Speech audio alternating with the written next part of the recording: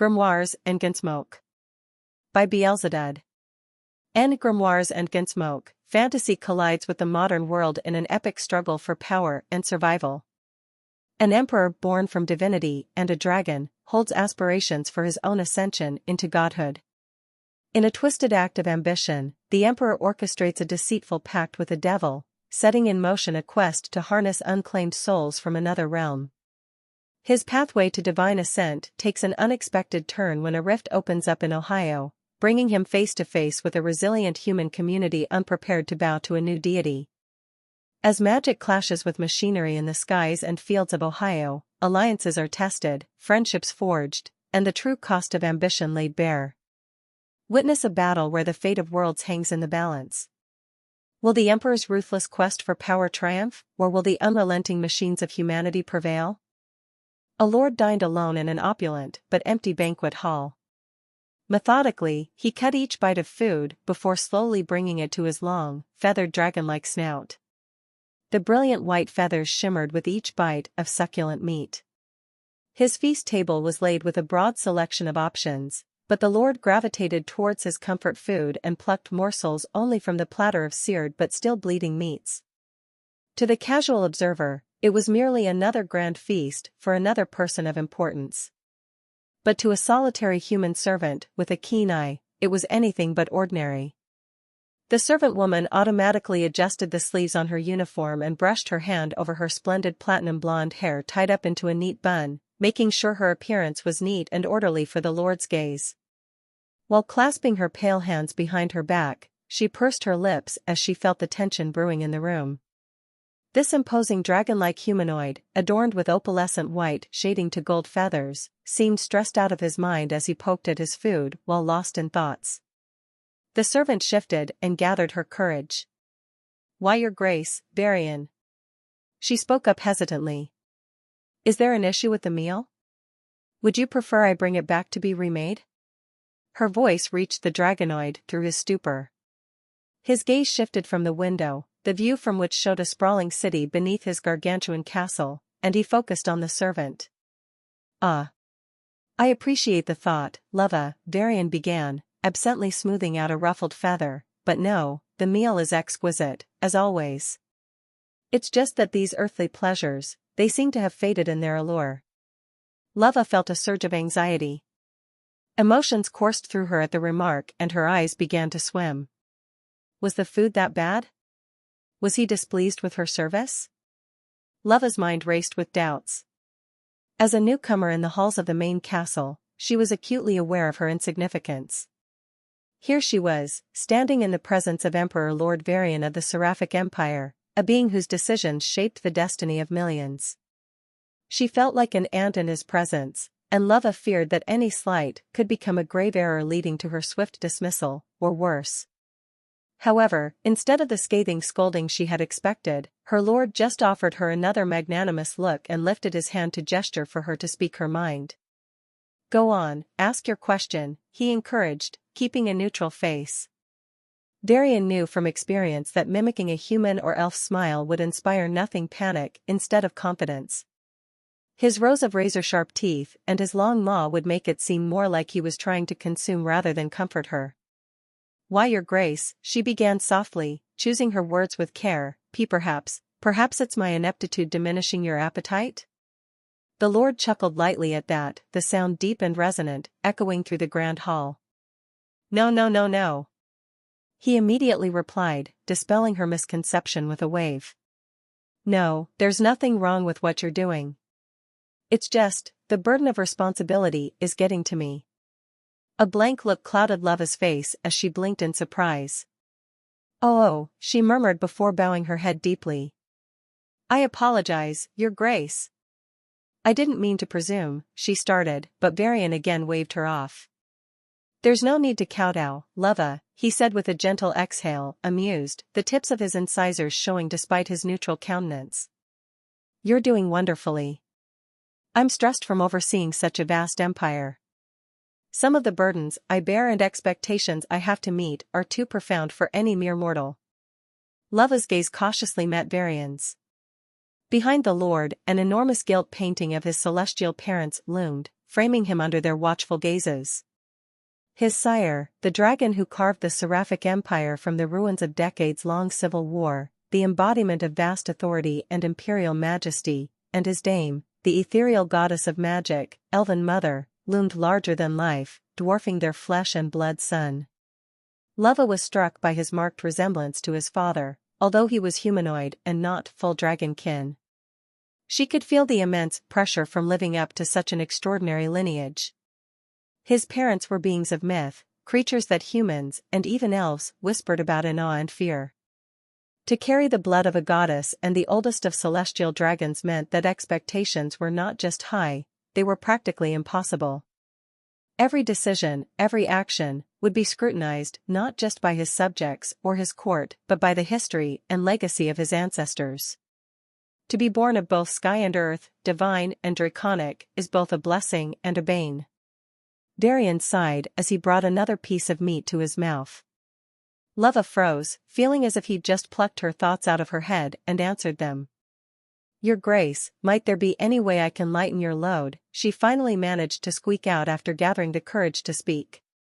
Darian paused for a moment, his gaze resting on Lava with a mix of appreciation and resignation.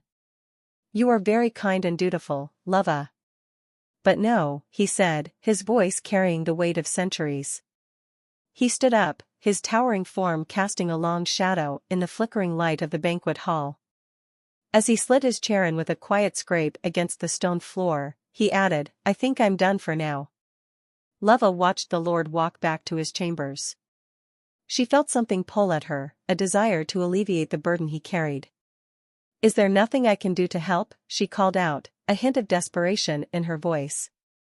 Coming to a stop just in front of her, Darian turned to face her and regarded the woman for a moment. The look of concern was etched deep on her face, and he couldn't help but be satisfied with her devotion and dutifulness. "Well, if you really want to help," he began, looking her up and down. The servant's face reddened slightly at his scrutinizing gaze. Yet she stood firm, determined to offer whatever assistance she could. "I may ask you to stop by my chamber, to help me de-stress," he finally said, his voice low and earnest. A mix of emotions coursed through Lava as her eyes widened at his request. Surprise, uncertainty, but above all, a steadfast resolve to be of service.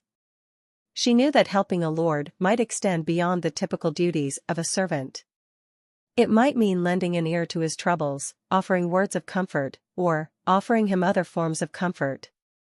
However, she never would have considered a dragonkin would be interested in anyone other than other dragonkins. "Of course, Your Grace. I will be there," she replied almost immediately, lowering her head in deference. Darian nodded his head in approval with the look of anticipation shining in his eyes. "Very good," he responded with a deep and resonant voice. "I expect you within the hour." As he turned to leave, the dragonkin watched his servant give another bow as his tongue flicked out, running across his maw in hunger. By the time the Emperor made his way to his regal chambers, Lava couldn't help the fact that her heart pounded with a mixture of fear and excitement. Never in her wildest dreams did she think something like this would be possible. And as the grand doors to his chambers closed behind him with a quiet but definitive thud, Lava was left alone in the vast, echoing hall. Once within the confines of his private sanctuary, Darian moved towards the massive window overlooking the bustling castle grounds below. The Emperor was so high up, people of his great empire looked like mere ants while they went about their duties. Duties which he dictated. There was something about that thought that made the Emperor's heart flutter with excitement. To order a mere mortal to whatever one would wish, be it mundane or complex, was a power that Darian could turn to a reality with an errant thought. Whether that be making the most powerful lords bend their knee, compel a soldier to take their own life for his amusement, have entire legions march to war, or having a being of another species spread their legs. Within the borders of the great seraphic empire, his will was unchallenged, his authority absolute. The law of the land was a fabric woven from his desires and expectations. People worked, celebrated, and lived at the whim of his silent commands. But as Varian's eyes drifted to the massive statue erected in honor of his mother and father, a sense of dread replaced his anticipation. His mind groaned under the ever-present reminder of the sheer weight the two divinities placed on his shoulders.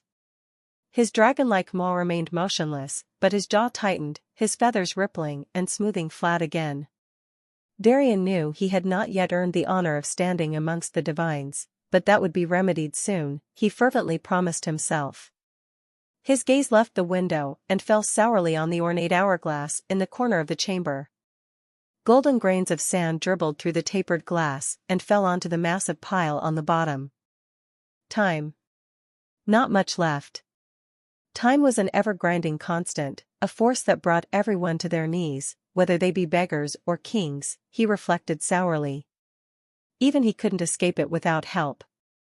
But soon, his time of greatness was coming to pass. He sat lost in circling thoughts as he waited, until finally the chamber's fireplace roared to life, ferociously spewing dancing flames from its mouth and illuminating the room with giddily dancing shadows.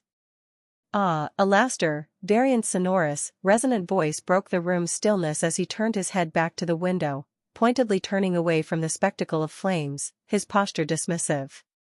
"How wonderful it is that the herald of the hells graces my sanctuary once more," he said without even turning around. "You devils certainly know how to make an entrance." Clad in refined attire a century out of date, a human with sharp and chiseled features walked from the flames and performed an elegant bow to the emperor's indifferent shoulder. When a being of such unparalleled splendor calls, even the infernal depths stand to attention, he declared, his tone dripping with honey. Palpable tension between the two filled the air. This encounter was another hand of a long-running game between them as they navigated their layers of intertwined and akimbo-veiled agendas. With a deliberate flourish, fiery sparks shot out from Alastor's hand and an ornate scroll slowly materialized. The parchment, ancient yet crisp and fresh, was sealed with an emblem that combined Varian's Quetzal rampant and Alastor's personal seal, his silhouette in profile executed in crimson and gold. As it unfurled, the words etched upon it seemed to move and shift, encrypted against the casual glance. The scroll delineated their grand deal, an agreement to facilitate Varian's ascension beyond the pedestrian boundaries of mortality to stand alongside the pantheon of gods. Darian, already a demigod but still hungry to prove himself against the immortal legacy of his parents, sought the final pieces of power to solidify his divine stature. "I have fulfilled my part," Alastor began, voice dripping with dark amusement. "Now I ask you to fulfill yours." A few sparks crackled from the devil's mouth for a moment, and an intense blaze filled his eyes. "It is to my understanding you have the banished one in your possession." "Give her to me," Alastor demanded as he stood staring at Varian's back. Darian slowly turned to face Alastor, his eyes radiant with the new power flooding him as the deal between them neared consummation. His gaze fell on the scroll in the devil's hand. The infernal instrument wasn't merely parchment, it was alive, a breathing testament to the promises and debts woven between the two formidable beings. As Alastor emphasized his demand, the scroll reacted in kind. From its ancient surface, blazing letters rose, hovering mid-air, forming a mesmerizing holographic tableau that portrayed their binding agreement in the infernal script. "I am well aware of our arrangement, Alastor," Darian replied, his voice smooth yet authoritative. Every syllable uttered caused the letters on the scroll to dance as if responding to their master's voice. "And you will have her in due time.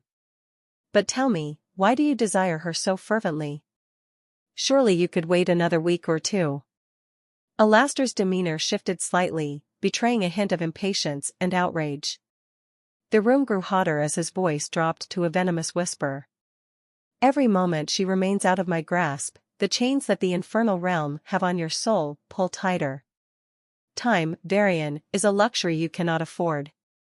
The devil squeezed his fist tighter to emphasize his point, and the letters spelling out the contract burned brighter, casting the entire chamber in a pulsing cherry glow. Darian pulled his eyes away from the scroll and he poured the entire weight of his gaze onto Alastor, attempting to winnow out the devil's intent beyond this immediate gambit. The dragonkin smirked when he finally spoke, revealing a row of needle-tipped teeth. "I have yet to break our agreement, Alastor," he replied, eyes glinting with a mix of amusement and defiance. "I may have ascended beyond mere mortality, but I have not forgotten our pact. Nor do I take lightly the tether you hold over my soul. The light in the room shifted uneasily, the furnishings appearing to quake and jump, a trick of the wildly flickering fire glow. The effect intensified as flames licked around Alastor, and his long, barbed tail materialized, belying his human mask. For the first time since entering the opulent chamber, Alastor's poise slipped. A trace of uncertainty flitted across his chiseled face, fleeting as a wind-blown ember. Then tell me, Varian, why this delay? Alastor's voice was eerily earnest, lacking the bombastic honey he'd opened the sally with. What do you hope to achieve by withholding her from me? Varian's smirk grew wider, his majestic presence radiating confidence. Did you truly believe my ambitions were limited to becoming a demigod? He began gesturing broadly with both arms, and the feathered crest on the back of his head echoed the regal gesture, golden plumes raising and spreading to catch the firelight. While our agreement holds weight, I have been thorough in my reading. There is no time limit on when I have to deliver the banished one, and her powers have a purpose far beyond what the mortals understand. Alastor's eyes narrowed as the fire, defining the contract, abruptly collapsed back into an ordinary paper scroll. His pretty face tightened in a scowl, his human mask slipping a little more. The devil's tail twitched irritably, and the air of the chamber was thick and close with heat and the sulphurous reek of the abyss. I do not know what you are planning, Varian, but you tread on dangerous grounds. Alastor growled, his expression dark, contrasting his perfectly sculpted features. The powers you speak of are unpredictable. Chaotic. He showed his teeth, his words clipped and emphatic. Beyond your comprehension. The feathered emperor drew himself up, feeling how close he was to winning this round. His eyes sparkled with anticipation and excitement, the ravenous hunger of his ambition driving him recklessly. Risk is the price of ambition, Alastor. Did you think I would just be satisfied with such half measures? Varian leaned forward, his voice iced over with resolve. My scholars have felt it, a pulse, a whisper from the beyond. The unclaimed. They believe we can create a bridge to this uncharted realm, teeming with untapped souls. Madness! Alastor roared. His elegant mask ripped away entirely as he contorted into his dark, true form. Obsidian skin stretched over tight muscle, punctuated with jagged bone spires up his spine. He unfurled expansive, leathery wings and beat the air in frustrated rage. His face retained its chiseled angular perfection, but he was crowned by grotesque horns, and his eyes were incandescent. You gamble with the very fabric of existence, Varian. Meddling with such realities risks not just your empire or this world but the balance of all realms. Varian let out a condescending chuckle, pleased that he'd provoked the devil into losing control of himself. He flicked his hand and the contract obeyed, levitating between them, no longer in Alastor's grip. Glowing ethereal letters pulsed vividly, highlighting the clauses that bound them both. Ah, Alastor, your memory seems a tad rusty. Might I remind you of this little stipulation? He gestured toward a line on the contract that shimmered brighter than the rest. As long as this contract stands, no harm shall befall me from the hands or will of the hells. Drawing himself up to his full height, Varian's feather-crested mane fluffed with newfound arrogance. Your dire warnings and threats fall on deaf ears, devil. I will pursue the path to true godhood, and no demon, celestial, or whatever else comes crawling out will stand in my way. Dismissing Alastor's misgivings with a wave, he added, should you be concerned about our agreement, I suggest you assist me in ensuring its success rather than mulling about prophetic magics. With a calculated glint, Varian turned and gestured towards the giant, ornate hourglass at the corner of the chamber. The golden sands within were on the verge of running out, the final grains ticking down to the imminent opening of the rift. See there, Alastor? Time is almost upon us, he mused, beaming with pride as the pieces all came together. My plan is already in motion. Beyond those borders, he continued, pointing to the vast map spread out on a table behind him, lands are teeming with resources and glory that await my legions and unclaimed souls that are looking for a new god. A new world ripe for the empire. The Dragonkin's voice was merely a whisper as his taloned hand gently slid across the map and settled on the wildlands. Darian's fingers then traced the borders of his sprawling empire and lingered over certain marked regions, indicative of his contingency plans. Here, he began, pointing to fortified castles and fortresses marked in gold, my loyal vassals, ever ready to defend our honor and legacy. He then moved his hand over a wild, untamed area of the map. And these wild lands, unpredictable, yes, but they serve as a buffer. If the worst comes to pass, they will be the first to face the wrath, the first line of defense, or, if need be, the first sacrifice. Alastor's mind raced, thoughts swirling in a storm of dread and frustration, paralyzed by the terms of the contract to stop the disaster in motion in front of him. Into the morbid silence that hung between them, his internal musings thundered, unfiltered. It's the tragic paradox of mortal kind: deny them their freedom, and they label you a despot. Grant them autonomy, and they often turn into the oppressors they once condemned. Though bound by the ironclad clauses of their contract, the devil's demeanor once again shifted from suppressed rage to earnest desperation. Darian, he implored, his fiery gaze searching the emperor's. Do not let pride and ambition blind you to the cataclysms that may unfold. Can't you see? Even as a spawn of the hells, I warn you that your quest for power could unleash chaos on a scale you can't even fathom. The devil's voice dropped to a haunting whisper that filled the room, echoing off the walls, his tone chilled as he re-experienced his memories of past tragedies. Were you not taught of the events that led to the banished one's imprisonment in the first place? There were cataclysms, Varian. Realms shattered, gods fallen. Countless souls lost to oblivion, unable to ever be claimed again. Drawing closer, Alastor's infernal aura pulsated, his form ever shifting between his elegant mask and monstrous nature, reflecting the internal conflict he felt. Beyond whatever rift you make, he continued, eyes darkening, would most likely not only be filled with realms of untapped potential, but also abominations unknown even to us. Terrors that would make the banished one seem like a mere petulant child. Do not let your avarice drive all to ruin, for even we devils do not want to rule over rubble and wastelands. A momentary flicker of doubt crossed Varian's eyes, but it vanished almost as quickly as it came as he defiantly held Alastor's gaze. Would he heed the devil's warning, or would his ambition prove too overpowering? Darian cast a dismissive glance at the empty hourglass, his voice dripping with disdain. Do you truly believe your fanciful tales of horror will deter me, Alastor? My empire is vast and my legions are unmatched. Whatever challenges or abominations lie beyond that rift, we are more than equipped to conquer. Alastor snarled, and his infernal form shuddered as a strange blend of anger and dread shook him. Your arrogance blinds you to the peril you beckon. But Varian's face was a mask of unwavering resolve. Your words are nothing more than the desperate cries of a fool who fears change. My ascent is inevitable, devil. Turning towards the hourglass, Varian once more smiled as the final grains of sand finally sprinkled to the bottom of the hourglass. It was at this very moment that Alastor felt the boundaries of the mortal realm ripple and distort. A pulse of energy, like a stone cast into still waters, spread outward, ripping apart the foundational fabric of time and space. What have you done? The devil whispered, his blazing gaze fixed on the now shimmering hourglass. Unbeknownst to Varian, the rift he had recklessly awakened went far beyond the edges of his comprehension. The shockwave from the rift reverberated, breaching through dimensions and tearing a gateway into another realm. And in Cambridge, Ohio, the early evening sky darkened. Moments later it brightened again, as if a partial eclipse had momentarily clipped the setting sun.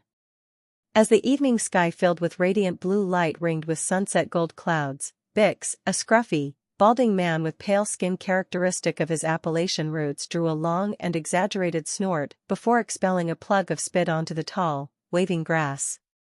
Come on, Bix. We just need a small dab of ice, aight? A long-haired, painfully bony man said as he stepped forward a bit. I knows you's got a little, so dash. I ain't give two shits what any y'all peckerwoods need.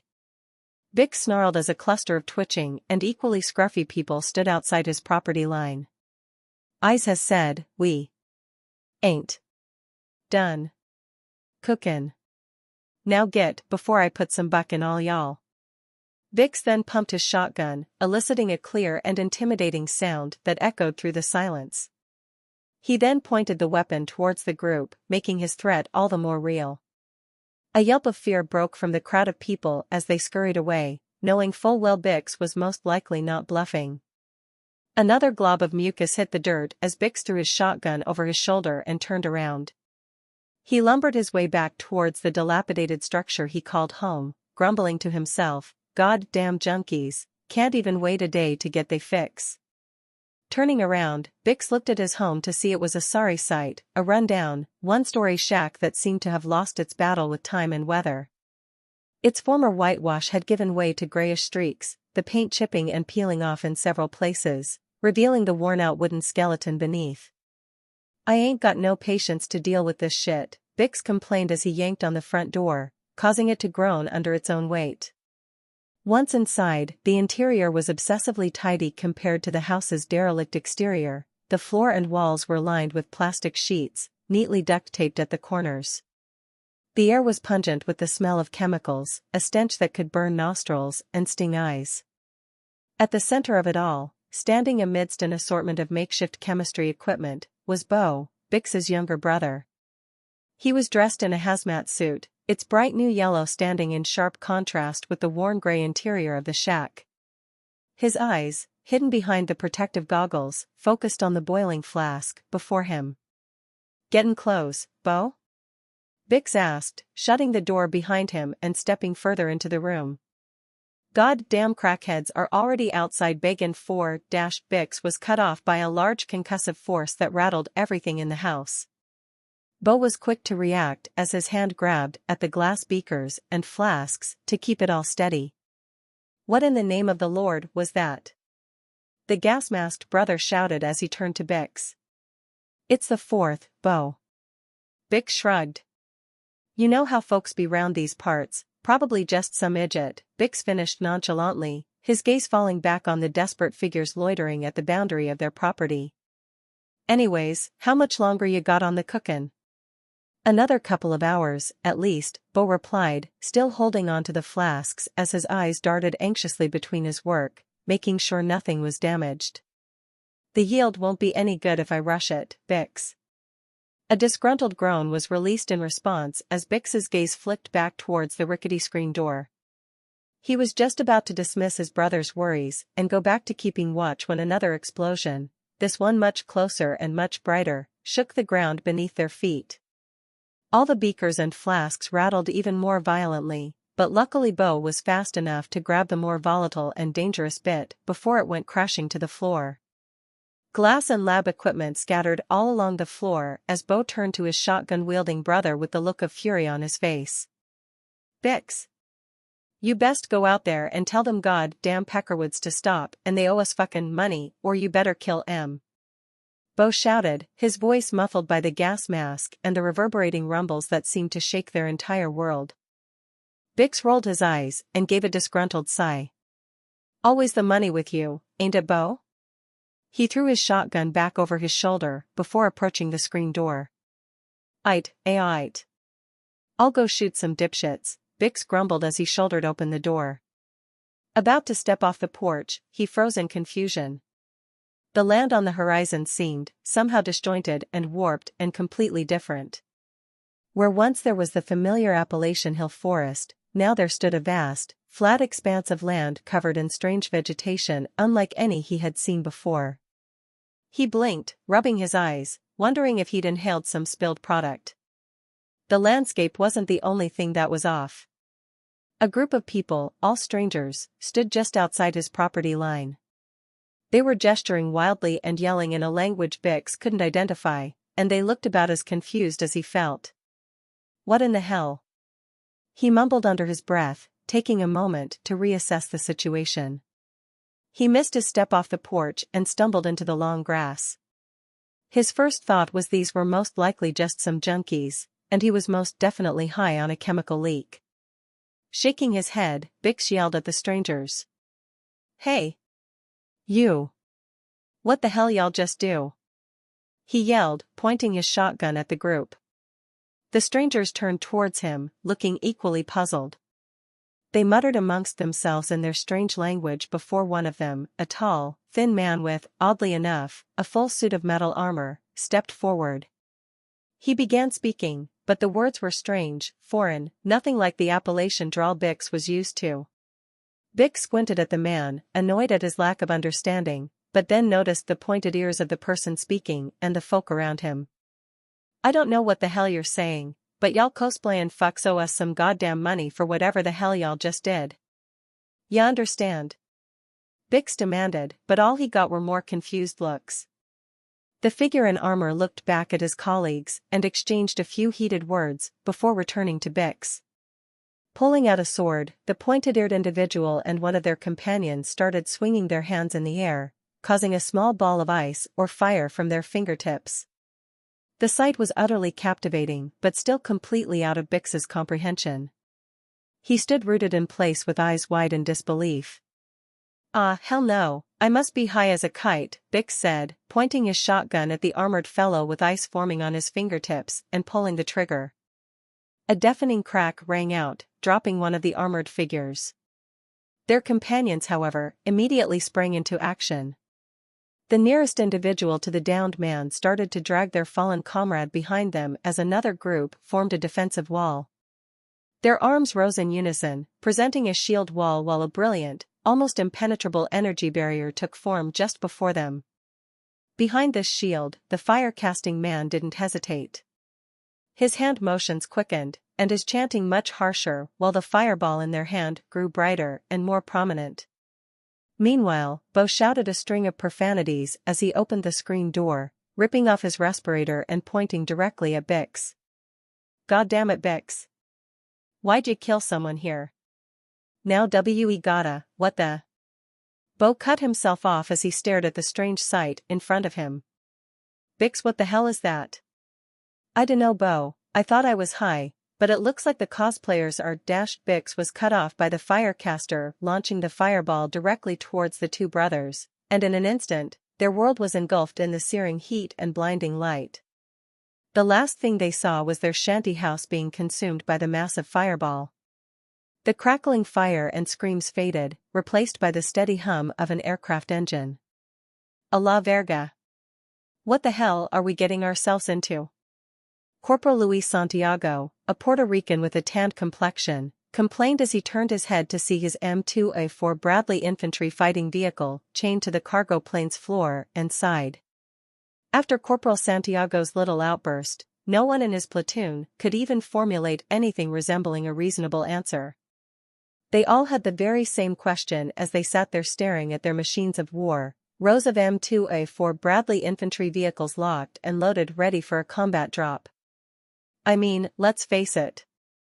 It's aliens," the corporal and driver of one of the vehicles continued, turning his head to his sergeant first class, SFC. "We're definitely being invaded by aliens." Santiago's SFC vehicle commander, Eric Hoffman, let out a deep breath as his pale face reddened in irritation. Even though his corporal made some good points, not even their commanding officers truly knew what the hell was happening.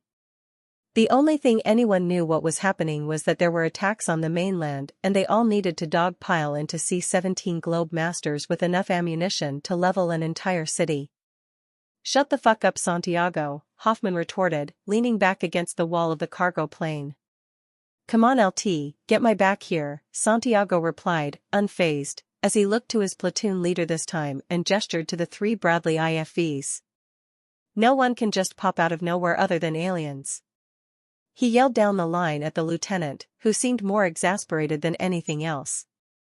The lieutenant was bumping his head against the wall in an effort to suppress his agitation with Santiago's ridiculous harping over aliens. The man finally straightened up, his dark skin contrasting with the dim, metallic surroundings of the plane, and looked towards his corporal. The deafening clangs of chains rang out as their aircraft hit a spot of turbulence, and everyone waited a beat until they could hear again. "We don't know that, Santiago," Lieutenant Jaden DuPont replied in a monotone voice when it was once more down to merely a deafening roar. "Now do what Hoffman told you to do and shut the fuck up." I'm just saying, sir, Santiago shrugged, leaning back in his own seat. They just popped out in the middle of nowhere and started blasting, you know? The corporal's voice trailed off as he raised his hands like his favorite History Channel expert. Those little green pendejos? Or maybe the tall gray dash. Santiago, if you don't shut the fuck up, I'm gonna throw you out of the back of the goddamn plane. Sergeant Daniel Kim, the Bradley's Korean-American gunner, growled in anger. Do yourself a favor and stop while you're ahead. The corporal put his hands up in surrender after receiving Kim's glare. Alright, I get it, Santiago said as he reclined in his seat, crossing his arms over his chest. There was muffled laughter from a handful of the 40 men on board, but it was cut short by a harsh look from Kim. The cargo bay of the aircraft soon fell into silence, filled only by the droning hum of the turbofan engines and the occasional creaking of the 3 nearly 30-ton war machines crammed inside. Santiago looked up at Bradley as his face turned serious for a moment. The man's gaze drifted all across the features of the vehicle and noted that there were 2 live missiles stowed away and ready to be fired from the pylon on the side of the turret. He couldn't help but wonder what exactly they were heading into. They were an armored unit, not an airborne one, so a combat drop wasn't exactly standard procedure, at least not one that they were trained to do. But despite that, here they were. He has a point though. What if it's actually Private First Class Lucas Kowalski suddenly broke the silence, but was immediately cut off. Lieutenant DuPont didn't even bother looking at the man when he barked out, "Shut up, Private," eliciting laughter throughout the cabins once again. Kowalski sank further into his seat, deciding that it was better to keep his thoughts to himself for now. "Roger that, sir," Kowalski responded, adjusting the rifle slung across his chest. His fingers grazed the cold metal of the firearm, tracing the edges as a strange comfort against the uncertainty that hung in the air. Hoffman ignored the tense, but still somewhat jovial atmosphere. The sergeant turned his gaze down the line and looked at the rest of the platoon. As the gears in his head turned, Santiago's words seemed to stick with him. As far as he was concerned, there wasn't a single country on the planet that had the technology to materialize an invasion force in the middle of a landlocked country. Were they moving to put down an uprising? That wasn't right. It would have been lit up all over social media or even the news long before things went hot. Plus this would be firmly in the National Guard's camp, not a heavily armored unit flying out of Texas. Seeing that they were the latest iteration of the heavily armored penetration division concept that the brass had slapped together, Hoffman surmised that this was probably a test of some sort. The 1st Cavalry Division had been redesigned to be the Army's spearhead in any major conflict. Composed of advanced and heavily armored vehicles, along with specialized infantry units, Hoffman's division was created with the explicit goal of not only breaching enemy lines, but to keep going. The platoon sergeant gently slammed his head against the plane's hull and closed his eyes to take a little catnap. There was no reason to mull over whatever the hell was going on. They were going to find out whether the Chinese had figured out to materialize out of thin air or if Santiago was right, and it was aliens after all. However, Hoffman was soon interrupted by the sharp crackle of the plane's intercom. "Brace for approach, we're going into a tactical landing pattern, we're coming in hot." The pilot's voice echoed through the cargo hold and the unexpected announcement sent an electric shock through the cabin. Tactical landing. They were going into a hot zone, and they were going in as fast as possible. DuPont's gaze never wavered from Hoffman, even as the initial surprise began to settle into a grim understanding as they all snapped into work mode. "You heard the man." DuPont shouted aggressively and called out to the rest of his soldiers, his voice carrying a calm, steady assurance that anchored the growing tension. "Secure your shit, strap in tight. This is going to be a rough descent," he ordered, moving to tighten his own harness. "We're going in hot, so be ready to move and get the vehicles decoupled as soon as we touch down. Takashi, Cooper, Diego, Thornfield." DuPont continued, his piercing gaze sweeping each NCO in turn. His voice cut through the noise of the humming engines, a steel blade of authority in the chaos. "Help Hoffman with decoupling his Bradley, we need him out of the way as soon as the bird touches down." "Understood?" DuPont said while grabbing his rifle and racking the slide to and chambering around. The soldiers snapped to attention, their bodies tense with the adrenaline of the impending drop. "Roger that, sir," came the unanimous response, each man springing into action to follow their lieutenant's command. Staff Sergeant Takashi, a quiet Japanese-American man, pointed to a few of his men and started issuing orders to prepare their own Bradleys for decoupling when they landed. Diego, Thornfield, and Cooper followed suit, each issuing orders and deciding which squad was going into whose Bradley. The roar of the engines and the whistling of the wind outside made it difficult for the soldiers to hear each other as the aircraft descended rapidly. It felt as if their stomachs had been left hanging thousands of feet above them, a sensation only worsened by the anticipation of the unknown. "The fuck is going on, sir?" Santiago asked again, this time his voice barely audible over the noise. His knuckles were white from gripping the straps of his harness, his eyes wide as he looked to his lieutenant for answers. But DuPont, strapped into his own seat, gave nothing away. His gaze was fixed on the slowly approaching ground below them, a hardened expression set on his stoic face. He'd been in this kind of situation before, and he knew better than to make promises or assumptions. "I don't know, Santiago," DuPont admitted, turning his gaze to the worried man. "But I'm certain we're soon gonna find out. Now get your fucking helmet on." The rapid descent continued, the lights of the land below growing closer and more defined. No one said another word as they all recognized they weren't landing on an actual airstrip, but a small strip of grass used as a makeshift runway. The usually talkative Santiago swallowed hard and simply nodded, his fingers fumbling to strap his helmet onto his head. The normally light-hearted atmosphere of their unit had been replaced by somber tension, the men lost in their thoughts as they watched the landscape below approach with alarming speed. As the soldiers held their collective breaths, the aircraft shuddered and jolted while the craft's undercarriage screamed in protest as it made contact with the uneven ground. However, the pilot still skillfully decelerated while the transport bounced and shook as it barreled down the grassy field. Once the plane had ground to a halt, officers barked orders while the soldiers unbuckled themselves and went to work.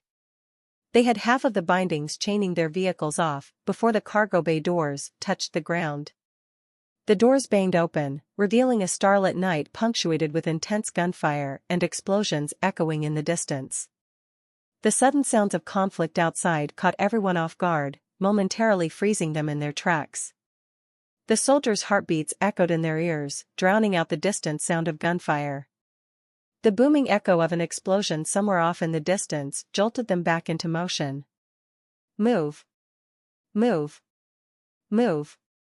Lieutenant DuPont yelled, trying to reignite the sense of urgency among his men. "Get this shit off the plane! Section 2 still has to land."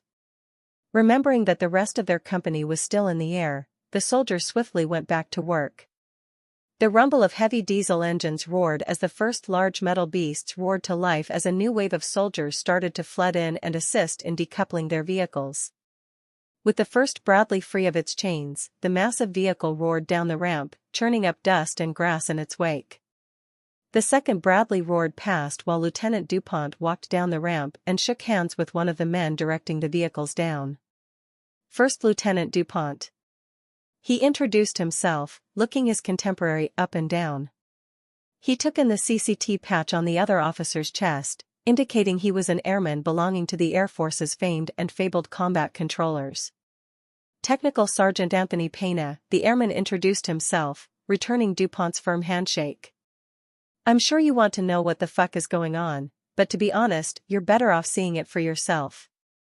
The CCT started walking, motioning for the lieutenant to walk with him, before pointing south. The lieutenant turned his head, following the gesture, his eyes narrowing at the mention of fighting. DuPont's mind whirled with questions, but he managed to keep his composure, focusing on what the CCT was saying. "We got everything from Special Forces and Rangers, to the National Guard out there fighting along the 77 on both sides of the road trying to get to Cambridge." Wait. What? DuPont pressed his fingers against his eyebrows before glancing back at the cargo plane taxiing to take off. "The 77? As in Interstate 77? Sergeant Pena, what the fuck is happening? I'd like an answer to that too, Lieutenant, Pena replied, his voice grim. Something is attacking us. The CCT shook his head in disbelief. We've got these things. Creatures. They're not from around here, that's for sure. They hit us hard and fast, taking the town, killing civilians. The Rangers were the first to respond, and now we're all here, trying to hold them back. DuPont noticed Pena's voice had an edge to it, a certain tension that went beyond the normal stresses of combat. His eyes were steely, his jaw set. And before you ask, no one has the faintest clue. 1 minute, everything's normal. The next, well, you'll see.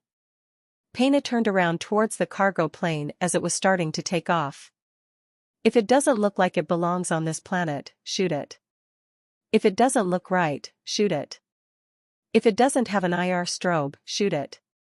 The CCT trailed off, his attention switching to the next cargo plane lining up to land on the temporary airstrip.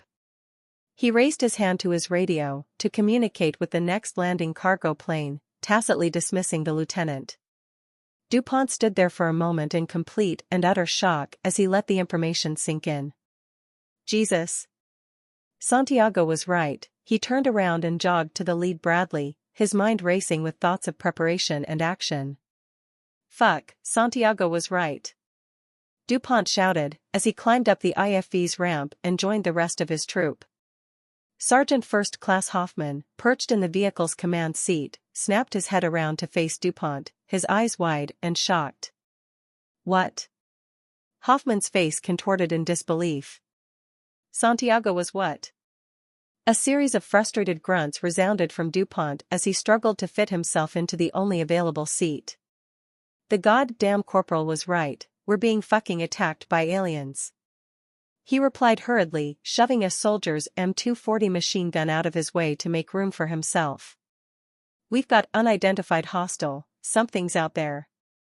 The Bradley's ramps finally started to lift, sealing the occupants inside the dimly lit interior of the IFV.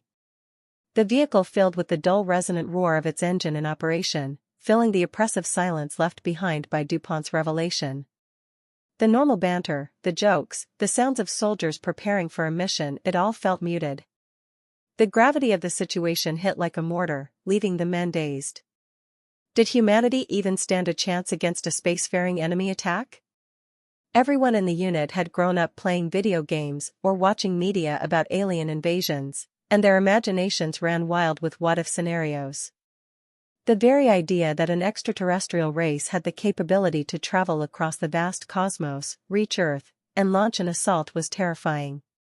Their technology, strategies, and physiology could be beyond comprehension. Santiago's voice broke through the oppressive silence. I always imagined it'd be like Mass Effect, you know? Cool weapons, shiny ships, maybe even a few good guy aliens on our side or something.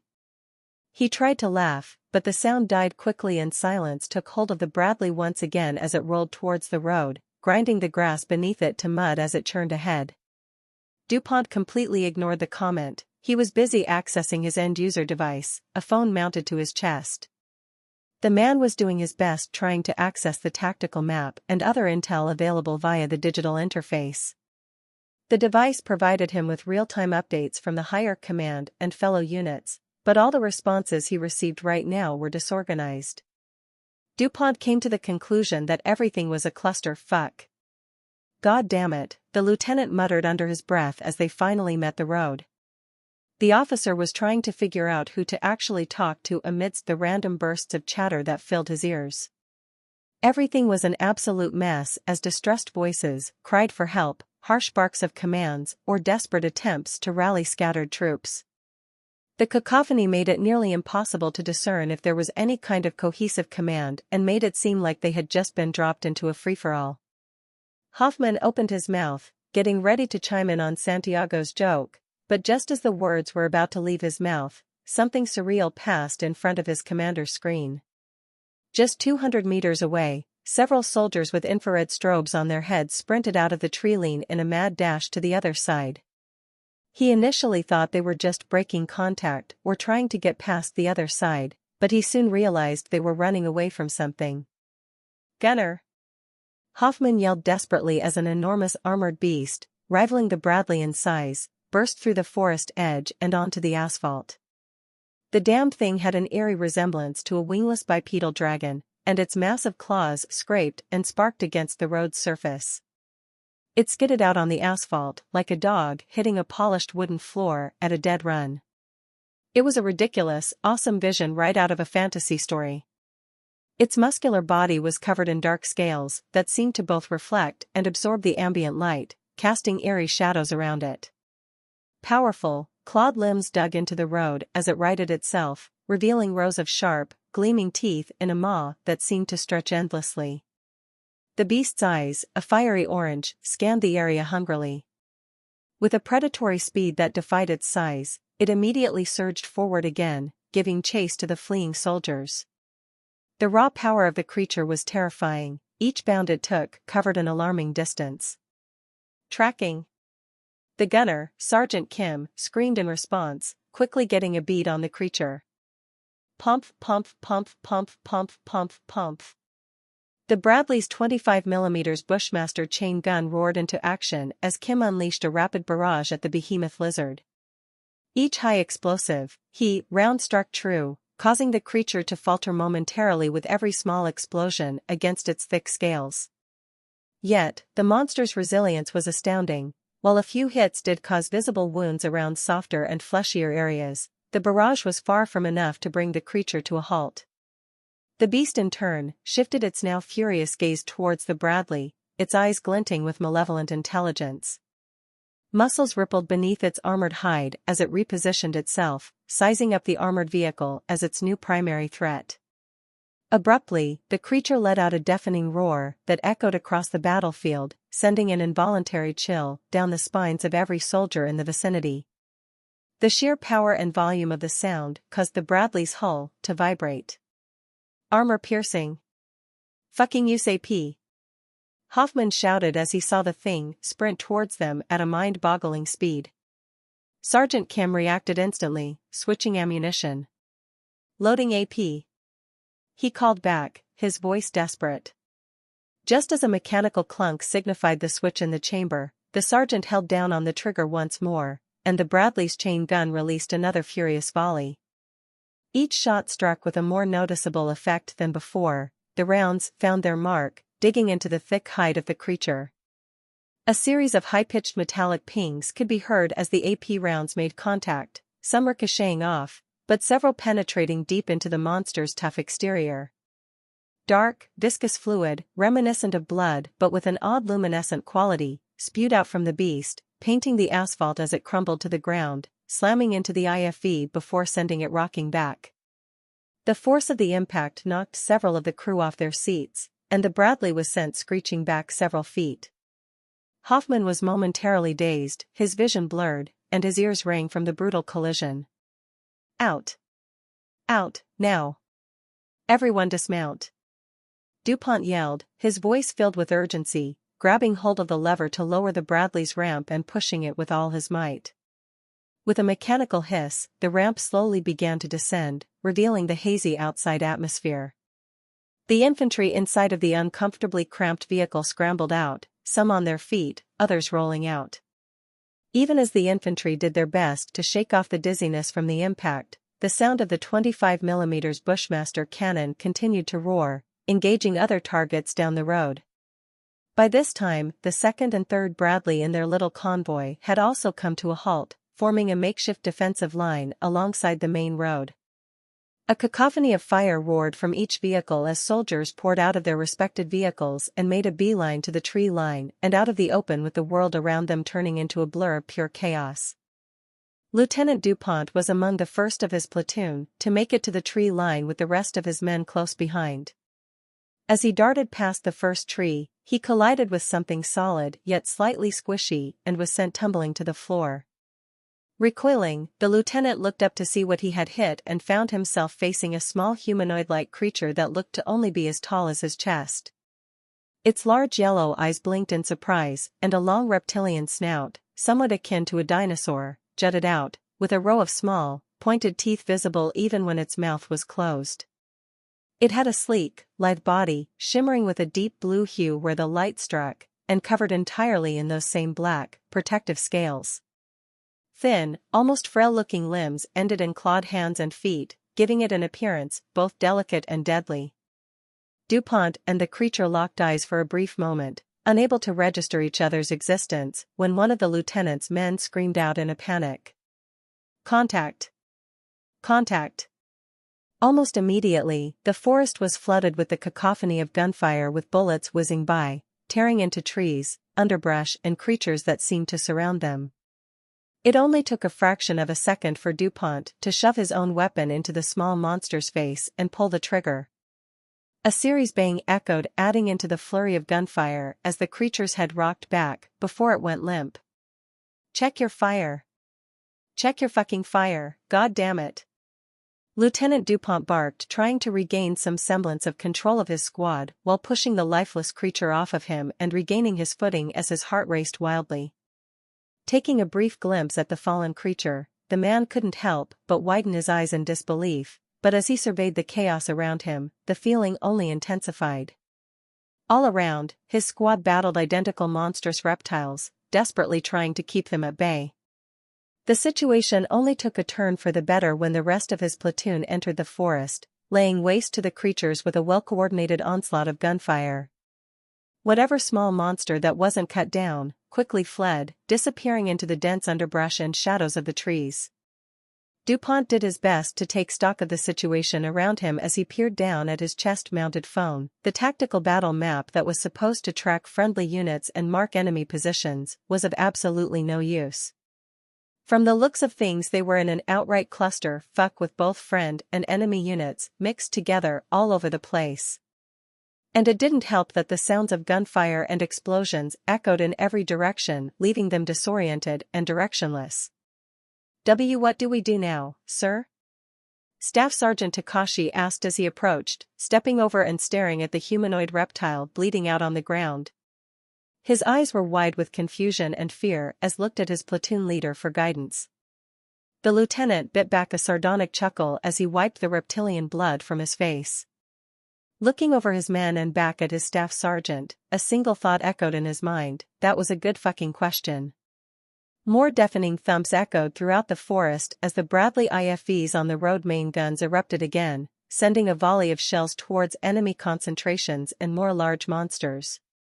Popping his head out of the tree line, DuPont watched as the rounds shattered the bodies of both the smaller reptile and more humanized figures. "Takashi, take your squad and cross to the other side of the road." DuPont started barking orders as he darted back into the cover of the trees. "Don't let our Bradleys get flanked." Staff Sergeant Takashi nodded and immediately sprung to action, pressing down on his push-to-talk and relaying orders, 2 to 3 on me. The man yelled as he and a large swath of men darted out of the tree line. DuPont looked at Staff Sergeant Cooper and issued another set of orders. "Cooper, you're taking this flank, I'm taking 2 to 1 to provide close-in security for the Bradleys. Make sure any of the squirmy fucks don't flank us, copy?" Cooper shot DuPont a curt nod of understanding and shot up to do as he was instructed. "Roger, sir." 2 to 2, get you heard em, get your asses moving and fan out, he shouted to the men nearby, waving his hand for them to disperse. As DuPont's orders were rapidly executed, he rallied his squad and sprinted towards the IFVs. In the midst of the storm of gunfire and explosions, DuPont experienced a strange sense of stillness.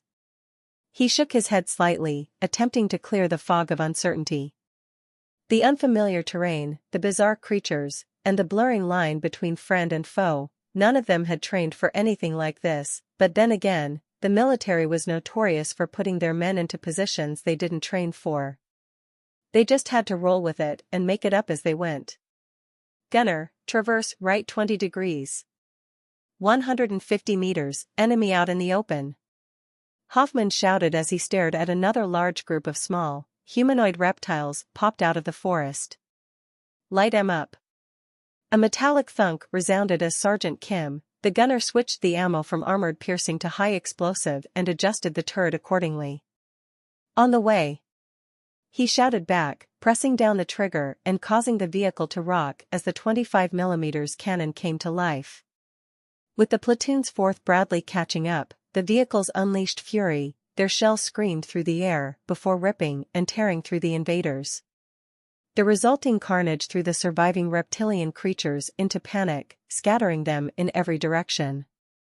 As the strange monster lay dead or dying, Hoffman kept a vigilant watch over the thermal readings on his command screen, searching for any lingering threat. Yet, the only signatures that dominated his display were the vivid bursts of distant explosions, and a vast expanse of fire consuming the landscape. Towering smoke columns rose, casting a haunting silhouette against the backdrop of the continental United States, causing Hoffman's stomach to drop. But the Sergeant First Class didn't have time to dwell on the grim scene. There was still work to be done and aliens to kill. The immediate threat might have been neutralized, but the radio chatter indicated that this battle was far from over. Wrecker 1, this is Bravo 2 actual, interrogative. The sound of DuPont's voice crackled over the radio with the sounds of gunfire in the background. Is your Bradley still operational?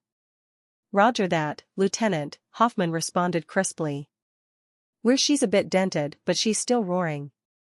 Good to hear, Wrecker 1, DuPont's voice came back, a hint of relief audible even through the static. Alright, I got a hold of something resembling command. I need you and your boys to push forward slowly. They're a bit further up ahead, cut off and surrounded. Hoffman tightened his grip on his commander's hand station as he scanned the area around them. Copy, Bravo 2 actual. Any intel on what we're walking into? Negative, Wrecker 1, DuPont immediately shot him down. The only thing I know is that everything's fucked and there's shit everywhere.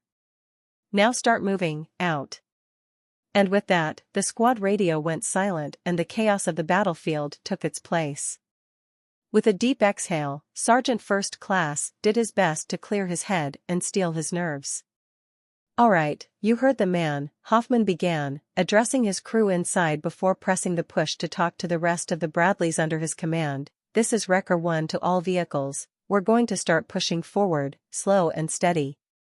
Stay alert, maintain a line and don't crunch any of our boys. They're using us as cover.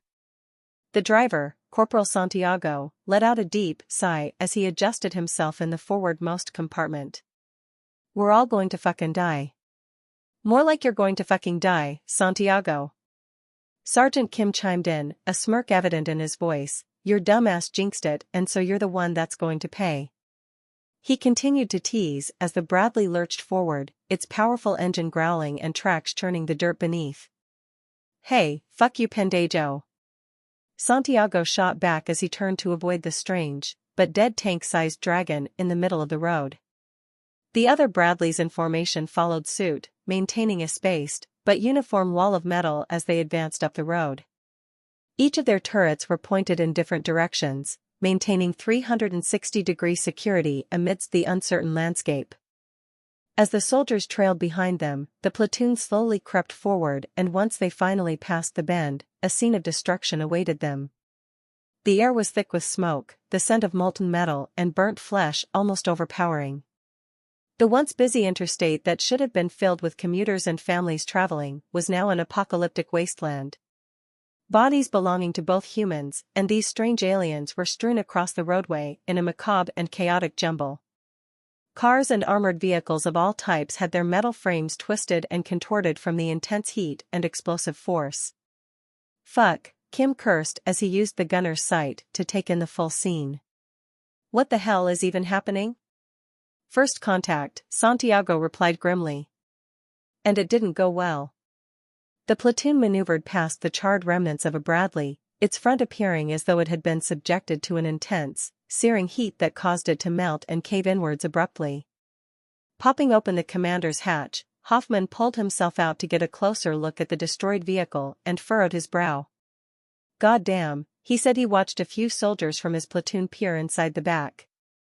However, the men immediately recoiled away from the wreck, shaking their heads in a disgusted manner, almost as if they'd just seen absolutely horrible.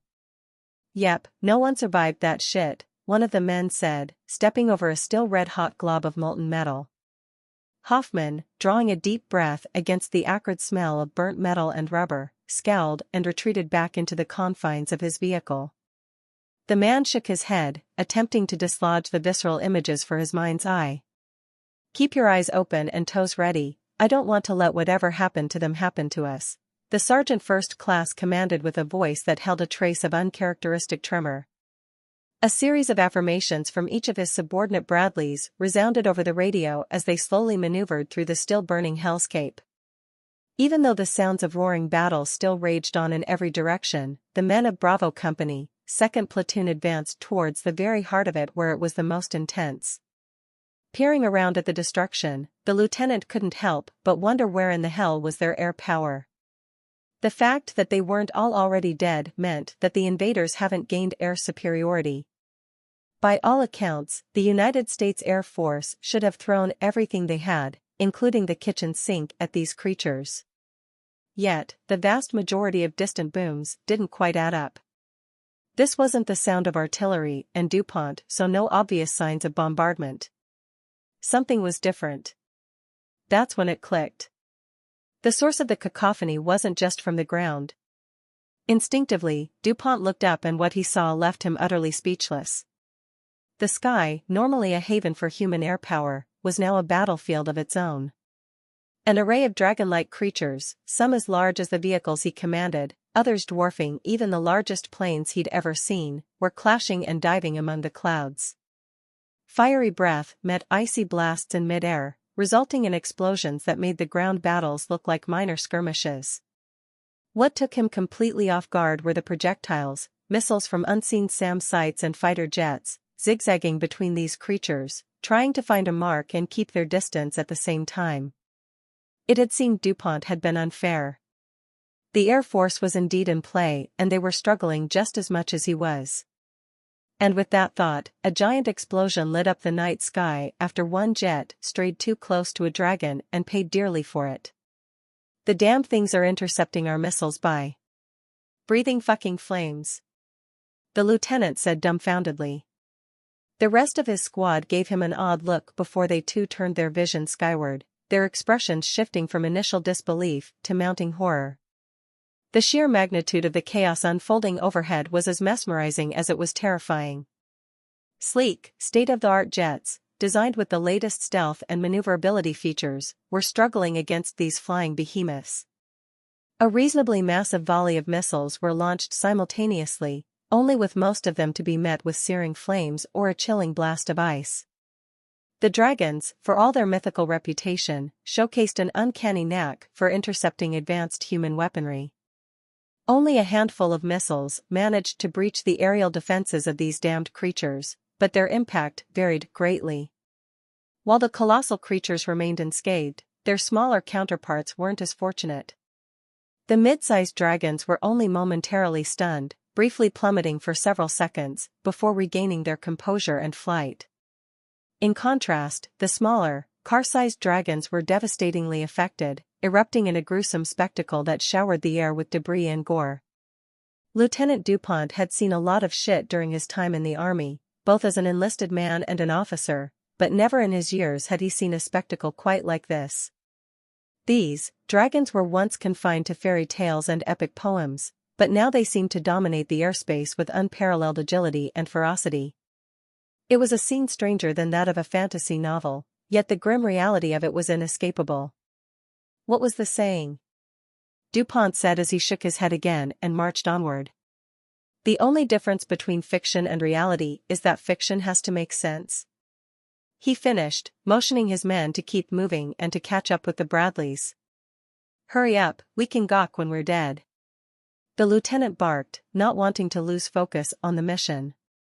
They were still in the midst of a battle, after all, and the enemy on the ground hadn't paused just because the skies were alive with a new kind of warfare. One of DuPont's men, a Private Schweres, always quick with a retort, replied, "Sir, I'm pretty sure we're not gonna see shit when we're dead." He secured his helmet tighter as he jogged to close the gap between him and the Bradley vehicles. "Shut the fuck up, Schweres," the lieutenant responded in a monotone voice as he shook his head. The unit pressed forward. They reached another bend where the sounds of battle were even more palpable. The distant roar of dragons and the scream of jets was replaced by the more immediate staccato of gunfire, shouts, and the ominous thuds of explosions. As they cleared the bend, every soldier once again stood absolutely frozen in place, their training and instincts momentarily overridden by sheer astonishment. Not 50 meters ahead, a massive wingless dragon-like creature, unlike any they had seen thus far, towered over the tree-line, staring angrily at the forest. Standing on 4 powerful legs, its body covered in gleaming obsidian scales, the creature's large horn-cover head rocked back as its mouth started to glow as if it was trying to swallow molten metal. Suddenly 3 explosions, one after another, rocked the beast as it stumbled back, accidentally breathing its molten slag on friendly forces just below it. A horde of those small reptile-like creatures and other, even larger humanoids of varying shapes and sizes, screamed in agony as they were scorched by the very creature that they had been supporting. And from the shadows, rockets and machine gun fire darted out with a hissing fury, striking both the larger beasts and any armored humanoid creatures that dared to remain standing. The iconic chops of M2 Browning .50 cal machine guns added to the thunderous battlefield chorus, their bullets tearing into everything, cutting down the invaders as they tried to recover from the bout of friendly fire. Tow! All units, tow it! Tow it, now! Hoffman shouted into the intercom system, eyes locked onto the massive creature that was causing so much devastation. Gunner! Gunner Sergeant Kim responded immediately, the whirring of the Bradley's TOW anti-tank guided missile system to life as its missile launcher popped out of its housing. Tracking, he shouted back, the sophisticated optics lining up the enormous creature in its crosshairs. On the way. Several deafening hisses resounded as each and every Bradley launched their TOW missiles in rapid succession.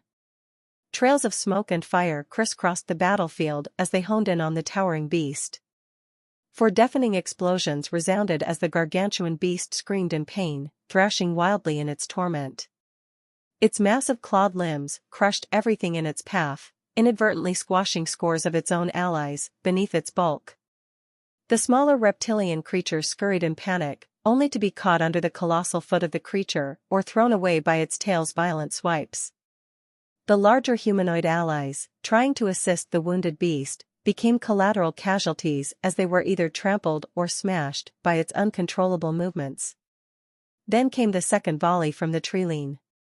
The explosions were much smaller in comparison, reminiscent of shoulder-fired weapons, but their precision was uncanny. Each missile struck the beast's softer underbelly, causing it to howl in even greater pain. And then came another volley of missiles from the Bradleys, their warheads leaving trails of white smoke against the darkening sky. 4 more devastating explosions rippled through the air, some hitting the monster directly in the head, causing it to go limp and collapse onto the ground with a ground-shaking thud. Dust and debris flew up, creating a momentary smokescreen, obscuring the aftermath of their assault. Light 'em the fuck up! DuPont's voice echoed over the radio as a hurricane of gunfire erupted from the Bradleys, coupled with both the rapid chatter of machine guns and rifles from the infantrymen. The smaller creatures and humanoid allies, which previously swarmed in support of the massive creature, now found themselves exposed and on the receiving end of a well-coordinated hailstorm of lead. In desperation, the car-sized monsters the platoon had faced before did their best to try and close the distance, but each step they took was met with relentless firepower, cutting them down with ruthless precision. Again, some of the shells from the Bradley's main cannon bounced off of them, but most of the armor-piercing rounds ripped into the beasts, spraying the asphalt with their blood. The battle-scarred terrain transformed into a grim mosaic of fallen beings as the remnants of the once fearsome creatures attempted a frantic retreat. Yet, fate was a cruel mistress. Their avenues of escape were swiftly shut down by the unyielding hail of gunfire from the tree-line, tearing into those who dared to flee, leaving none standing. Innumerable streaks of burning red lines barked out of the tree line, ripping through creatures, causing them to collapse. It was clear that this particular spot had been prepared well in advance for such an onslaught, and these monsters were caught in a classic L-shaped ambush. "Cease fire!" DuPont shouted, waving his hand as he walked amongst his troops. Cease fire. Save your ammo. As the gunfire began to peter out, the eerie post-battle silence descended. Only the distant screams of the wounded creatures and the crackles of distant battles filled the air. Walking out of the tree line were massive figures clad in the very same camouflaged uniforms as DuPont's. The soldiers' weapons lowered, but they were still alert as they slowly walked towards the carnage, ending any alien that made the mistake of still being alive. Must be the National Guard, one of DuPont's men said after seeing the sorry state of their gear. Yeah, probably. Another responded, eyeing the mismatching gear and faded equipment that the new group of soldiers wore. But they held their own, I'll give 'em that. Come on, let's meet the nasty girls. DuPont motioned for his men to approach the battered defenders. DuPont made it a point to keep a couple of the Bradley behind in a supporting position as they approached the National Guard soldiers. His tactical instincts never took a back seat, even during moments like this. It was always best to leave a supporting element in place in case of a counterattack. Man, we owe you one.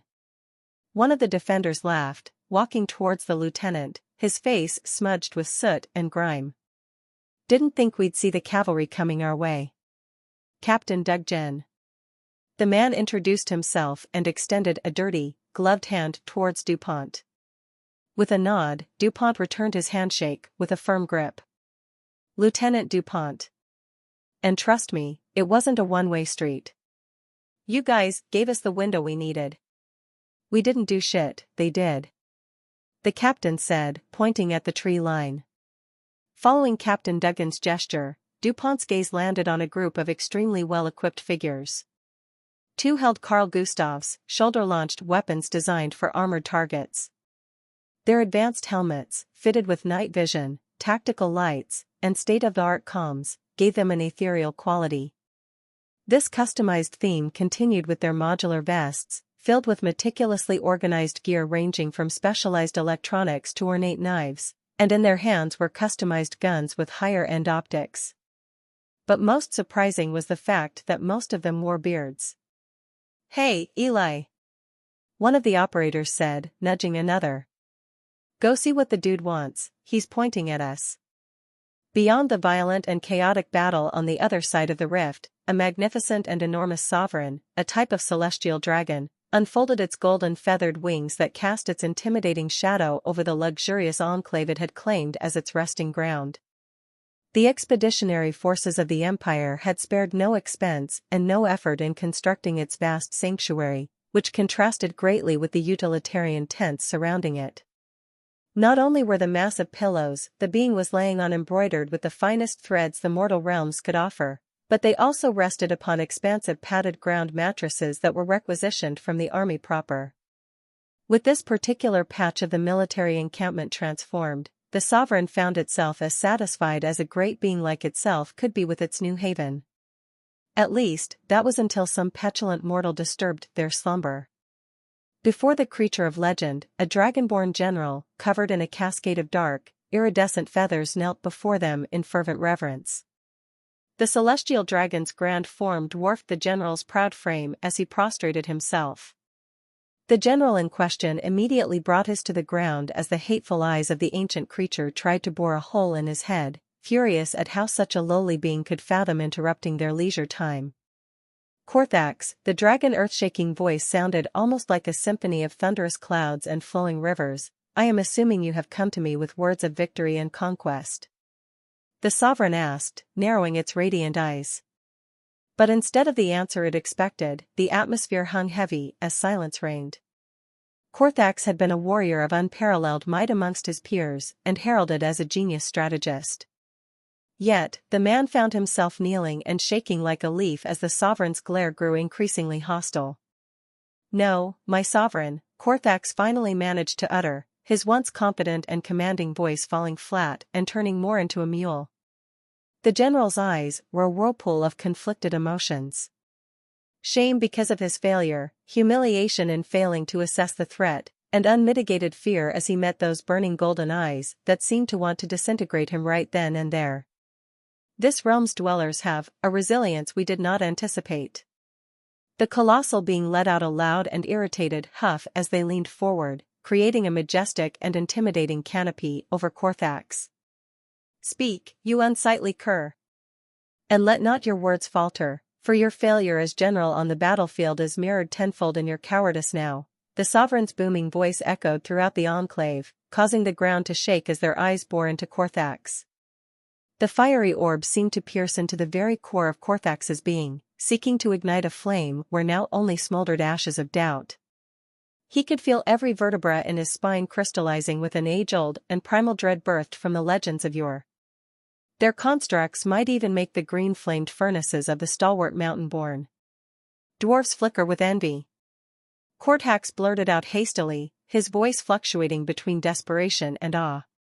Metal beasts at their command, crawling through their lands while exhaling fire and devastation with unyielding exactness and dash. Inane ramblings and craven justifications. With the fury of 1,000 storms, a snarl interrupted the poor general as he quaked where he knelt. The sovereign vast wings unfurled menacingly, a living tapestry of golden hues engulfing the twilight, usurping the gentle warmth with impending darkness that echoed its fury. "You kneel before me spewing these infantile fairy tales, Korthax." Flames shot from the celestial dragon's nostrils as the being bared its teeth. "Daring to tell of mechanical beasts roaming the lands, yet you control the skies with legions of my scaled kin." The sovereign sneered. Korthax's whole being trembled like a fragile leaf before a hurricane as his gaze remained fixed on the ground in deferment. Yet, within him, a fraction of the courage he once held remained as he opened his mouth to speak the truth. "Am I? My sovereign, it is with a heavy heart that I admit that we have not taken control of the skies," he admitted, his voice barely more than a whisper. He inhaled as if gathering the remains of his shattered resolve before speaking again. "There is an omnipresent force, a pervasive gaze that finds all wherever they soar. It's as if..." Korthax paused as he gulped heavily, knowing his very life hinged on the whims of the ancient and whimsical entity before him. "It's as if there's an all-seeing eye, watching everyone and everything. Our dragons, our WYRMS, and even the wyverns feel a prickling, unsettling itch that claws at their skin and senses," the general elaborated further with an almost incredulous look on his face. He couldn't even believe his own words as they left his mouth. The dragon's immense nostrils flared again, shooting flames as high as the ceiling as he listened to Korthax's faltering words. An unbearable heat emanated from the sovereign's mouth as it moved its head closer. Its mouth opened slightly, promising a terraging inferno. An all-seeing eye? An amalgamation of simmering and cracking plasma bubbled within the dragon's mouth as it spoke. "Do you take me for a fool? Do you expect me to swallow tales spun from your maddened mind, Korthax? You come here filled with stories of ghosts haunting the sky, believing I would heed such childish ravings?" Burgeoning rage filled the ancient being's voice. Then, after a few moments of silence, the sovereign raised their massive arm and unfurled a single taloned finger before deliberately pointing it directly at Korthax. "Hear me well, Korthax." The dragon's eyes looked as if they were a portal to the infernal realm as they regarded the small, prostrating dragonkin. "I, the Grand Reller, sovereign of the Empire, servant of Emperor Varian, shall grant you the benefit of the doubt," he said, rearing his head back and looking down at Korthax in disgust. "You shall get a sliver of my trust, a fragment of belief in your frantic utterances. I will seek out these phantoms you speak of myself and see your ineptitude with my own eyes." Reller's face drew closer until Korthax could feel the searing heat of the dragon's breath, a furnace threatening to consume him in its fiery depths. "But know this, you pitiful shard of a once great lineage, if I find but a trace of deception in your words, a hint of delusion or incompetence." The dragon's voice dropped to a growl, reverberating through Korthax's bones.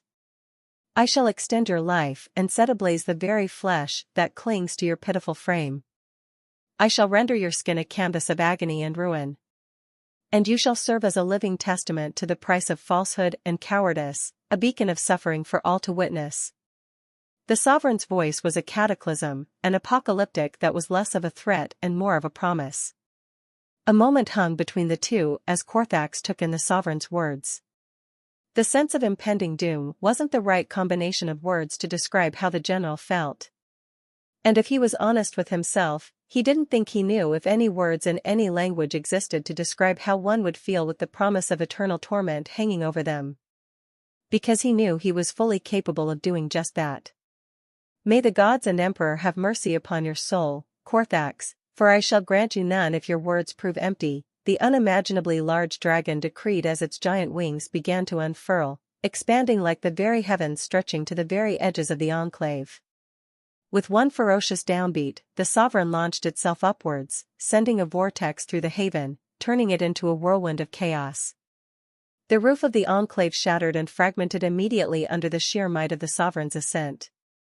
Catching the brunt of the gust, Korthax found himself head over heels, tossed about like a leaf in a storm before he careened straight out of the large ornate doors. His form finally came to a halt, just outside the celestial dragon's sanctuary and into the camp proper. After getting his bearing, the general stood up, dusted himself off, and looked skywards as he tried to shake off the dizziness.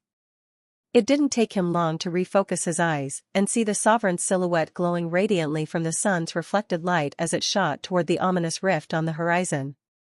The behemoth surged forward with a speed that defied its sheer size, each powerful beat of its wings propelling it faster, leaving a trail of scorching gold in its wake. The tear in the fabric of reality itself was even more majestic as it played tricks on one's eyes. At a glance, the two realms looked as if a tailor had seamlessly stitched them together. From one angle, the world presented its regular, sunlit panorama, the familiar canvas of mountains and sky that Korthax had always known. Yet, barely a breath away, the other side of the rift bore the darkness of night, dotted with alien constellations that gleamed with an uncanny luminescence. And as the Reller surged into that alien world, the ancient celestial dragon felt a pulse reverberating through the fabric of his ethereal being. This disturbance echoed within his very core. It was a sensation unlike any it had felt before, akin to an infinite amount of tiny pricks and prods stabbing the sinews of his anatomy. Reller's nerves twitched with acute awareness, consciousness that the sky was no longer a sanctuary of open space and freedom. Each beat of his majestic wings seemed to stir the unseen forces following him everywhere. Reller could feel the whispers of this all-seeing eye brushing against its feathers. It was an insidious caress that sought to feel every inch of his being. "My sovereign!" A fearful cry suddenly punctuated the air. Caught by surprise, Reller turned to see it was one of the scaled dragon thralls that bore the mark of subjugation and service. They were still a minor entity compared to the gargantuan Reller, but were still formidable and capable of laying waste to armies or cities. The scaled dragon spiraled upwards, its scales reflecting an array of twilight hues as it approached Reller with a frantic urgency. "You mustn't venture closer, mighty one. The mortals of the realm become stronger the further you venture from the rift. They see everything, feel everything." Its voice started to break as it spoke in panic. Stopping mid-flight, Reller turned his formidable gaze and locked eyes with the scaled thrall. He couldn't believe a veritable slave would address him so flippantly. Glaring harshly at the offender, Reller decided to punish this one later for its insolence. For now, they were on a battlefield. Why should the dragons fear the mortals? Reller's voice thundered, a mix of disbelief and curiosity. "Since the dawn of time, we've soared the skies unchallenged. What strength do those beyond the rift possess? They have woven a net across the sky, a net of metal and fire. It can see us, track us, hunt us," the smaller dragon stammered, but its voice gaining strength as he continued. "Their metal beasts roar with a fury that rivals the greatest storms, spitting deadly darts that pierce the scales and flesh of even the Wyrms." Reller's eyes were ablaze with a stubborn fire as it flicked around the battle space with intense curiosity. The enormous feather dragon opened its mouth to reply but was suddenly interrupted as he felt a new and much more uncomfortable sensation. Caught guard, Reller shifted in discomfort as dozens of significantly more focused eyes seemed to bore into his very soul. An electric crackle tinged the air, and the atmosphere grew thick with an unknown and alarming pulsating frequency. Every dragon that littered the sky snapped their heads in different directions as their keen senses zeroed in on different sources of the concentrated intrusion. Eyes widened, pupils dilated as their flight or fight response kicked in. It was apparent the strange sensation was just the prelude to those rumored lethal darts loosed by those metal beasts that were rumored to come. Another, even smaller dragon's voice roared in an attempt to spur Reller into action. "My liege, we cannot remain here. Their aim is true, and their numbers are many." The skies immediately erupted into a chaotic dance as dragons, WYRMS, and wyverns veered in every possible direction. It was a mesmerizing yet heart-wrenching sight as majestic beasts, known for dominating land, sea, and air, desperately twisted in the skies to evade whatever was careening towards them. An echo of understanding flashed through Reller's ancient eyes as they narrowed and honed in on the distant horizon. There, the air was rife with the burning streaks of the darts, which moved at speeds that were impossible for anyone within the mortal realms to reach. And just as the first darts closed in on the Draconics, Reller unleashed a power that only a few had ever seen and lived to tell the tale. The inside of his mouth glowed with the intensity of molten metal, a primordial heat that promised both creation and destruction. With a guttural roar, he released a plume of flame, but this was no ordinary fire. It bore the incandescent brilliance and heat of plasma, arching around him in a massive swath that stretched for hundreds of meters, consuming the darts in its wake. Yet, for all of Reller's might, he could not shield everyone. The horde of wyverns were already disadvantaged by their diminutive stature and lack of robust defenses. They were hit the hardest, and many perished instantly upon contact, their bodies ripping apart in a blinding flash of light. Sturdier and more formidable WYRMS still suffered grievous wounds as their scales split apart and wings tore, but they were still able to survive the volley. The dragons, however, were still the apex of their kind. They were thrown off course, disoriented or even flinched at the explosion's shockwaves, but they were still flight and fight worthy. Reller himself wasn't exempt from the barrage. Several of the darts managed to pierce his defenses, exploding against his thick feathers and causing him to growl in pain. But the mighty dragon was not one to be easily defeated. He pushed through the pain with an unwavering determination, his body surging forward with a burst of acceleration only dragons possessed. "Quickly! Close the distance!" The sovereign roared as his enormous frame suddenly accelerated forward at impossible speeds, defying the very nature of his colossal size. The gust of wind from his burst echoed like a thunderous clap, encouraging others to follow suit. As other dragons attempted to keep pace with their leader, the sky transformed into sea monsters, harnessing their innate power to reach a velocity that would otherwise seem unattainable. With their eyes ablaze with fiery determination, they bore down upon the source of their torment. Just ahead, Reller finally spotted them. Hordes of metal beasts with wings of steel and hearts of fire spat death with unyielding precision. But their attack hadn't gone unnoticed. As the dragons closed the gap, another volley of missiles erupted from the flying machines, targeting the soaring beasts with cold and calculated efficiency. The air became a storm of fire and metal, each side unleashing its fury in a desperate bid to overpower the other. Realizing the raw power that surged towards them, the metal beasts attempted to break contact, their engines roaring to life in bright jets of flame as they climbed steeply or banked sharply, trying to keep the distance between themselves and the dragons. But they had underestimated the primal might and agility that fueled the dragon kind.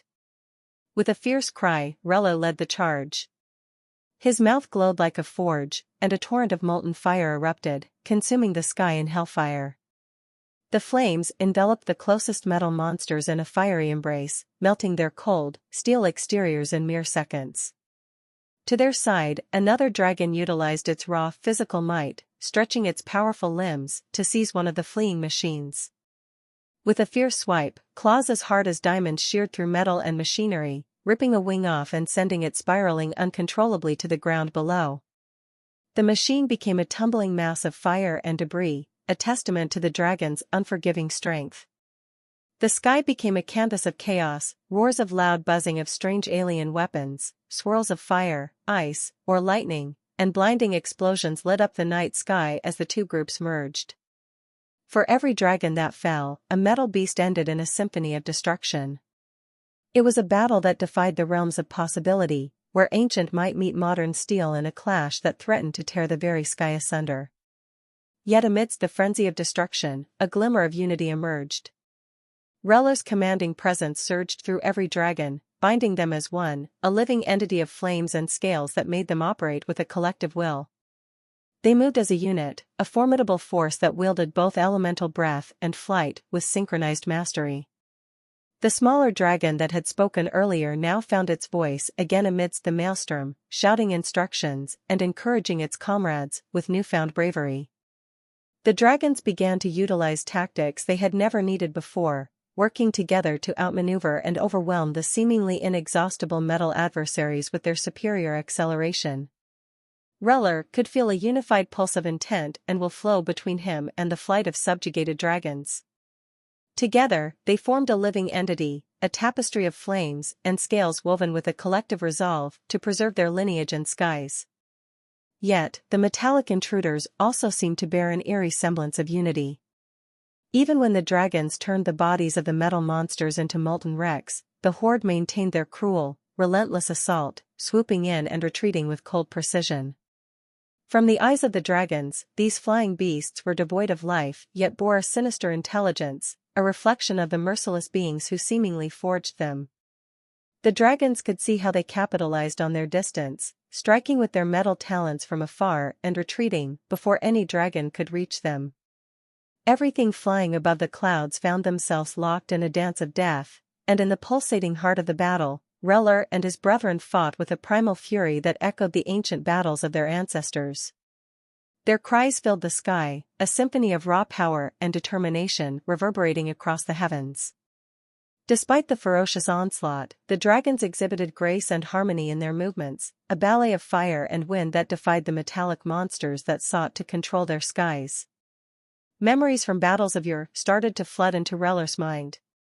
When kin clashed against kin, when feathers met scales in a whirlwind of fire and fury, those battles had been personal, a tumultuous struggle for power and dominion. But this was different.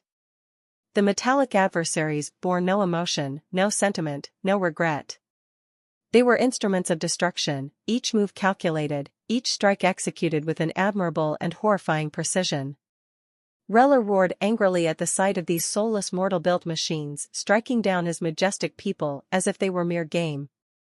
A blistering anger rose within him, an inferno threatening to consume his entire being. But within that anger lay a well of ancient determination, capable of carving through valleys and sundering mountains. Dragons and their kin were the rightful rulers and caretakers of all the realms. They were the guardians of ancient lore, the keepers of mortals, creatures who graced the dreams and stories of the very beings that sought to refuse them arrogantly. And as the metallic demons advanced, converging from the darkening horizon, an energy unfurled within Reller, ancient and untamed, rising like an invincible tide. With his massive wings outstretched, Reller raised his head towards the heavens. From the depths of his soul, a roar resounded, echoing with magic that pulsed through time and space. It was a cry infused with the wisdom of the ancients, a harmonious blend of power and grace that sang the song of creation and echoed the heartbeat of the universe itself. The dragons around him felt it, a resonance that struck deep, fusing with their very essence. It awakened a latent force within them, a wellspring of power that empowered their bodies and ignited a flame in their hearts that even death couldn't quell. A golden aura radiated from the gargantuan feathered dragon, emitting a tangible energy that spread outwards in undulating waves, wrapping around every one of his kin in a warm embrace of light and might. Each dragon, each wyrm, and even each wyvern became a beacon, a luminous entity that echoed the golden fire burning within Reller. And with the sovereign himself at the head of the pack, they strode forward towards the metal monsters, breathing fire upon the numerous deadly darts that hurtled towards them. Within the bustling confines of the makeshift command post, a rhythmic symphony of artillery and their crew provided a grim backdrop as Brigadier General Lawrence Hargrove wrestled the landline from its cradle. Lawrence's stern face lined with the stress of leadership amidst chaos as his voice went taut as steel cables when he spoke. Sir, I'm doing everything possible to keep the situation contained. The Brigadier General spoke as his aides were embroiled in their own frantic conversations with field commanders. But I've got no lines, sir. I've got everything from the Rangers to the local police forces mixed with the enemy out there. General Hargrove paused for a moment before bringing a hand to his face. I don't know how long we'll be able to hold out, but it won't be long. I need those reinforcements, and I need them yesterday. On the other end of the line, the voice of General Vincent Turner echoed with the gravity of the nation's highest military echelons. The hum of background activity was ever present, hinting at the magnitude of nationwide mobilization. I hear you, Lawrence. His voice was like ground steel, unwavering amidst the pandemonium. There's a total recall from Poland to Japan beelining it to Ohio, but they need time we desperately need you to buy. Hargrove's jaw clenched, a muscle twitching in his cheek as he surveyed the hectic room around him. Reports of units being overrun streamed in while his aides did their best to try to get control of the situation. Time isn't a luxury we can afford, Vincent. The Air Force is keeping the dragons at bay, but they're being attrited at an alarming rate, and I fear what he has on the ground won't stand a chance if those beasts descend upon us in full force. We're holding on by a thread here.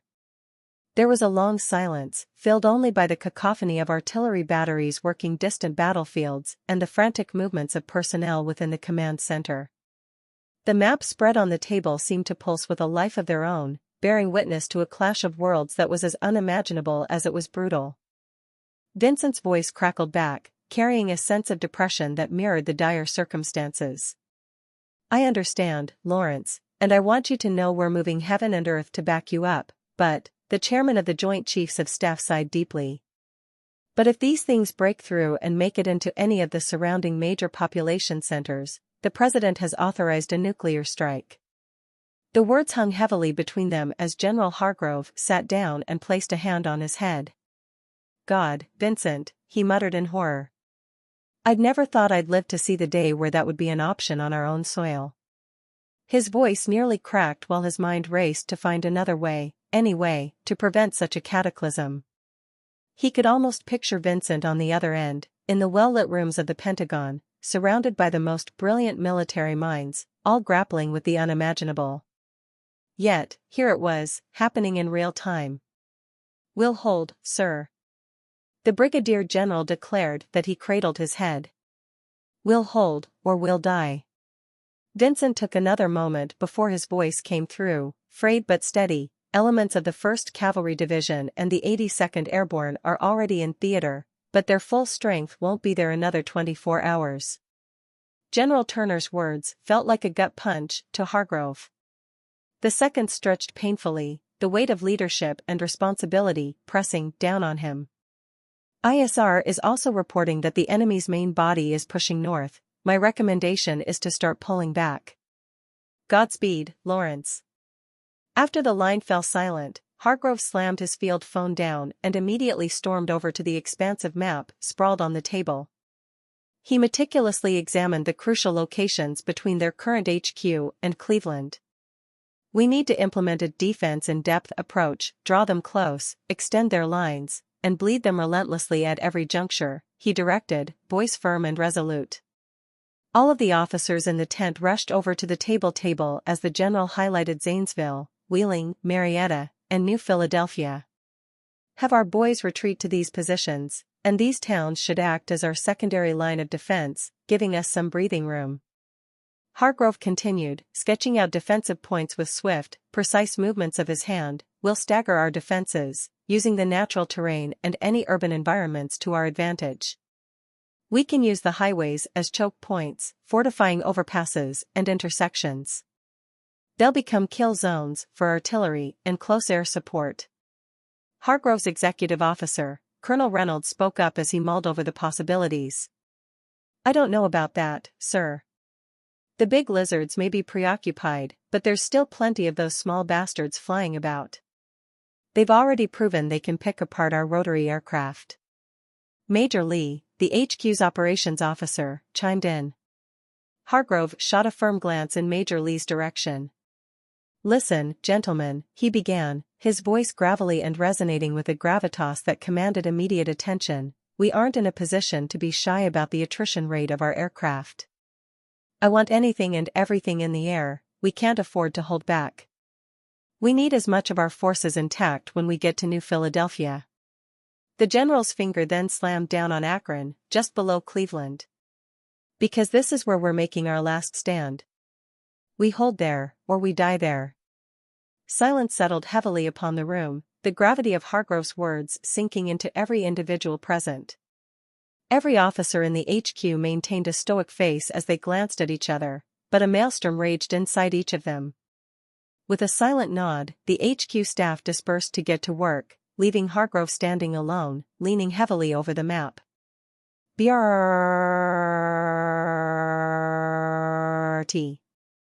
A thunderous roar resounded overhead as an A-10 Warthog cut through the smoke-filled sky, making a devastating strafing run. Its 30mm Gatling gun unleashed hellfire upon the fantastical horde out in the open field, mowing down swathes of monstrous creatures and armored beings. The sheer force of its firepower carved a clear path in the battlefield, giving DuPont and his men a brief reprieve from the relentless onslaught. But as quickly as the Warthog had entered the scene, it began to climb and bank sharply while its engines howled as it sought to evade a new threat. From the dense treeline, two massive winged monsters erupted out of the tree tops, their wing beats causing gusts of wind that knocked over some of the lighter creatures below. With a horrendous snarl, the beasts set their predatory gaze on the retreating aircraft, their leathery wings cutting through the air with a speed that was at odds with their size. Instant recognition spread across Lieutenant DuPont's face after seeing the Warthog's merciless gun run had gutted the enemy force's right flank. "Reset left," he bellowed to his men as he pointed to the glaring vulnerability amidst the chaos. "Reset left." His men echoed the order as groups stood up and repositioned themselves. In their haste to replenish their dwindling numbers on their decimated flank, the enemy had left a noticeable gap in their formation. Their magical barriers flickered inconsistently and ultimately winked out as a torrent of machine gun and rifle fire ripped into it. Suddenly, a titanic figure surged from the chaotic depths of the enemy lines. This humanoid behemoth towered at an imposing height of nearly 15 feet, its large, portly abdomen starkly contrasting with the masterfully crafted armor it wore. Wielding a colossal metal shield in one hand and a menacing metal club in the other, the brute launched into a furious charge across the open expanse towards the treeline. Friend or foe, everyone's attention was redirected to the armored monster. In response, a relentless hail of gunfire shifted to the giant, only to be deflected effortlessly by the massive shield in its grip. Even the normally devastating rounds of .50 cal machine guns seemed to effortlessly bounce off as the ground shook with each thunderous step. "Backblast! Backblast!" One of the operators from that Special Forces group DuPont had met just an hour prior yelled as the man aimed his Carl Gustav at a monstrous figure. With a squeeze of the trigger, a deafening blast resounded as the anti-tank warhead tore through the air in a definitive arc before ultimately finding its mark. The monster couldn't even register the threat as a searing white-hot jet of molten copper pierced the massive slab of metal in its hands and forged a path of devastation through the creature's flesh.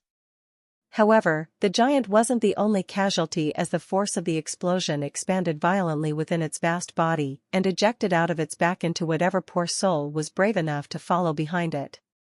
A group of those small lizards and armored humanoid figures were completely showered in shattered bone fragments and shards metal. Seeing another opportunity, DuPont bolted from this fallen tree he was using as cover to the nearest machine gunner. Tapping the side of his helmet, and the lieutenant pointed to the group of exposed magic users and shouted, "Light them the fuck up." Without even skipping a beat, the machine gunner shifted his fire left and sprayed down a group of robbed individuals who were hastily erecting a new line of magical defenses.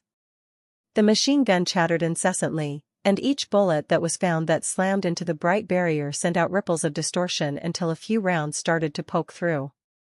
The robed figures were a mismatch of individuals who seemed to possess varying degrees of skill, and under the relentless hail of gunfire, their coordination broke down. The entire left flank barrier crumbled, and in its absence, death followed. DuPont's platoon and the National Guard seized the moment and dumped everything into the exposed horde. No mercy was had as the enemy's morale broke and their formations crumbled. The shimmering blue barrier fell in its entirety as they turned to run for the opposing tree line, leaving themselves completely exposed and unprotected against DuPont's platoon and the remnants of the entrenched National Guard company. Chatters of machine guns and the blasts of shoulder-launched munitions tore through the horde like a scythe through wheat, leaving nothing but devastation in their wake. Soldiers, who had just moments before been holding on to their lines for dear life, avenged their fallen brothers as they mercilessly cut down the invaders. "Cease fire!" Captain Duggan's voice suddenly echoed as he ran up and down the line. "I said cease fire." With reluctant obedience, the symphony of violence and destruction dwindled to a grim silence, punctuated only by the moans of the wounded and the crackling of burning debris. Soldiers hesitated, their fingers lingering near triggers as they surveyed the shattered remnants of the horde, wary of a potential counterattack. Taking position beside DuPont, Captain Duggan swiftly brought up his end-user device and glanced down at the dynamic tactical battle map displayed on its screen. Commands ordering a retreat order, he stated tersely, his eyes darting between the device and the aftermath of their battle. "We need to use this LUL in the fighting to get the fuck out of here, and I need you and your Bradleys to hold the rear." The thumps of the Bradleys' main guns echoed out in the distance, engaging whatever was on the main road. "I've got too many wounded and too many civilians to move fast, and you're the best equipped to shield us as we fall back," Duggan continued as his brows furrowed. "Roger that, Captain," DuPont replied while glancing down at his own end-user device. He hadn't noticed it, but his platoon was several kilometers away from the main body of their battalion. He zoomed out on his tactical map and nearly gasped at what he saw. It was a sea of red blinking icons indicating heavy enemy positions and lines of contact, and yet around their immediate vicinity, the map was relatively clear. Somehow, they had ended up in a pocket of minimal resistance, while the majority of the enemy forces seemed to be concentrated at Cambridge High School that was a mile or two away from the main road. Shaking his head, the lieutenant turned his attention back to Captain Duggan and replied, "It looks like it's pretty clear from here to the marked staging area." DuPont snapped his device, closed against his chest, and looked around at his men. "We won't have much time, but we can load the wounded in the Bradleys and make our way back to the rear." DuPont's gaze then shifted to the main road and saw massive muzzle flashes of one of his Bradleys between the gaps of thick brush. "Plus, those things have been firing non-stop. They should be pretty low on ammo by now." The captain nodded gravely, realizing that their window of opportunity was far too narrow for comfort. "Fires and air support are sparse too. They're concentrated in other areas." It was already a miracle how one of the Special Forces guys got a fast mover to even respond. He sighed, bringing a hand to his head. "We need to move now, before it's too late." With a decisive nod, DuPont picked up the radio and began issuing concise commands, setting the withdrawal into motion. The captain mimicked the action, ordering his men to start corralling the civilians and prepare the wounded. As the encampment erupted into a flurry of action as soldiers worked tirelessly moving equipment while preparing the wounded and the civilians for evacuation. The air was thick with urgency, the harsh undertones of barked orders and the mechanical roar of vehicles coming to life forming a harsh atmosphere that traveled through the entrenched position. A little farther from the buzz of activity, the group of Special Forces soldiers kept their eyes trained on the areas where the invaders had retreated, waiting patiently for anyone foolish enough to stick their head out. Snap! The muffled yet still loud report of a suppressed rifle pierced the morning air. Behind the trigger was a soldier named Richard Schwartz, the team's resident sniper. A towering and pale figure with a wild and untamed beard reminiscent of a Viking, he was a living testament to the strength and perseverance of the Jaeger of old. "Dipshit," the operator sneered as a figure with what looked like rabbit ears clutched their chest and retreated back into the foliage. "Hey, Cole, I dunno if my rifle is penetrating these guys. I didn't exactly bring anything other than 7.62. The man said, turning his head to his Special Forces Operational Detachment Alpha, ODA, Team Major Patrick Coleman. The man bore the kind of features that could easily blend into any crowd, yet held an innate quality that demanded respect. His platinum blonde hair was neat and closely cropped. He was the picture-perfect definition of a leader of elite soldiers. His short beard, a golden stubble really, was meticulously maintained, giving a rugged charm to his otherwise unassuming visage. Looking over to his right with his crystal blue eyes, Cole acknowledged Schwartz's concern with an annoyed grunt. Maybe we are, maybe we aren't. He shifted his position slightly, keeping a keen eye on the ever-moving boundaries of the forest before them. The underlying tension seemed to have multiplied, becoming almost a physical entity in itself. But it seems to be doing something seeing they're dipping their heads back in after we hit M, the Major continued, stretching his neck to the side. Just keep popping them. It's not like we can do anything about it right now. Schwartz shook his head in disbelief of the entire situation. I mean, I'm still in fucking awe. He said, shifting the rifle in a more comfortable position. When they first threw us out here, I expected aliens, not Lord of the Rings bullshit. As the strained sounds of suppressed laughter rose, Bennett Moran, the ODA team's engineer, couldn't hold back any longer. He was a noticeably tall individual with a lanky build, which contrasted with the muscular physiques of some of his team members. Yeah, maybe we can ask one of the dragons if Sauron's behind this, he quipped with a mischievous smirk on his face. I mean, I wouldn't count anything out. The team's medic, Elijah Drake, chimed in this time while rubbing his thick scraggly beard.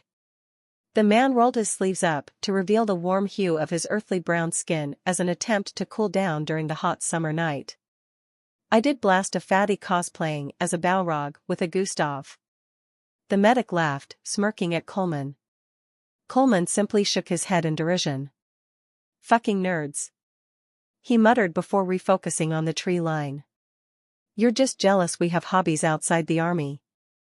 Elijah quipped, the grin evident in his voice even as he kept his eyes peeled on their surroundings. Bennett chimed in, yeah, Tolkien is a masterpiece. Besides, it'll go a long way to familiarizing yourself with our new friends here, since we're effectively being invaded by Narnia. No. Cole's definitely right. Schwartz interjected as he squeezed the trigger, ending another scout too foolish not to keep their heads hidden. You're both nerds. Fucking nerds, to be exact. Coleman corrected. A silence fell, punctuated only by the sounds of distant gunfire and explosions of intense battles. Occasionally, a stray artillery round or streak of magical energy would whiz by overhead, a surreal reminder of the blend of technology and mysticism that defined this conflict. The team hunkered down in their position, the forest offering them a semblance of protection and camouflage against the chaos of the outside world. Do you think they have elves? Elijah suddenly spoke up. I'd do an elf. Before anyone else could respond, Bennett gave the medic the side eye. You'd do anything, degenerate. Coleman placed a hand on his head to subdue the growing headache. Oh, for fuck's sake, he sighed, knowing another round of their incessant bickering would start up again. And like clockwork, Elijah turned his head and narrowed his eyes at the engineer. But Major Coleman interrupted the spat before a word could leave the medic's mouth. All right, shut the fuck up now, please, he begged more than commanded, rubbing his temples in evident frustration. Amused snorts from unseen members of the ODA team resounded further down the line.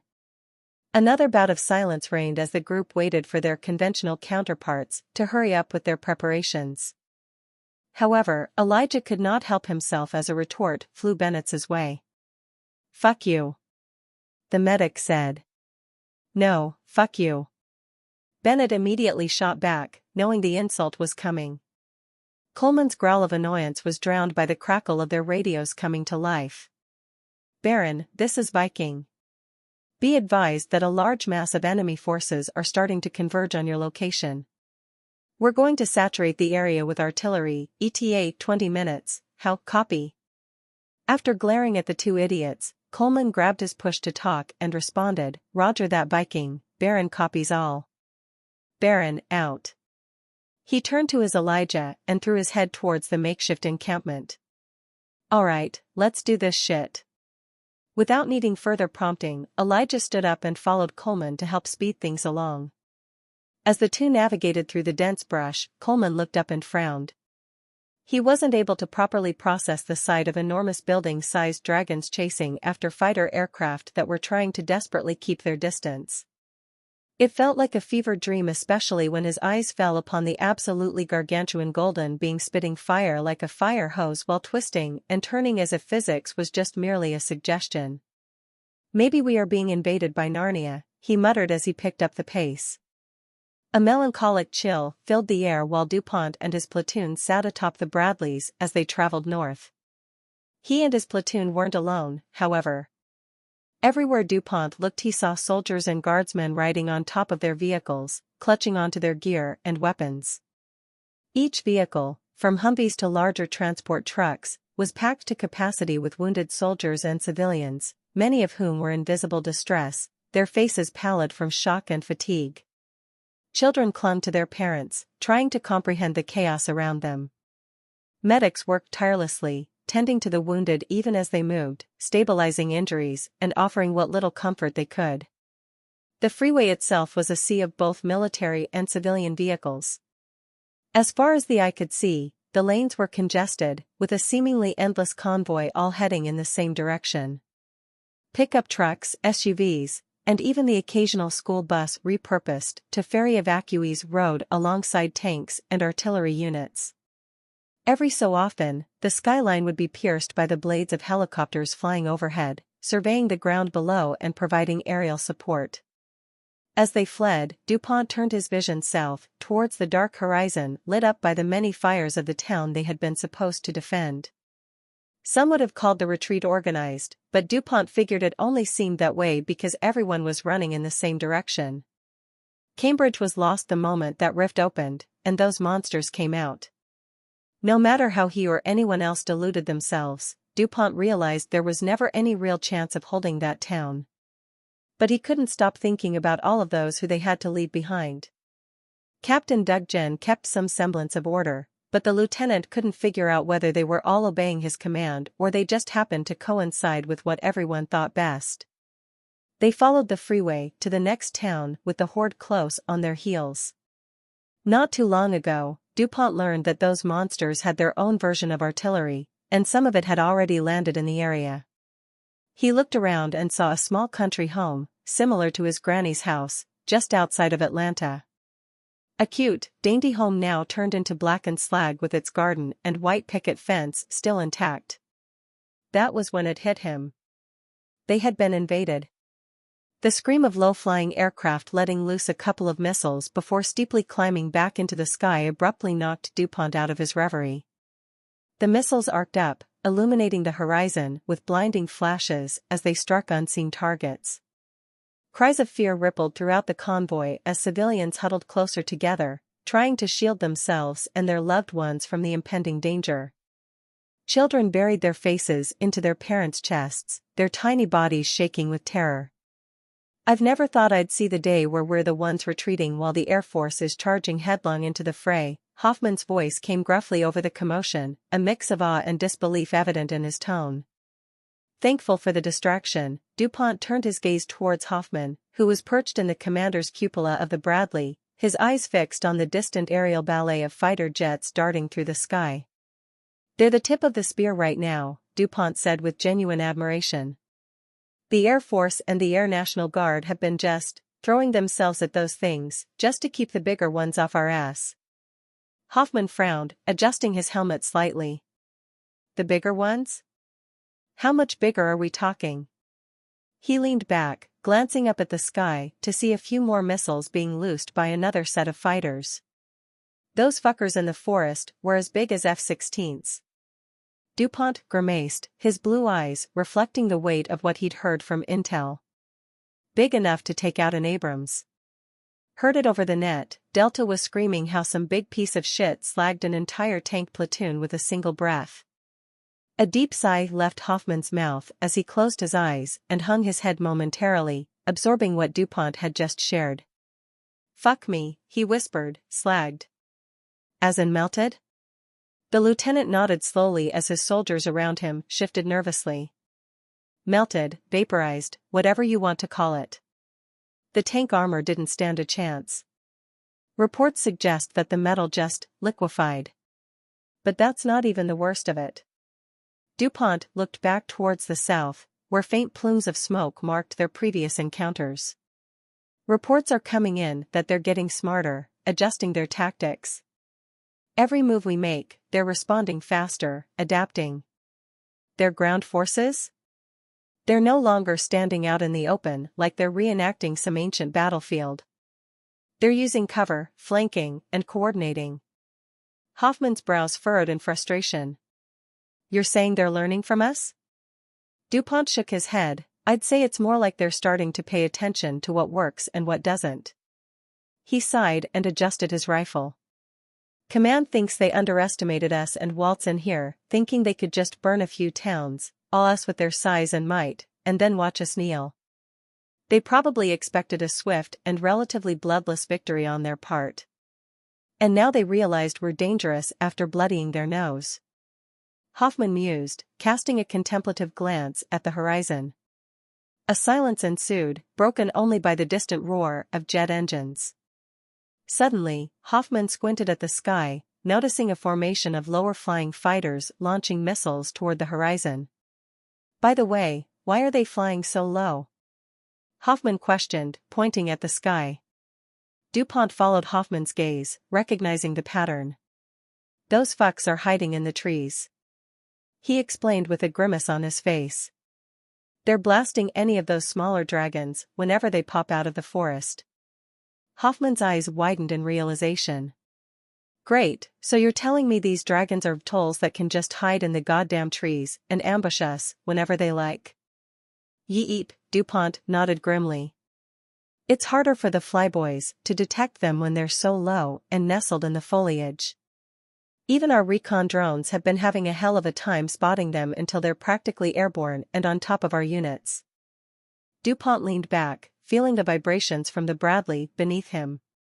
And that's not the only problem. Once they take off, they're nimble, fast as fuck, and can change direction in a heartbeat. A few of his men on the Bradley just started laughing because of the absurdity. And they can feel fucking radar, apparently. Our SAMs have an okay hit rate, but not enough that makes anyone feel comfortable. No one felt like asking anyone questions or continuing the conversation after that nugget of news. A depressing silence swept across the convey, with only the droning sounds of rumbling tracks and the deafening hisses of missiles fired from jets overhead providing any backdrop. Soldiers exchanged worried glances, gripped their weapons tighter, and hunkered down, each lost in their thoughts. For once, they're going into battle lacking overmatch capabilities, a situation the U.S. military hadn't faced in quite a long while. As the convoy continued its steady advance, the battered defenders finally found themselves driving into New Philadelphia. A sign of a somewhat organized military presence was palpable here. Still, it was a hodgepodge of rapidly deployed units and the chaotic reorganization that had been taking place to bring them under one unified command. The streets were lined with military and civilian vehicles, and schools and municipal buildings were hastily converted into field hospitals and command centers. Everywhere DuPont looked, he could see service members from the Army, Air Force, Marines, and strangely enough, even the Navy were working side by side with local law enforcement and first responders. The usual distinction between units had been replaced by a singular goal: survival and defense. Tanks and armored vehicles had been positioned at key intersections, vigilantly watching the distant tree lanes and skies, while a group of Seabees worked on constructing barricades. Impromptu fortifications that sprang up everywhere, slowly turning the once peaceful town into a veritable fortress. Yet despite all the preparations for the upcoming battle, another kind of operation was also in full swing. Emergency services were in a mad dash to evacuate the remaining civilians from the potential war zone. Buses, vans, and even regular sedans were being readied to ferry families, the elderly, and anyone not directly involved in the defense efforts out of harm's way. As the Bradley maneuvered through the town's main thoroughfare, DuPont's gaze was drawn to a familiar-looking group. There, in a cleared-out parking lot, stood the Special Forces team he had spotted earlier, rapidly refitting and rearming from the crates of weapons and supplies being offloaded by the endless stream of helicopters flying in. Adjacent to the team, a few Blackhawk helicopters and V-22 Ospreys sat with blades still spinning, engines emanating a low growl, indicative of their recent return from some mission. Ground crew darted around the choppers, refueling and performing quick checks, ensuring they'd be ready for the next sortie at a moment's notice. DuPont narrowed his eyes as he watched their efficiency. The team didn't waste any time as they shoved grenades in their pockets, magazines in their pouches, and water in their packs. It only took them a handful of seconds to secure their gear before the elite soldier darted to an Osprey full of fresh Marines as its rotors churned up dust from the asphalt. Hoffman leaned closer to DuPont, shouting over the cacophony of helicopters and armored vehicles, "Damn, they're not wasting any time." DuPont nodded, his eyes fixed on the rapidly departing rotary aircrafts. "Yeah, they've come to fuck," the lieutenant shouted back. Before the conversation about the special operation team could continue further, the ground vibrated under their feet as a procession of M1A2 Abrams tanks roared into view. These mechanical beasts moved in perfect synchrony, their powerful engines whining in unison and their heavy treads churning the battered streets as they sped towards the front line. Hoffman felt a rush of pride seeing these behemoths roll by. "Looks like we've come to fuck too," he muttered with a half-smile. "Let's not keep them waiting, then."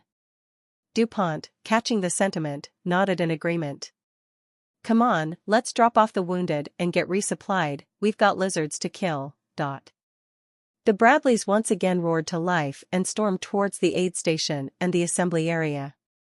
It wouldn't be long before the platoon joined the heavy machines, all moving to a pre-designated staging area. Soldiers checked their gear, commanders reviewed the battle plans, and everyone prepared for the coming offensive. "Mages and healers to the front," bellowed Ryzucker, a service-bound Dragonkin commander. The formidable voice echoed throughout the expansive plain filled with Draconi legions and the Empire's vassal forces. Marks of servitude marked his scaled form, silver shackles covered in ethereal flames were tattooed around his muscular forelimbs, a spectral symbol of the ancient oath he had been born into, binding him and his kin to the Empire's service. "Make haste, lest the enemy-winged monstrosities and iron chariots overrun our brothers." Ryzucker's fiery eyes darted about, surveying the mayhem below as his forces faced the might of magics they could hardly fathom. Looking up at the elevated commander, Azale's face contorted in concern and disbelief. Her striking platinum hair cascaded down in elegant waves, contrasted by her ethereal, almost translucent skin.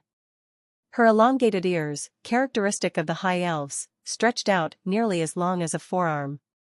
They had a slight, elegant droop to them due to their weight, making her appearance even more unique and striking. The gentle curve of those ears gave her an appearance of regal grace, but at this moment, they quivered with anxiety. Azale looked to her direct superior, Lord Drazum. The man had trained, studied, and mediated with the Seraph Empire on behalf of the vassal states on this invasion for months. All intelligence had pointed to an easy conquest, a realm devoid of any potent magic that could challenge the might of the Empire and its tributaries. But now, she was unsure that such a victory would be so easy after what she saw earlier. The celestial seraphic dragon, one of the Empire's sovereigns, soared through the sky and into the rift. Initially, she thought this to be an eccentric inspection of their immediate victory, but the triumphant return they had expected never occurred. Instead, urgent cries and desperate calls to strengthen the barrier protecting the small foothold they established on the other had been deafening. "I thought this was supposed to be easy," a voice next to Azale resounded from behind her. The High Elf turned around and saw one of the largest humans she had ever had the displeasure of knowing, a towering and brawny figure named Gideon. He was a warrior from her side of the rift, one of the many unaffiliated freelancers the independent principalities, city-states and small kingdoms contracted to help with the invasion. Donned in heavy iron armor that had seen better days, the plating was scuffed and marred from countless battles, adding a layer of history to the already fearsome appearance. But despite the armor's worn appearance, Gideon stood firm and unyielding, as his massive axe dropped on top of his shoulder. Stretching his rough and scarred face into a smile, Gideon's scrutinizing gaze shifted to the rift in the distance. They said it'd be like hunting fawn in an open field. Right? He teased, slapping Azale's shoulder with a heavy gauntlet, causing her to stagger slightly. I guess it serves em right in bein' so damned arrogant. The sheer force of Gideon's jovial pat sent a shudder through Azale's delicate frame. She cast him a sharp glance, her eyes like amethysts glinting under the uncertain light that filtered from the chaotic sky. This is no jesting matter, Gideon, she hissed, her voice laced with apprehension. She smoothed her opalescent robes, the fabric shimmering with ethereal lights as she righted herself. The Empire had a veritable horde of dragons, let alone WYRMS or wyverns, and now they're trying to scrounge up any and every mage they can.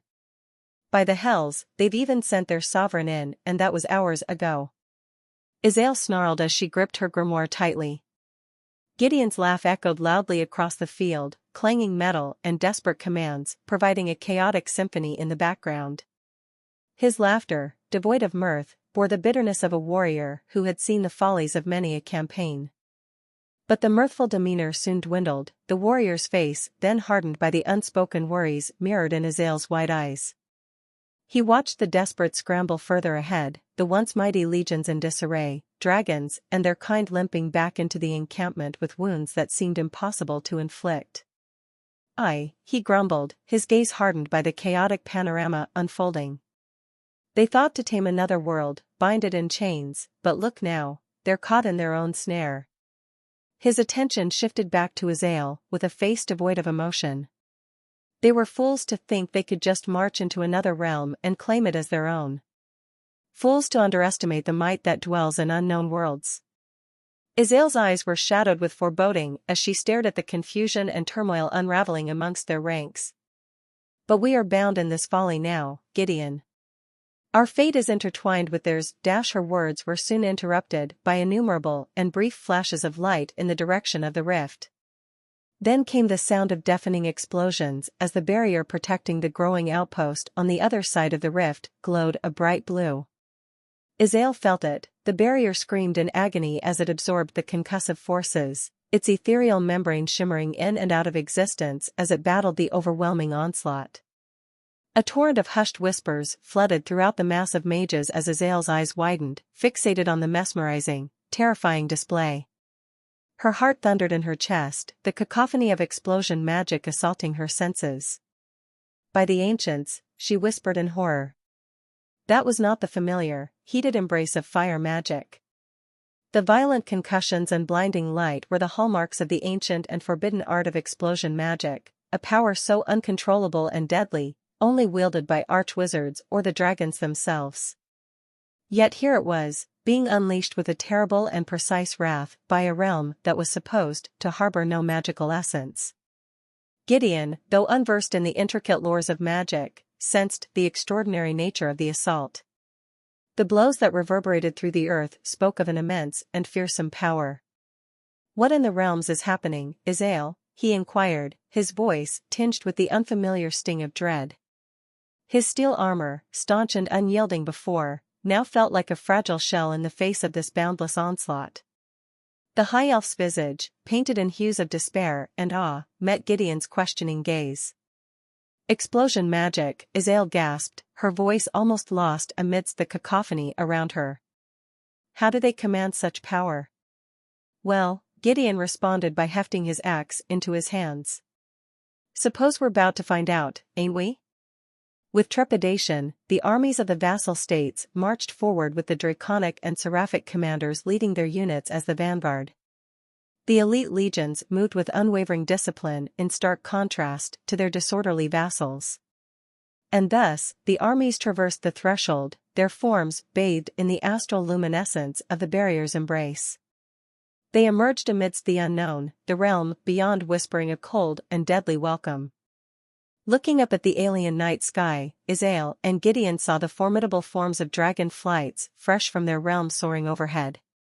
The two felt a distinct unease after seeing such power concentrated in one area.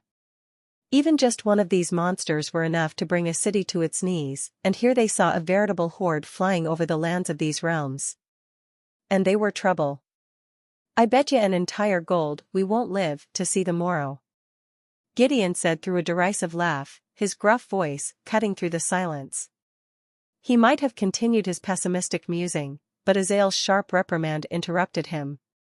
"Be silent, brute," she barked, her eyes focusing on the sky.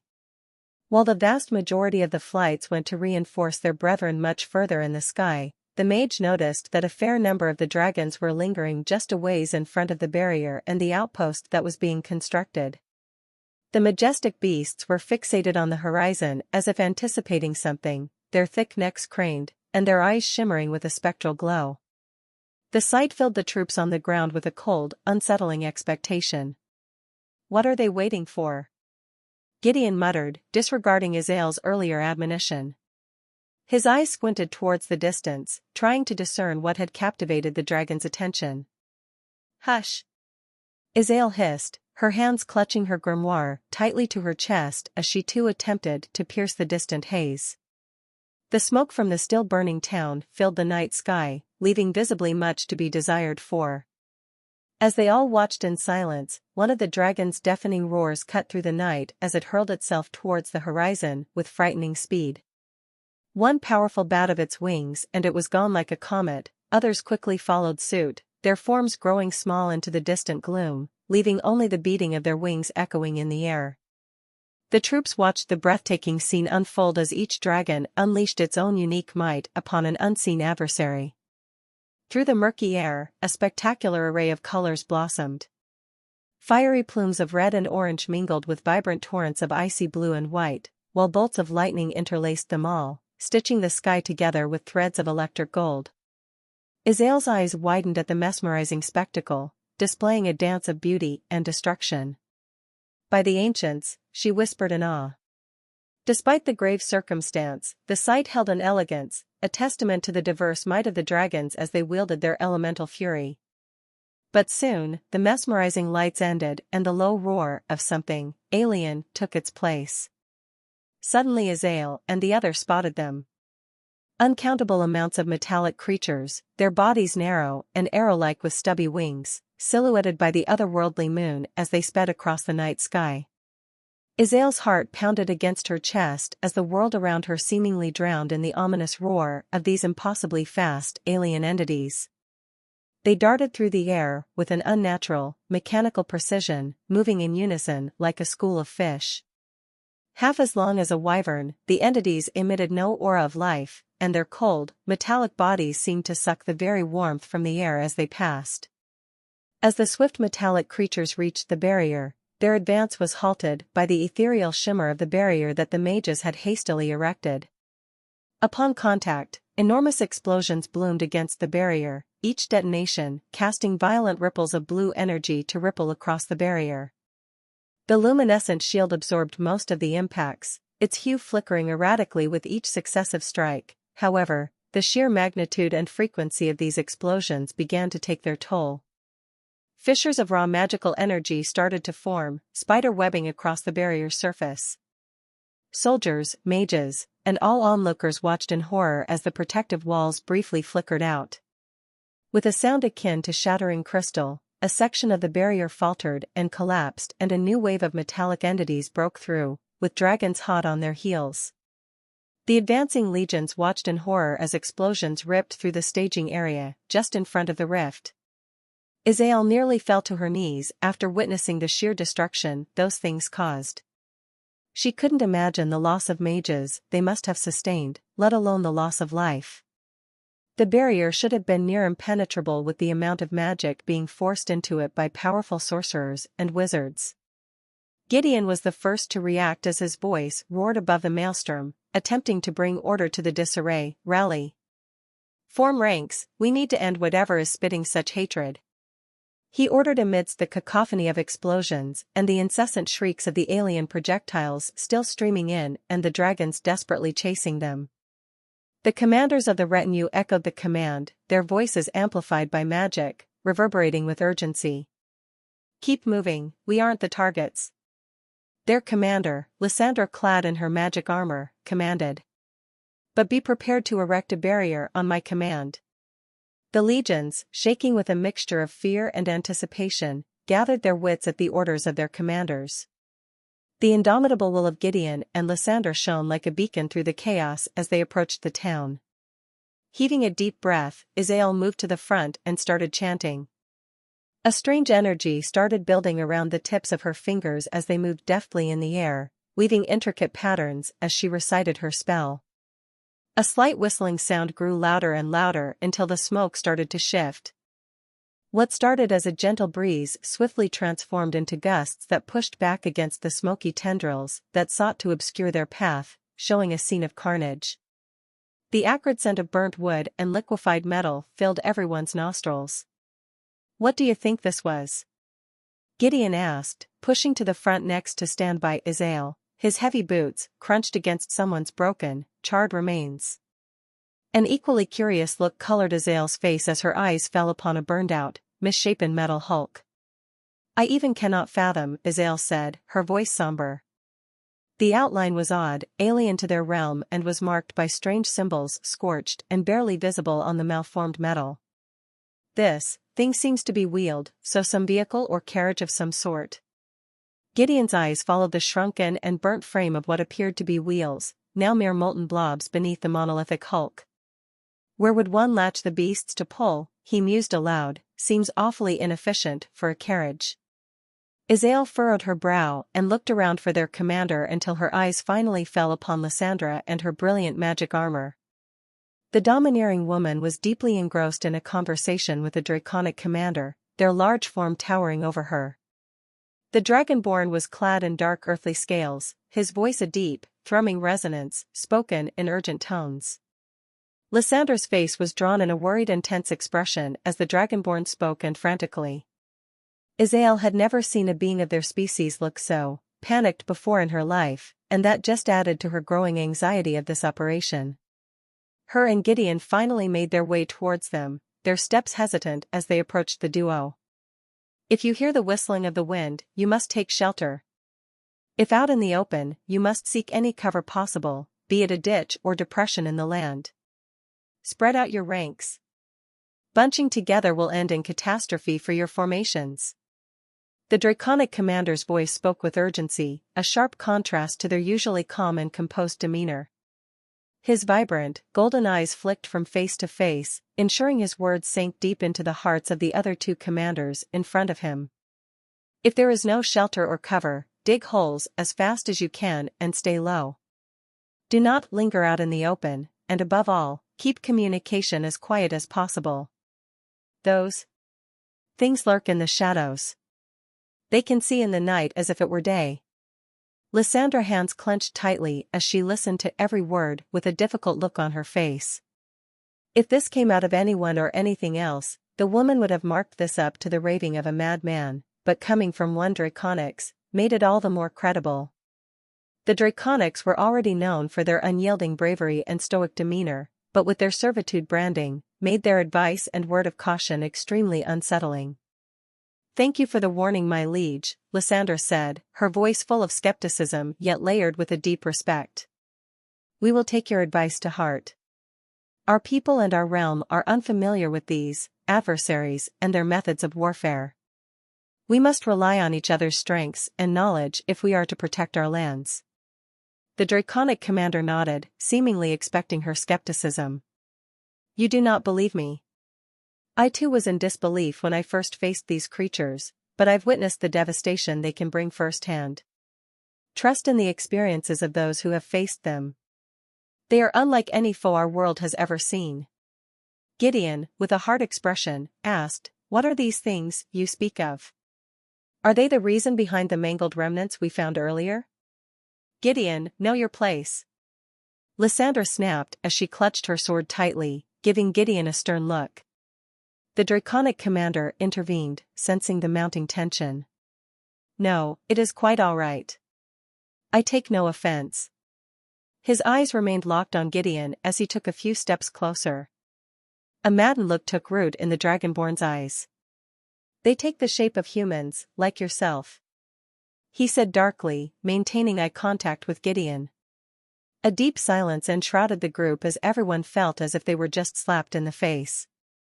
The flickering light of the burning town cast long, eerie shadows around them as the draconic commander's words hung in the air. "Now, if you'll excuse me." The commander stepped past them, with a limp. "I must see to the wounded." His massive frame moved with a surprising grace, despite his injury, his scaled tail leaving a shallow trail in the dusty earth. An uncomfortable pause followed his departure. The silence of the group was amplified by the distant cries and whimpers of the wounded seeking attention and the constant thunderous booms in the distance. The imposing presence of the draconic commander had been a temporary barrier to those outside noises, now they seeped back into their awareness. Lysandra's gaze followed the commander as he limped away, the sturdy thud of his footfalls in sync with the heartbeats echoing in her ears. The whiff of charred wood and the pungent smell of blood wafted in the air, permeating the atmosphere with a grim reminder of their situation. The destroyed village, now a shadow of its former self, seemed to weep silently under the bright moonlight, its agony merging with the desolate landscape around. Gideon broke the silence, his voice strained but steady. "What do you think, Dot?" he asked, anxiously rubbing the leather strap of his axe. "Do any of you think the lizard is talkin' crazy-like?" No one said anything about Gideon's insubordination as his words hung in the air while the legion of freelancers and volunteers shifted nervously in the background. Isaelle, her face shrouded in thought, finally spoke, her voice a soft whisper amidst the chilling breeze. Whether a flight of madness or an unsettling truth, there's a resonance in his words that we cannot simply ignore. She said grimly while turning towards the rift.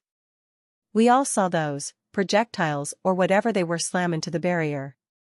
Her finger pointed towards the dim, shimmering rift that hung in the air, the barrier holding back unknown darkness and despair. The ethereal glow emitted eerie shadows, casting gaunt silhouettes upon the broken earth, their forms a spectral dance of despair. Isaelle continued, "There is a power here beyond our understanding, a malevolence that even sends the dragons into a panic." She continued with fear in her voice. "The commander speaks of iron beasts, fearsome foes hidden in the guise of man, and I, for one, believe him." A murmur of agreement rippled through the gathered warriors, a current of unease weaving its thread through the crowd. The air hummed with tension and the echoes of bombardment in the distance, painting the sky orange with each explosion. Lysandra's mind was in turmoil as she grappled with the weight of leadership. A scowl spread across her face and her hand clutched the pommel of her blade as the commander was faced with an impossible decision.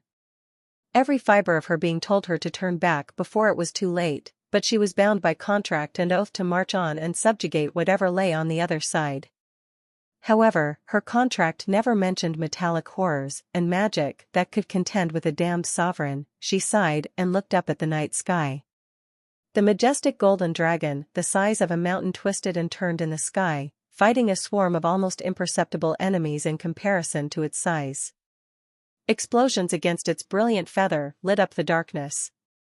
The dragon roared, a sound that vibrated through the bones of every being within miles, a haunting echo of fury. Amidst the dazzling dance, some of the sovereign's glimmering feathers fell like molten gold, scorching the land as it tried desperately to protect its horde from the relentless assault. Gideon's hand rested on her shoulder, a solid, warm presence in the cold, chaotic night. "We never signed up for this, Captain," he murmured, his voice a low rumble, mirroring the distant, ominous booms. "No, we did not," she whispered back, her gaze still fixed on the aerial tragedy. "But here we are, nonetheless. Bound by words inked on parchment and coin." Lysandra could feel the eyes of her men and women on her, their uncertainty and fear mirroring her own, their need for direction a palpable weight on her already burdened shoulders. She turned from the celestial carnage, her gaze sweeping over the anxious faces of the freelancers in her employ. "We will make contact," she declared, her voice unwavering, her stance unyielding. "Be it monsters of iron or flesh." The woman spun hot on her heels and marched in the direction of the other legions, her cape billowing behind her as she moved with purposeful strides. The rhythmic tramp of her company's boots followed, towards the horizon alight with the glow of explosions. Isaelle reached in her pocket and pulled a single gold coin, an entire month's pay, and placed it into Gideon's hand. "I haven't agreed to your little wager, but it seems you've won." Sitting in the cockpit of an F-16C, Captain Kai Skunk Wu tapped his fingers impatiently on the side of the cockpit while his plane idled on the highway of a makeshift runway. Come on, hurry the fuck up." Captain Wu growled to himself as he watched the ground crew scramble to rearm and refuel his plane. The captain watched as his wingman taxied down the improvised tarmac, an orchestra of men and machines under still-burning flares acting as runway lights. His eyes darted to his right where a small makeshift control tower had been hastily set up, and combat controllers worked frantically to manage the chaotic ballet of landing and launching aircraft. Headsets clamped to their ears, their voices never wavered as they directed pilots, coordinating the organized chaos with a calm precision that belied the dire circumstances. "Skunk 2, you're clear for takeoff on runway 1. Skunk 4, taxi to holding area. Skunk 3, prepare for immediate launch after Skunk 2." Captain Wu's headset blared to life. Despite the chaos, there was a semblance of order as the roar of jet engines drowned out every other sound possible. Bright orange flames jutted out of the F-16 as it lurched forward, causing the highway beneath the aircraft to become a blur of gray and white. Wu shot a restless look at the ground crew still working to mount missiles onto his fighter as the rest of his flight took off one by one.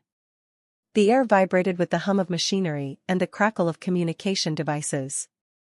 Despite his impatience, Wu couldn't help but feel a surge of admiration for the ground crew and combat controllers. They worked like a well-oiled machine, each moving with purpose amidst the orchestration of warfare.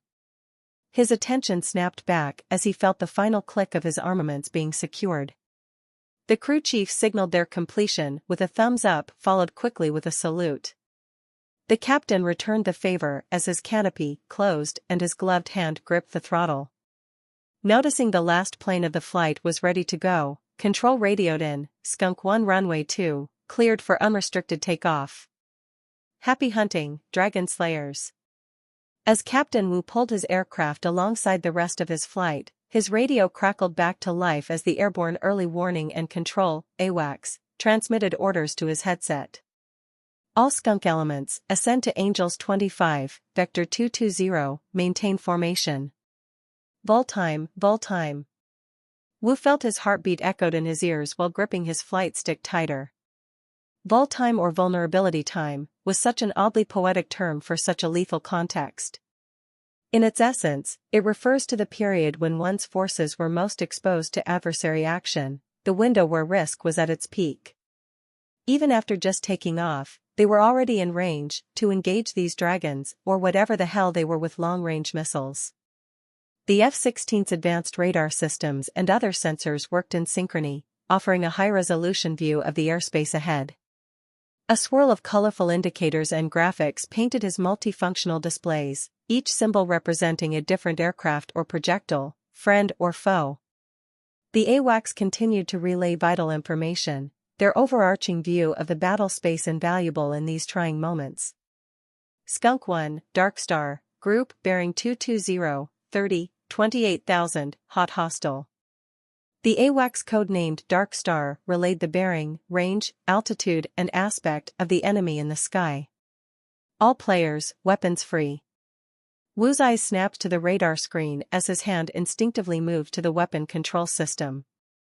He scanned the screen, identifying the group the AWACS referred to. He visualized the skies from the coordinates relayed, knowing the hostile targets were marked and verified by the AWACS in real time. Copy that, Dark Star, Vector 220, 28,000, 30, hot hostile. Wu's voice was firm over the radio. His F-16 banked sharply, aligning its path with the mentioned vector. The other members of Skunk Flight followed suit, their jet trails painting intricate patterns in the sky. Puke 1, North Group, 32,000, 36,000, hot hostile. The radio crackled to life again as the AWACS unstructured other unseen flights. Captain Wu and his flight were now fully meshed within the battle's intricate network, the communications channel turned into a flurry of directives, confirmations, and updates, each pilot a node within this complex web of airborne warfare. From the sound of things, it was a complete free-for-all everywhere from 10,000 to 40,000 feet, with every wing on the East Coast joining in on the fray. The multitude of AWACS aircraft were trying to maintain control of the situation, but it was more akin to trying to control kites in a storm. The alien entities, with their agile and unpredictable movements, were defying traditional combat strategies, leaving even the most seasoned pilots baffled. The best solution was to keep their distance and snipe the little shits from the skies, but they had to close in for the merge to keep those bastards off the ground forces. Captain Wu's eyes darted back and forth between the radar screen and the screen of the integrated battle network. Everyone and their mom was here or already on their way. The F-35s, embedded in their various roles, were exploiting their advanced sensor suites to act as command and control, providing targeting solutions for everyone while sniping away at these things themselves. And soon, his own aircraft were provided targeting solutions, all focused on the giant golden fucker twirling in the sky. Skunk 1, Fox 3. Skunk 2, Fox 3. Skunk 3, Fox 3. Skunk 4, Fox 3. As the call signs echoed in his ears at the same time, Captain Wu felt the familiar jolt of his F-16 releasing its payload. The advanced AIM-120 AMRAAMs, a quartet of radar-guided death, hurtled into the skies, homing in on the Golden Beast. The flights watched as the missiles disappeared in the distance, only to have the gargantuan golden monster snap his head and liquefy the damn things with its molten breath. This was not unexpected, but it was still frustrating. They had repeated the same song and dance for hours now, and it had seemed that every one of these damned things had built-in radar warning receivers or RWRs. But as they flew closer to the fray, Captain Wu and his flight were forced to switch targets. Skunk 1 North Group, maneuver. He instructed his flight his intentions as he banked right towards a cluster of smaller dragons that were attempting to break through the main formation, desperately trying to break off and provide support for their struggling ground forces. But the flight of F-16s weren't going to allow any of them to do as they pleased as they sped through the turbulent skies, their radar systems locked onto the smaller, serpentine entities below. Captain Wu's eyes were glued to his heads-up display, HUD, watching as the targeting reticles aligned with the swiftly moving opponents. The HUD displayed range, speed, and estimated impact time, constantly adjusting with each minuscule movement of the dragons. Skunk 1 Fox 3, North Group, 22,000. Captain Wu intoned calmly into his headset, feeling the shudder as another AMRAAM disengaged from the aircraft's underbelly, hurtling towards its target. The rest of his flight followed suit, their own missiles screaming through the atmosphere, leaving behind trails of white smoke as they rushed towards their targets at slightly different altitudes. Time seemed to stand still as the missiles streaked through the sky towards the massive monsters as they twisted and turned in an attempt to avoid the oncoming destruction. The pilots watched as the missiles struck true, with each of their targets jerking and screeching in pain. One of the dragons went limp and fell from the sky as the others snapped their attention to the oncoming F-16s. In the cramped cockpit of his F-16, Skunk 2, also known as Lieutenant Kara Pampers Bell, watched her radar screen as the dragons turned to meet their assault. As the dragons turned to face the oncoming jets, their heat signatures bloomed on his infrared detection system, their immense bodies throwing off heat like volcanic eruptions. They closed in fast, too fast for comfort, and Bell's hand moved with practiced ease as he prepared to engage. The screen split, one side showing the thermal signatures, the other a more conventional radar view. He noticed the creatures moving in formations that seemed almost strategic, almost military. Fox 3, Northern Bound, North Group, 24,000. The woman called out as she let loose another AMRAAM. Heads up, North Group, turning hot. Skunk 1, tally, 2 dragons, left 11 high. Wu's voice crackled over the comms as he alerted his wingman to the incoming threat dropping down from the left. Skunk 2 anchor, bullseye 270, 2 miles, 24,000. Captain Wu barked through the radio, his eyes darting between his HUD and his battle management system. Skunk 1, merge, hostile dragon. The call to merge was a cue that they were in the thick of it now. It marked the phase where radar screens turned into a kaleidoscope of swirling icons, a swirl of friends and foes whirling in a chaotic aerial ballet. The skies were alive with the roars of jet engines, the snarl of dragons, and the staccato blasts of cannon fire. Skunk 2 break left, flare. Skunk 2 you're 6 o'clock, low, 1 mile, bandits on you. Skunk 3 press. Captain Wu struggled to continue to issue commands as his aircraft banked sharply, trying to keep visual on Belle as she dumped flares in hopes to distract the beast. Skunk 3 is engaged. Skunk 3 replied as their F-16 afterburners lit up the night sky and it turned sharply, trying to get a lock on one of the dragons chasing Belle while his wingmen slotted in behind the other. Skunk 3, Fox 2. However, noticing it was being targeted, the trailing beast used its incredible agility and acceleration to dodge, leaving the missile to sail off into the void. The dragon then shifted its course with an otherworldly speed, doubling back to charge straight at Skunk 4 as they maneuvered to line up a missile. Skunk 4, break. Break right, now. Lieutenant Bell's urgent shout pierced the radio, a desperate bid to alert the vulnerable pilot. But it was a fraction of a second too late. Skunk 4's F-16 banked hard to the right, engine screaming as it tried to escape the incoming RAF. The dragon, a maelstrom of scales and wings, belched a torrent of plasma-like fire. The ethereal blue flame surged through the night air, a streak of deadly brilliance honing in on the scrambling jet. Skunk 4's aircraft was engulfed. The plasma fire enveloped the plane, the heat immediately slagging the cockpit. The once sleek and angular jet transformed into a molten wreck in milliseconds. The canopy bubbled and warped, sealing the pilot inside a cauldron of molten metal. No one had time to mourn the abrupt loss, as one errant move could seal the fate of each pilot. The dragon that had incinerated Skunk 4, however, swooped low, savoring its deadly victory and twisted to douse the burning F-16 with another breath. Which proved a fatal mistake. Captain Wu was already turning his plane to engage the beast and lifted his head to put the dragon in the holographic head-up display in his helmet. Utilizing the quick, labored, and sharp breaths of the anti-G straining maneuver, the man got a lock on the damned monster's massive thermal signature. He would see to it that the dragon's little celebration would be short-lived. Skunk 1, Fox 2. The missile left the rail with a violent hiss, its motor igniting a split second later and propelling it towards the serpent-like behemoth in front of him. The advanced infrared seeker of the AIM-9X Sidewinder sailed up for almost a mile and honed in on the dragon's intense heat signature as it twisted and spiraled in a desperate attempt to evade. The monster howled in pain as the warhead detonated and scored a lucky hit on its wing. The explosion tore through the sinew and scale with a violent eruption of flame and shrapnel, leaving the beast flailing in the air, marred by the smoking and tattered remnants of its once majestic wing. It tumbled through the sky, screeching in agony, struggling to regain control and eventually evened out as it glided away, but clearly crippled. Skunk 1, Splash 1, left-hand turn. Wu shouted, braking hard left and trying to coordinate to avoid collisions with any of his wingmen as they twisted and turned in the battle space. But the skies were far from clear.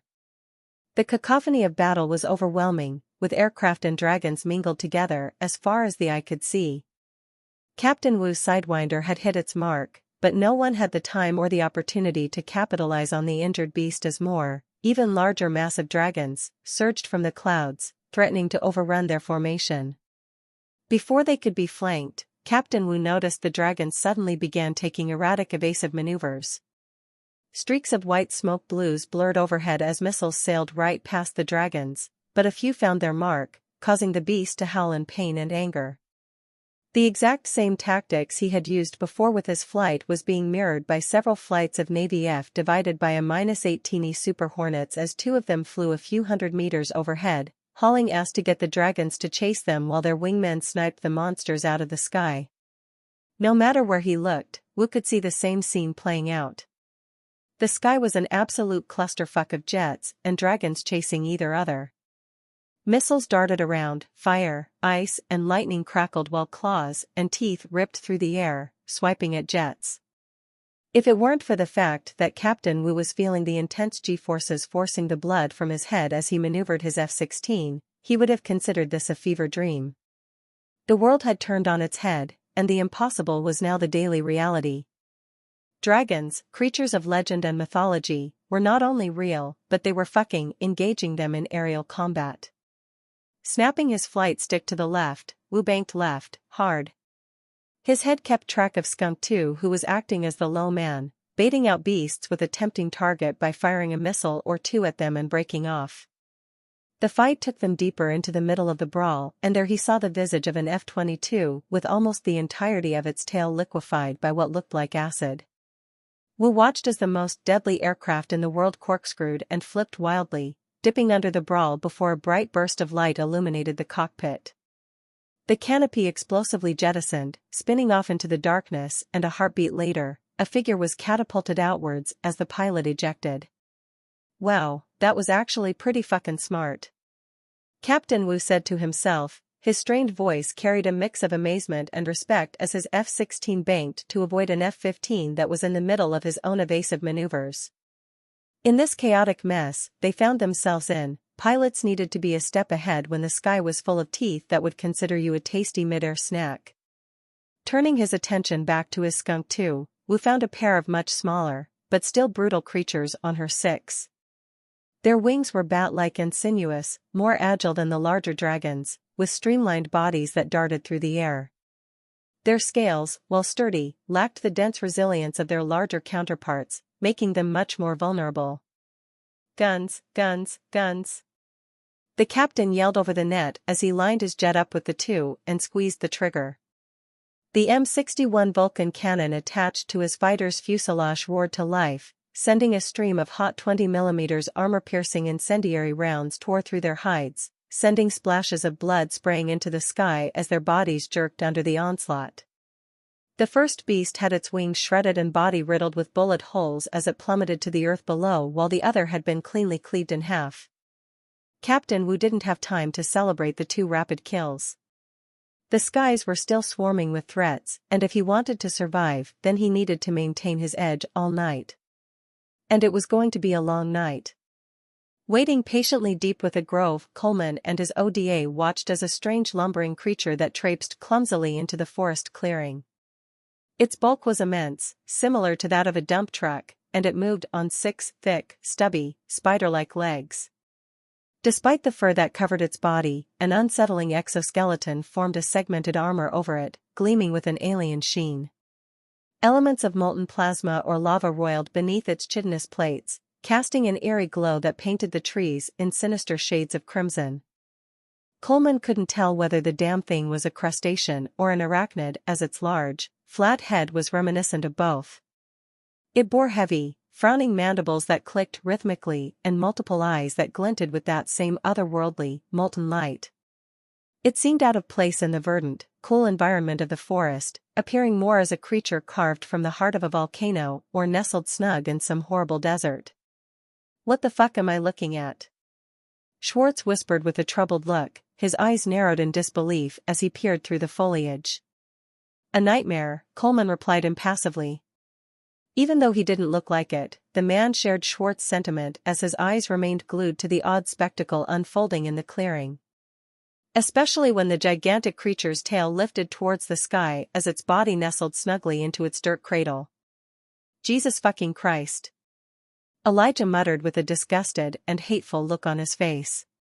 "Kill it all with atomic hellfire." As the ODA continued to observe the scene, the activity in the clearing intensified. The rabbit-eared beings began to form formations, seemingly preparing for some kind of assault.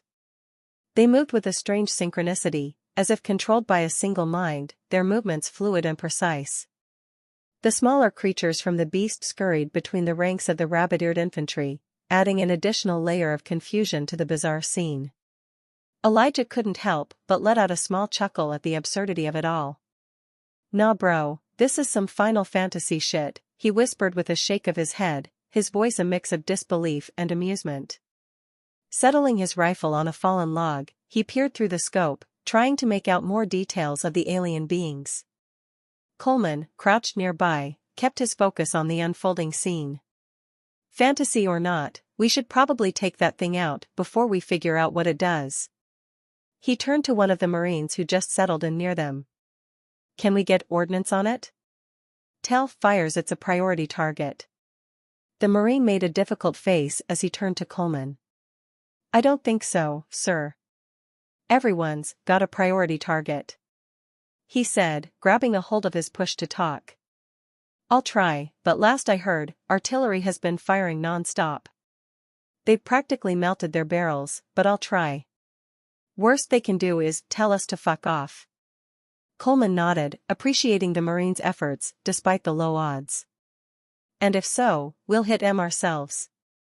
While the forward observer worked on getting fire support, Coleman turned to Gunnery Sergeant Riley, the Marine NCO they were embedded with.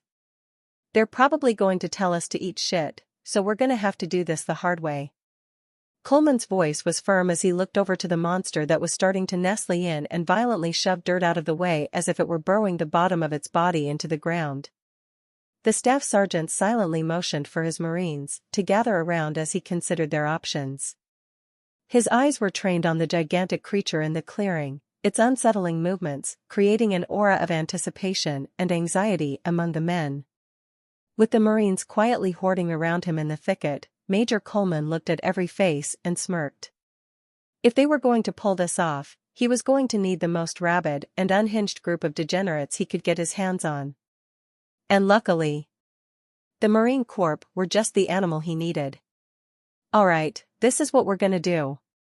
With precision, Coleman and his team glided through the thick underbrush, the shadows of the trees offering concealment as they approached the clearing from the flank. A squad of 15 Marines, weapons held low and eyes sharp, shadowed the Special Forces ODA, moving silently and swiftly. All were ghost-like figures, invisible under the protective cloak of night, guided by the white phosphorus glow of their night optical devices. The beast nestled in the clearing, a fiery scorpion-like creature, cast an eerie, magma-like light across the open ground, illuminating everyone and everything around it. Coleman, realizing that night vision was unnecessary, flipped his night optical device up, allowing the natural, albeit bizarre, light from the creature to illuminate the scene. His eyes peered through his weapon's optic as he focused on the handlers around the creature. There was something peculiar about them, he noticed, as they stood around the monstrosity like it was a piece of equipment, gesturing and engaging in a hushed yet seemingly urgent discussion. These beings bore rabbit-like ears atop their heads, delicately twitching as they conversed. Coleman narrowed his eyes as he continued to study his enemy. They were rather slim and petite beneath their armor for warriors, and there seemed to be the subtle hint of feminine curves. However, their faces and forms were obscured enough to determine exactly what they were. Suddenly, one with an air of authority with a large bird-like creature perched in their arm bellowed out towards their comrades and gestured towards the surrounding treeline. With hasty odd salutes and gestures, the beings ran and picked up their spears and started to spread out in every direction. Realizing that they were probably a security screen, Coleman pressed down on his push-to-talk. Status on our fire support? A brief intense pause followed before a voice edged with frustration replied. Just checked in with HQ. No go on artillery, sir. They're swamped, every asset's engaged elsewhere. A slew of curses and expletives left Coleman's mouth as he quietly turned to the others. Yep, they told us to eat shit. He whispered, motioning to the Marines to take up positions along the edge of the tree line. We're doing this the old-fashioned way. Clutching his push-to-talk one more time, Coleman started issuing instructions for their Plan B, assaulting the damned thing themselves. Looks like we're assaulting the damn thing, Coleman began, his voice steady and authoritative, a stark contrast to the irritation he felt inside. We're gonna hit it hard, we're gonna hit it fast. Go on my mark. A reply of affirmation resounded through his headset as Coleman looked back through the optic to continue observing his enemy and honed in on the bird. Something about it seemed important, its eyes reflected an intelligent, almost otherworldly light. It was avian yet. Not quite. The thing certainly resembled a hawk or an eagle, but it also possessed an almost spectral quality that set it apart from any creature of Earth. All of a sudden, a terse conversation ensued among the handlers, and with a fluid motion, the one with the bird lofted it into the night sky. The creature soared upwards, with incredible speed and precision, and the scorpion-like creature's tail shifted at the movement, quivering and shaking in anticipation. As if responding to a command, the tail shot upwards in the direction the bird had flown. Every muscle, every mechanical joint of the creature seemed in tune with the avian's movements. Meanwhile, the handler chanted a few words and twisted their hands and fingers with grace and fluidity.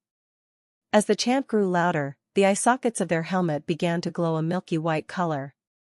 Call me crazy.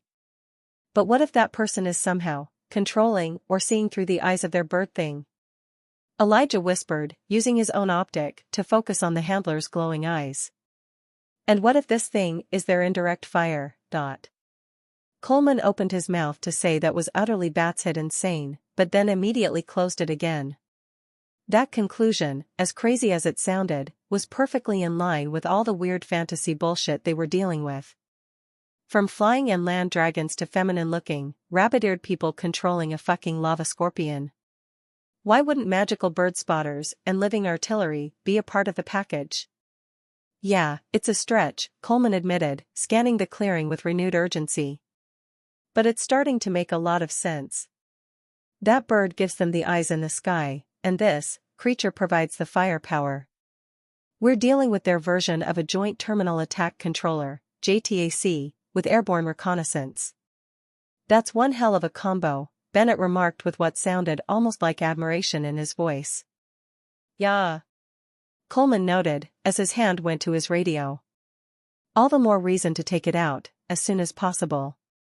The enemy security screen was meandering about, wandering closer to their position when suddenly the supposed spotter raised their head, their eerie, glowing eyes fixating on something in the distance. With a jarring scream, they began to yell something in a strange language before swiping her arms down in a chopping motion. Suddenly, the monstrous scorpion-like creature's tail began to quiver, the segments undulating in an unsettling fashion.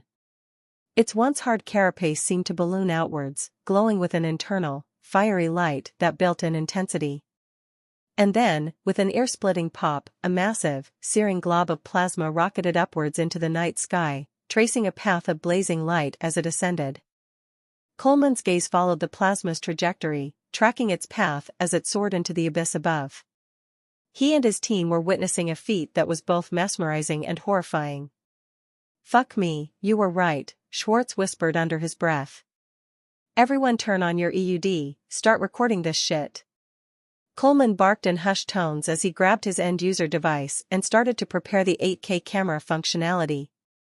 Schwartz, Bennett, and the rest of the team quickly activated their devices, ensuring to document every intricate detail of the bizarre spectacle unfolding before them.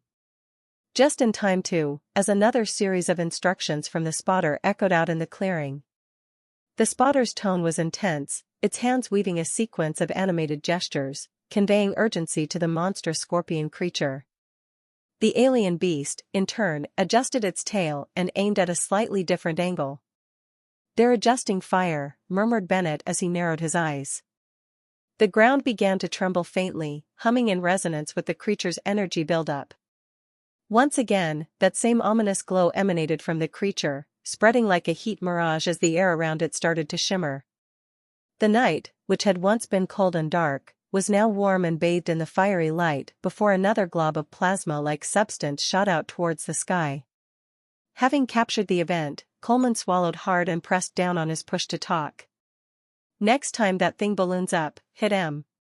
"Roger that, waiting for your mark." The platoon of Marines on the other side of the tree line responded. Huddled amidst the brush and the looming shadows of the forest, Coleman's team watched an enemy patrol start to wander closer and closer to their positions. But they were slightly distracted as what they assumed was their leader bellowed out another series of orders, causing the massive scorpion to rumble and adjust its tail. Another surge of heat started to build within as the thing's tail started to balloon once more. "Get ready, shit's gonna get messy," Coleman said to everyone around him before pressing down on his radio. "Execute." Two massive blasts erupted from the tree facing the Scorpion as anti-tank warheads slammed against the massive Scorpion's face, causing it to chitter and twist in pain. Almost immediately after the first round found its mark, the platoon of Marines engaged the enemy with overwhelming firepower and precision. The night was punctuated by the rapid chatter of machine gun fire and the sharp crackling of rifles. Tracers zipped through the night, cutting luminous paths towards the security screen and the massive infantry around the creature. Meanwhile, Coleman's ODA and his squad of Marines waited. Their ambush point was meticulously chosen, a perfect spot that the enemy's wandering patrol was aimlessly wandering towards earlier. Now, with the security detail charging towards the larger fray, the coast was clear for Coleman's team to make their move. Two operatives further down the line, each armed with MAAWs, swiftly moved into position, taking direct aim at the creature's vulnerable tail. The impact was instantaneous. A deafening explosion erupted as the energy within the tail was forcefully and violently released. Liquid fire sprayed outwards, cascading over everything and everyone nearby. The handlers snapped out of their arcane rituals and turned towards the fighting and prepared another set of spells aimed directly at the offensive tree. But it was far too late. Once the second set of warheads hit, chants turned to shrill screams of agony as they were engulfed in the searing, molten discharge. Coleman took a quick, decisive look at the battlefield. The enemy was off balance, their ranks were in disarray, but they were quickly starting to organize and erecting their strange magical barriers. Now was the time to strike. "Light 'em up," Coleman yelled, signaling his team's turn. The other side of the tree burst with life as machine guns ripped through the flank of the reeling otherworldly invaders. Two launched grenades fired into the mass of combatants huddling together for protection. Their detonations spread chaos and disarray, opening gaps for the flanking Marines to exploit. Suddenly the Scorpion chittered and screeched in pain and distress as more warheads detonated against its exoskeleton. Turning away from the battlefield, it began a frenzied attempt to escape. Its massive legs pounded the ground, crushing unfortunate soldiers underfoot, adding more chaos among its own ranks. With the rout of their artillery piece, caused a domino effect as formations crumbled and discipline was abandoned. "Keep the pressure on, move!" Staff Sergeant Riley yelled, urging his Marines forward. The Marines, seeing their enemy in disarray and seizing the momentum, became a force of nature. They moved through the tree keeping lockstep with the routing enemy, only stopping to pick off those who tried to rally and put up a resistance. Squad leaders communicated amongst themselves, identifying points of contention and guiding their fire teams forward to ensure the enemy had no avenue of escape or regrouping. From the main line, the platoon of Marines, led by Lieutenant Mitchell, bounded forward in a well-coordinated maneuver, making sure the invaders were in deadly range and barriers were always being peppered by machine gun fire. The once confident otherworldly force was now trapped. If they turned to run, their only means of protection would flicker out and they would be subsequently mowed down. But if they stayed where they were, their barriers would eventually buckle under the sustained gunfire, leaving them exposed.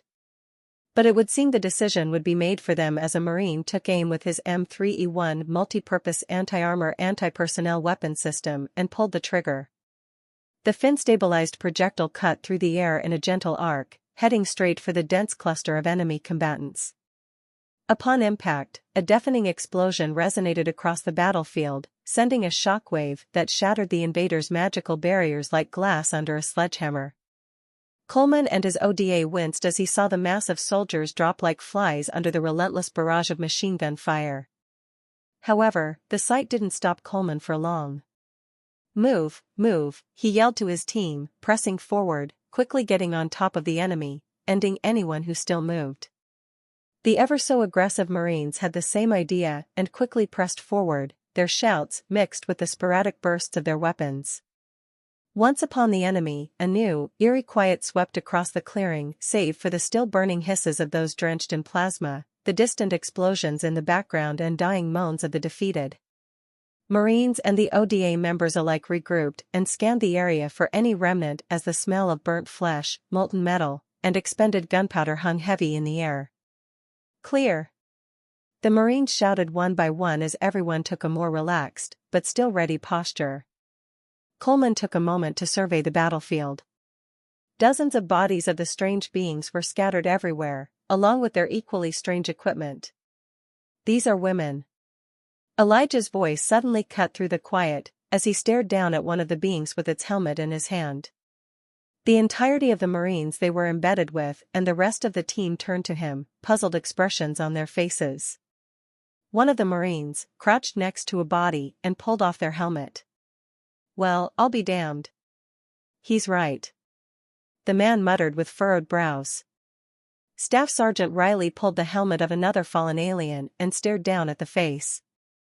The being had a strikingly human visage, but what set them apart were the long, semi-droopy rabbit ears that sat atop their heads. They were covered in a soft, velvety fur that matched the color of their hair. "My God," whispered Riley, his rough fingers gently touching one of the ears. "They look so much like us." A murmur spread through the troops as more of the rabbit-eared humanoids were revealed as more helmets were pulled off. Even the Special Forces soldiers found themselves taken aback by the uncanny similarity. Kneeling by a still coughing rabbit woman, a dark-skinned man carrying an M240 spoke up. "I thought we were being invaded by dragons and lizard people." Master Sergeant Bernie Lister, the ODA's weapons sergeant, turned to the rest of his team. "I mean, that's what we've been mostly fighting so far. The hell with this shit?" Elijah crouched down beside Bernie and pulled off his med pack. "Should I treat her?" he asked, looking at Coleman. Coleman went silent as he looked around. I honestly don't know," he responded by scratching his beard in confusion. "How would we know whatever you do to her won't just outright kill her? Does that even matter?" Elijah lifted an eyebrow, unzipping his med pack. "I mean, she's either going to bleed out or have a severe allergic reaction to whatever I give her." Narrowing his eyes, Coleman's gaze sharpened. "You mean to experiment on her?" "No?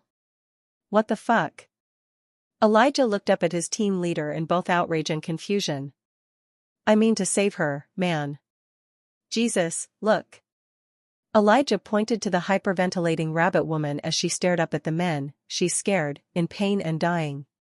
I can either treat her and hopefully she lives, or just let her bleed all over the place. I just don't want to deal with any Hague bullshit, Eli."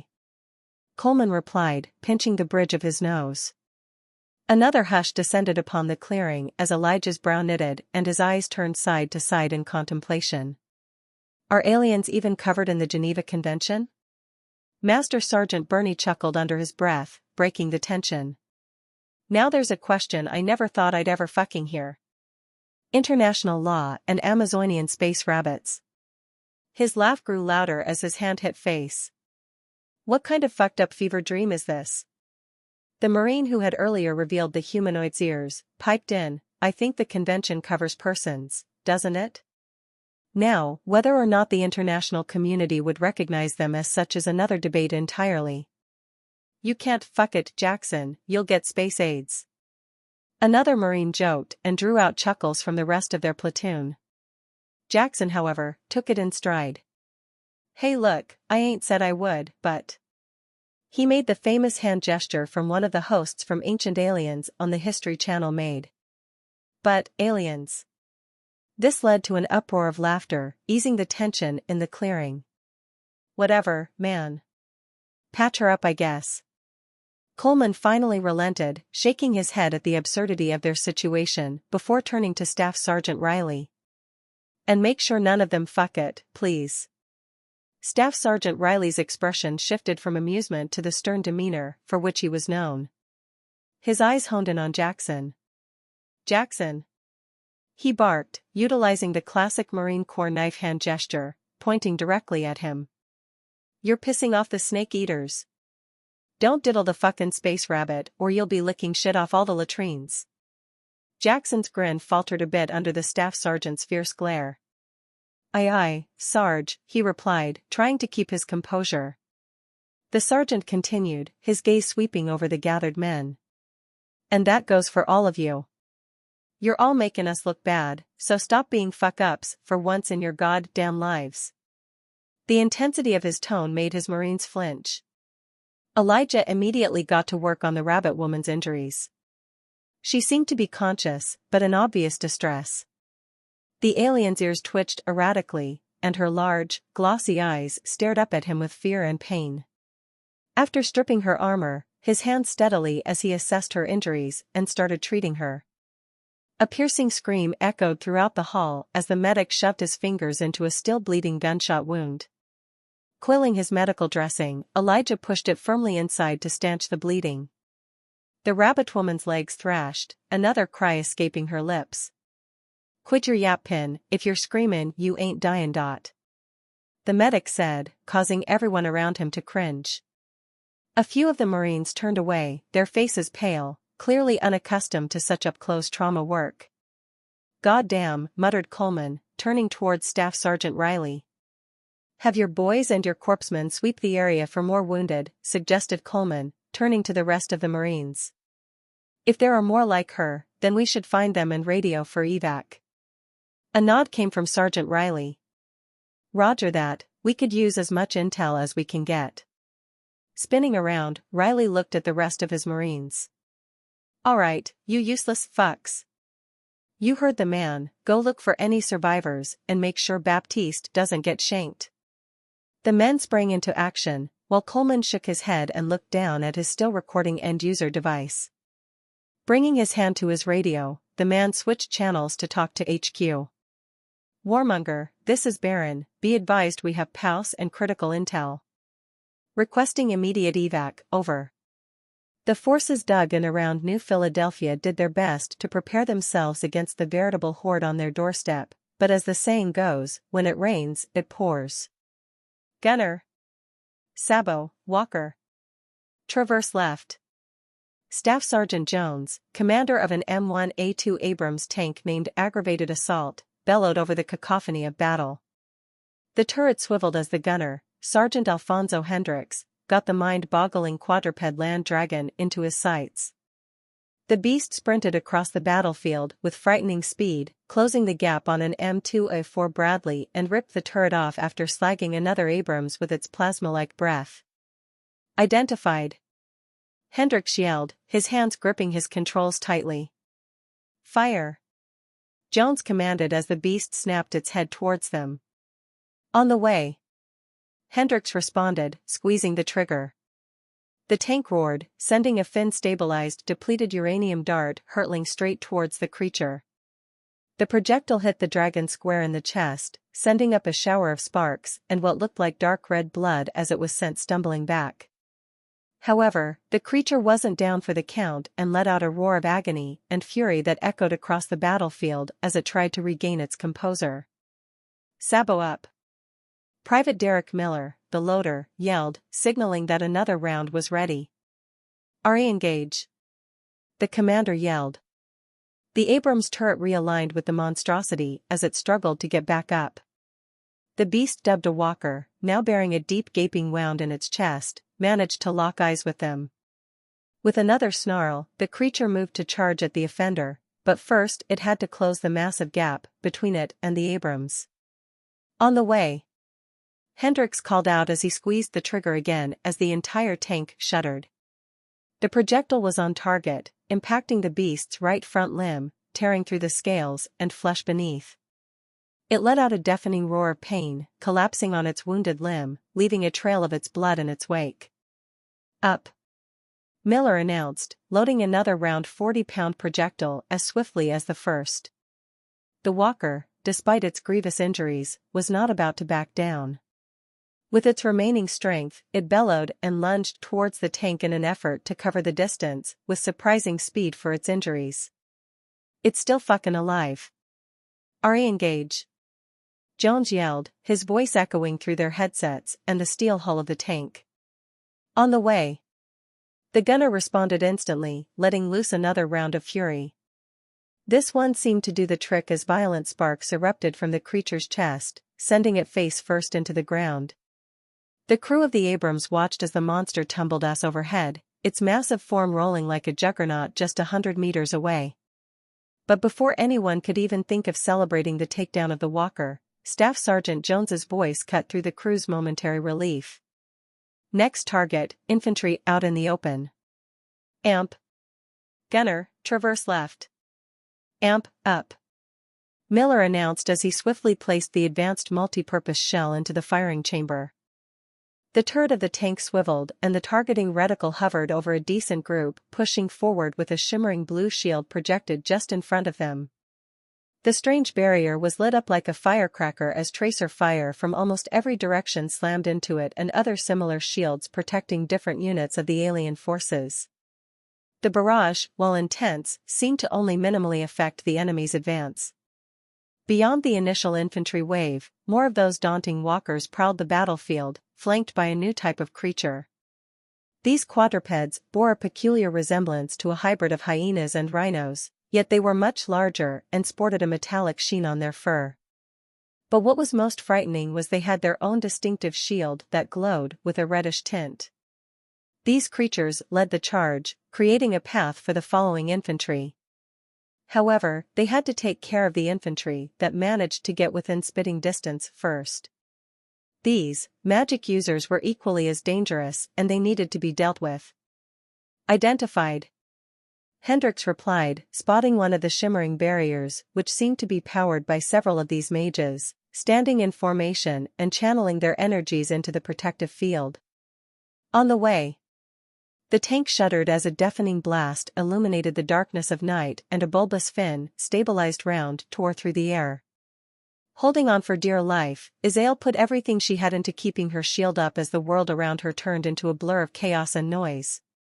Drenched completely in sweat, the woman's hands were outstretched, her fingers moving intricately, manipulating the energies around her. The chants she murmured combined with the similar ones from other mages were barely enough to keep away the small streaks of death that slammed into their only form of protection.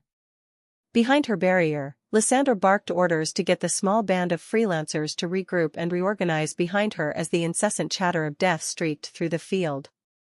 Everywhere she looked, anyone that strayed too far from their designated mage would subsequently be torn apart by infernal magics that spat fire and metal. Do not stray from your mages.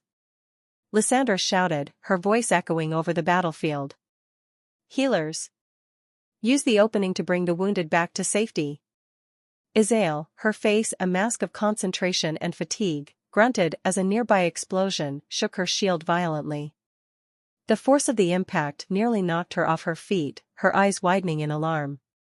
Sparks and embers flickered around the perimeter of the barrier as it wavered momentarily. See, Commander.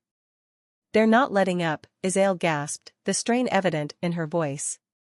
I don't know how much longer I can keep this up. Lysandra, ever the pillar of strength, cast a concerned glance at the young mage before spinning around. Ilara. Ronan. To Isaelle's side. Form a bulwark. Lysandra ordered, gesturing to two nearby mages who were both deep in their own protective spells, defending smaller pockets of their comrades. The two mages nodded and, with clear effort, moved their barriers closer to Isaelle's, allowing their shields to join with hers, combining their power. The result was a brighter, stronger shield that pulsed with energy, covering a larger area. Lysandra then quickly went to Isaelle's side, placing a reassuring hand on her shoulder. Stay with us, Isaelle. You're doing great. With the three of you working together, we'll have a stronger shield. However, Isaelle looked hesitant as she turned to Gideon. By merging our barriers, we become a tempting target. It's the very definition of putting all our eggs in one basket, the hulking man replied, casting a wary glance at the dug-in metal beasts dotting the distance. They were rolling in, letting loose a billow of fire before quickly retreating. Biting her lip, Lysandra's gaze flitted towards a nearby structure. Just beyond their position, the beginnings of a town loomed tantalizingly close, and the prospect of shelter and defensive structures was just within reach. If they could just hold up a little longer. We have no choice. If Isaelle exhausts herself, we're all dead. Lysandra exclaimed, her eyes flashing with urgency. We have to make it to that town. It's our best chance, especially when there was something that could actually slay the Empire's drakes. She gestured towards the giant land drake skidding across the ground after being hit by God knows what. Doubt lingered in some eyes, but they also realized they didn't have any other choice. The onslaught they were enduring from this realm's means of war was just too brutal, too overwhelming. Hurry! Push! Lysandra bellowed, pointing towards a build they were nearing. We're almost there. The commander's voice was abruptly cut off by a world-shattering explosion that upturned the very earth. Isaelle couldn't quite see, but she could feel herself flipping through the air like a ragdoll, and each second seeming to stretch into eternity. The protective barrier they had maintained had shattered like a stone passing through glass, and when she hit the ground with a sickening thud, all the air she had left in her lungs forced its way out. As the mage tried to catch her breath, the taste of blood and dust filled her mouth. The weight of the realization crashed upon her, her shield had failed, and they were now vulnerable to the onslaught of this alien world. In her mind, she screamed herself to get up and use what was left of her pitiful amounts of power, but her body refused to listen. The chilling tendrils of shock and fatigue threatened to drag her into darkness, but Isaelle used what remained of her consciousness and opened her eyes. Carnage surrounded her. The once organized ranks of her comrades were turned into a bloody mess of armor, flesh, and charred ground. Broken bodies, some recognizable, some not, lay interspersed with the twisted remnants of their equipment. The land was scarred with craters, and smoky tendrils rose from smoldering fires that consumed anything they touched. Sounds became muted, as if she was underwater. Isaelle expected the cries of pain and clashing, but the only thing she could hear was silence and the incessant chattering barks of this realm's weapons. Nearby, a soldier desperately tried to stem the bleeding from a wound on his comrade, using a piece of cloth to press against the open gash. He whispered words of comfort, his eyes darting around nervously, aware of the ever-present danger. Just as he managed to tie a makeshift tourniquet, a burst of streaking lights cut through the air, peppering the man. The soldier gave a choked gasp, his body jerking with the force of the impact before collapsing heavily next to his already injured comrade, lifeless eyes staring into the sky. Why? Isaelle whispered as a lump formed in her throat. She was a freelancer, so she had been prepared for death ever since taking up this profession, but the cold, mechanical cruelty of this new world's warfare was something she had never fathomed. It was so impersonal. Suddenly, Isaelle felt strong arms wrap around her waist, lifting her off the ground. The world around her blurred as she was rapidly carried towards the building they had been so desperately trying to reach. The sensation was so familiar, the woman felt like she could simply close her eyes and allow the ills of the day to simply wash away, but she resisted the urge, keeping her eyes wide open. Isaelle recognized that powerful grip, immediately knew that it could only be that lovable brute, Gideon. A warm sense of gratitude washed over her as she took in his grim, battle-worn face. There was a history between them, a bond forged in countless monster extermination jobs and bounty hunts, and his presence now brought her a momentary peace. As they reached the relative safety of the building, Gideon gently set her down against a crumbling wall, and slumped down himself, groaning in pain. "Gee, Gideon," Isaelle moaned weakly as she reached out. "You're hurt." The large warrior gave her a weary smile in return. "Yep. So are you, lass." Her eyes darted to her side where she felt a damp warmth, blood was seeping through her robes. She had been so focused on her magic and the situation at hand that she hadn't noticed the injury before, but now the pain was starting to set in. "Where's Lysandra?" Isaelle's voice was laced with concern as she attempted to push herself up. "Honestly," Gideon murmured, gently pressing her back down. He quickly ripped a piece of cloth from his own attire, folding and pressing it against her wound to stanch the bleeding. "I ain't got the faintest clue. Soon as I came to, I grabbed you and made a break for it." A pained moan escaped Isaelle's lips as the pressure Gideon applied to her wound sent jolts of pain throughout her body. She gritted her teeth, trying to focus on the situation. "We really messed up, didn't we?" Gideon looked through the hole in the wall and saw the devastation that used to be their comrades. The man fell silent as he felt Isaelle's hand grip his own. "Gideon," the mage choked out. Are we going to die? Another bout of silence ensued as the weight of the question hung in the air, thick and palpable. The incessant bark of otherworldly weaponry echoed through the night, accompanied by earth-shattering explosions that detonated not too far away. Azael's eyes, clouded with pain and fear, sought solace in his. Gideon, I don't want to die, she whispered, her voice breaking. The large man finally noticed her gaze as it lingered on the decimated bodies just outside. The woman's gaze was honed in on one of the mages that had come to assist them, specifically Elara. The woman was staring lifelessly to the side, her body blown completely in half. Shifting his position to blow the view, Gideon pulled her into a tight embrace, shielding her as best he could from the horrors. I won't let anything happen to you, he vowed, his voice thick with emotion. Turning his head towards a blown-out window, Gideon saw that the Empire had finally released the Yoxin being held in reserve. These fearsome beasts, with their large, powerful frames and thick, shimmering metallic fur, were already being pulled back. Their retreat was orderly but rapid, the sounds of their growls mixing with the commands shouted by their handlers caused the only glint of hope in Gideon's eyes to fade. A part of him wanted to succumb to his own despair, but the weight of Azael in his arms anchored him.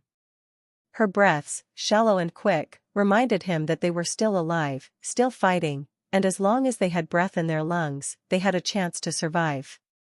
Gideon, it's quiet, Azael said, peering around his massive form. Did we manage to push up? Gideon warped his arm around Azael's waist and lifted her to her feet and did his best to ignore her cries of pain. Looking over his shoulder through the hole in the wall and the broken square windows, he saw that the battlefield had come to a momentary standstill. Smoke and dust danced in the night, painting a grim picture of the devastation they had just survived. No, Gideon murmured, surveying the wreckage. I think they're regrouping. Or maybe, they broke through on another front. Leaning against Gideon for support, Azael followed his gaze. Where are the others? She whispered, hoping for some sign of allies amidst the smoke and ruins. We gotta go. Gideon's tone held an urgency that snapped her attention back to him. Even in the dim light, she could see the lines of worry etched deeply into his face. These demons will soon be upon us. We can't stay here. Azael swallowed hard, nodding in agreement. The pain in her abdomen was throbbing constantly, but all she could do was endure it for now. Oh, okay. She stammered with a shaky voice. With a grunt of exertion from his own wounds, Gideon wrapped his arm around Azael and helped her to the other side of the building, hoping to find a safe exit. They stumbled through a corridor, guided only by the meager moonlight filtering through broken windows. But the light from the broken glass, coupled with her concussion, seemed to play tricks on Azael's vision. The very shadows seemed to pop out and the woman physically jumped every time they rounded the corner. The living room was barely intact, its walls pocked with tiny holes and furniture lay scattered in disarray, overturned and charred. As they moved forward, the muted sounds of outside warfare became slightly clearer. Drawn to the window by an instinct he couldn't resist, Gideon cautiously peered through the tattered curtains. That's when he saw them. The massive iron behemoths that the draconic commander warned them about.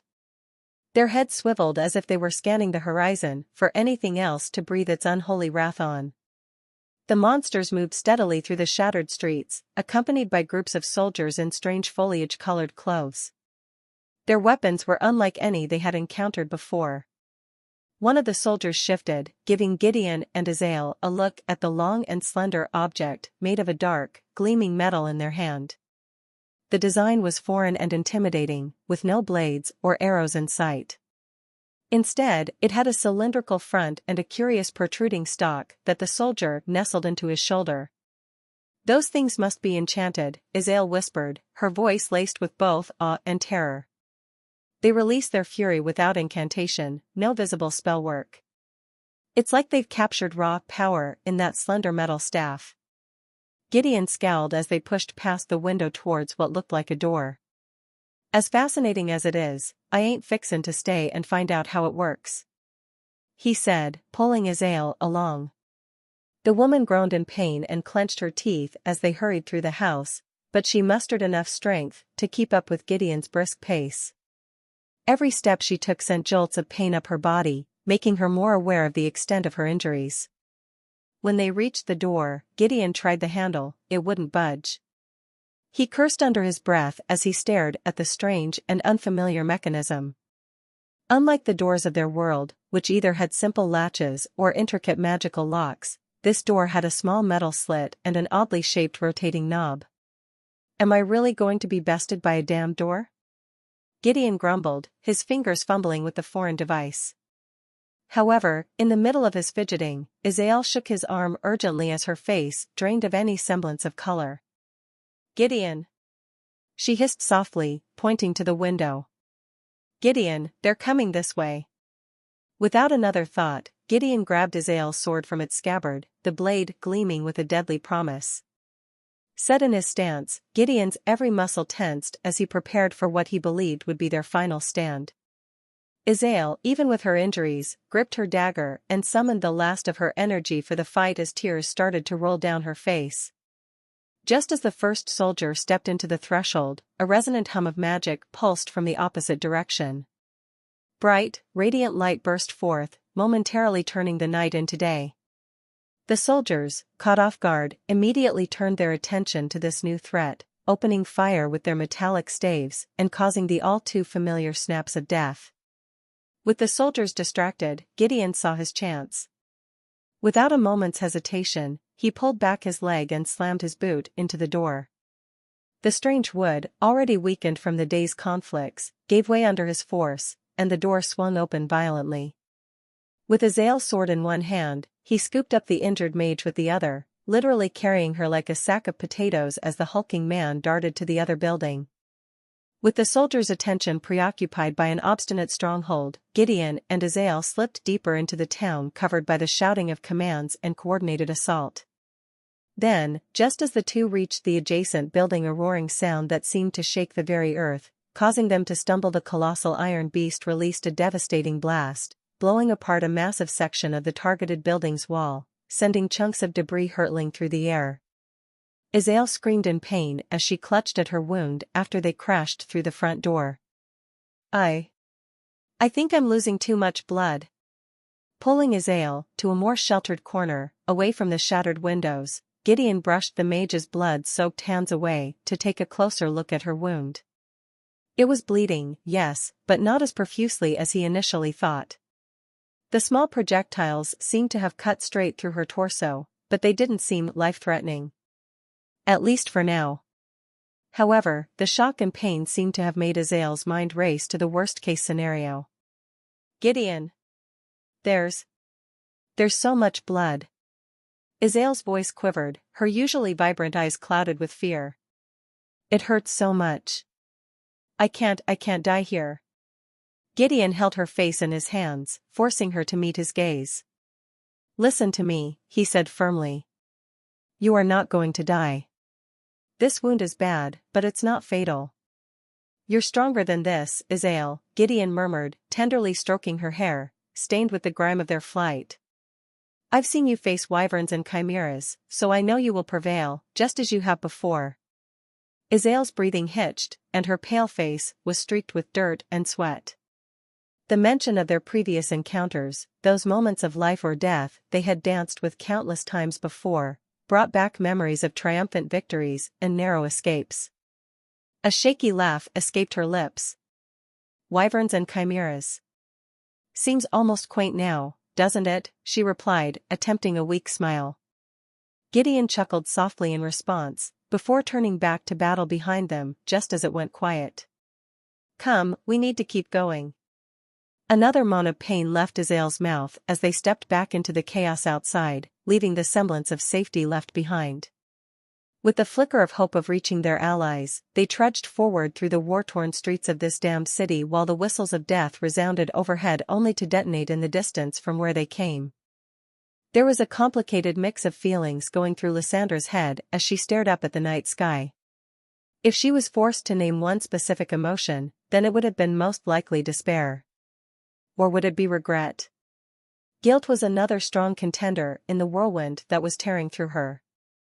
Each memory, every decision she had made, weighed heavily on her chest, pressing her deeper into the cold ground she lay upon. The stars twinkled with an indifferent beauty, their light seemingly mocking her feeble existence even though they seemed more blurry than they ought to have been. Somewhere in the back of her mind, Lysandra noted the irregularity of their shimmering light, their usual clarity smeared into near obscurity by her struggling vision. But she was imprisoned within her own torment, the stars' distortions a mere footnote amid the cascade of haunting faces. Echoes of her soldiers' laughter, the reassuring pats on the back, the trust in their eyes were all vaporized with a single bad decision and a flash of light. Those eyes, once so full of life and excitement of a new campaign, were now hollow, staring at her accusingly with lifeless eyes.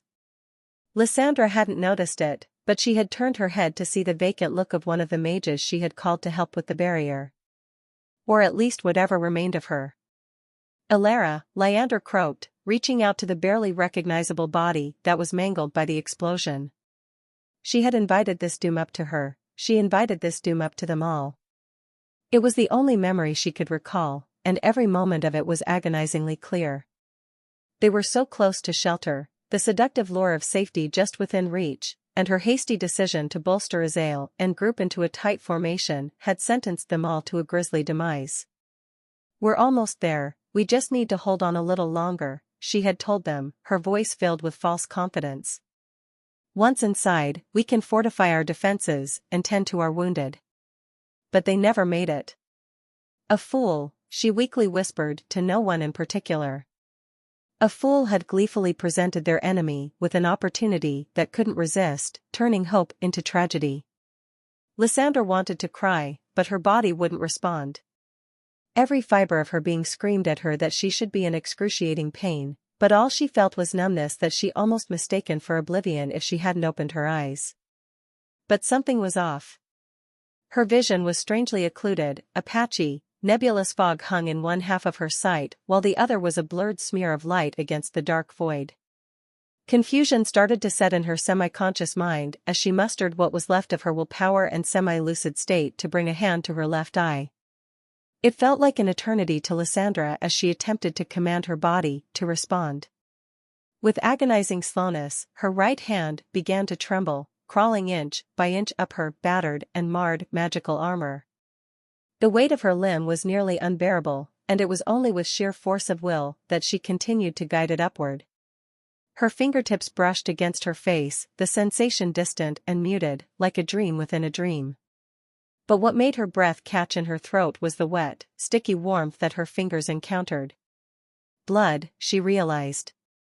And a lot of it. The cold wind whispered secrets to her as she probed further, coming to a jarring stop when she felt a jagged gash across her brow and cheek, cutting deeply into the flesh and ending just above her now unresponsive left eye.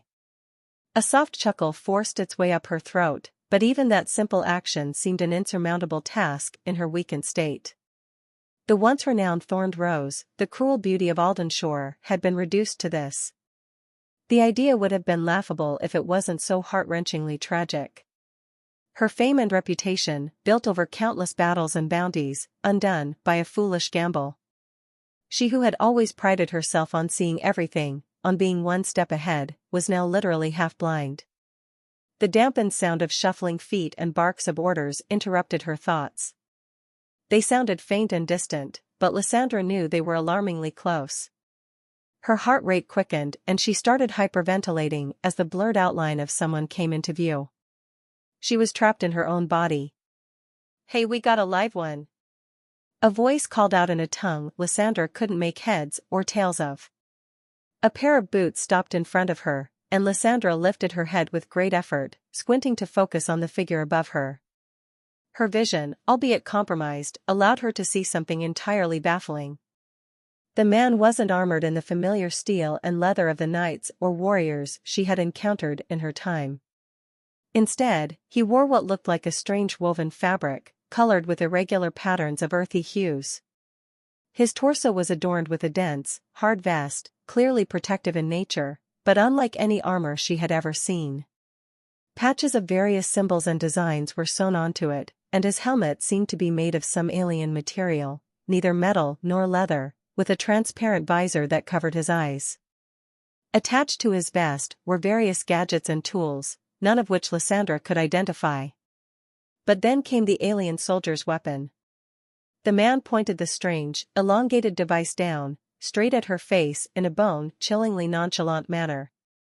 The majority of the object was completely alien to Lysandra, but the man's hand hovered around what looked like a trigger. Should I waste her? The soldier yelled again as he looked over his shoulder. Lysandra realized the object in the man's hand was something akin to a crossbow, and she was about to die. The thought created a lump in her throat, and even though she couldn't understand his words, she felt the weight of their meaning. A single tear, glistening like a precious gem, rolled down her cheek, creating a stark contrast against the dirt and blood that covered her face.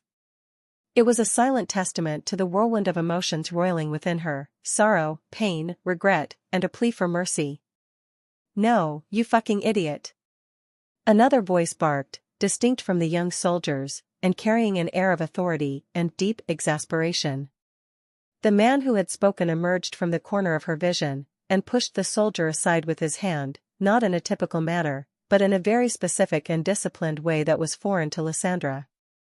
His hand was flattened with the fingers tightly pressed together, and the thumb tucked into the palm. He thrust it forward in a sharp, controlled motion, not to strike, but more as a gesture of emphasis and authority. "Just 'cause they're fucking aliens, don't mean we get free pass to fucking execute motherfuckers, Walker." The newcomer, presumably his superior, continued, his voice a rough snarl of anger. "What the fuck is wrong with you?" Walker, with his weapon now pointed away from Lysandra, stammered a response. Roger, that, Sarnt." "Sorry, Sarnt." The young soldier responded submissively, his face reddening from the reprimand. "Last thing I need is to get the lieutenant or, God forbid, the fucking CO on my ass, because you dumbfucks want to commit war crimes." The sergeant spun around, pointing at everyone in the vicinity, before turning back to his subordinate. "Is that what you want, Walker? A fucking court-martial? A trip to the fucking Hague?" Walker was standing at attention, his back ramrod straight. "No, Sarnt. That's what I fucking thought. Now get this elf a goddamn medic before I NJP your ass." The sergeant barked, and Walker, visibly shaken, scurried away with rapid footsteps, his boots pounding on the uneven ground. "Jesus fucking Christ." The sergeant exhaled heavily, attempting to stifle his frustration and regain composure. His eyes moved back to Lysandra, lying battered on the ground, her breathing labored and her gaze dull with a mixture of sorrow and fear. The sergeant took a deep breath, rubbing his temple as if trying to ward off an oncoming headache. As he took a moment to survey the scene, he noticed the glint of the battered woman's pointed ears and the intricate craftsmanship of her armor, despite its damaged state. The glimmering cuirass she wore was discolored and completely peppered with deep dents from the fragments of a recent explosion. Some of the shrapnel had ripped through the armor below her chest line, causing evident bloodstains that contrasted the metal's otherwise gleaming hue. "What a mess," he whispered to himself, turning around to see a medic jogging to his position. Before Lysandra knew what was going on, there was another individual hovering over her, stripping her of her clothes and armor with careful precision. Each piece of equipment was set aside, catalogued meticulously by a soldier who ensured nothing was misplaced.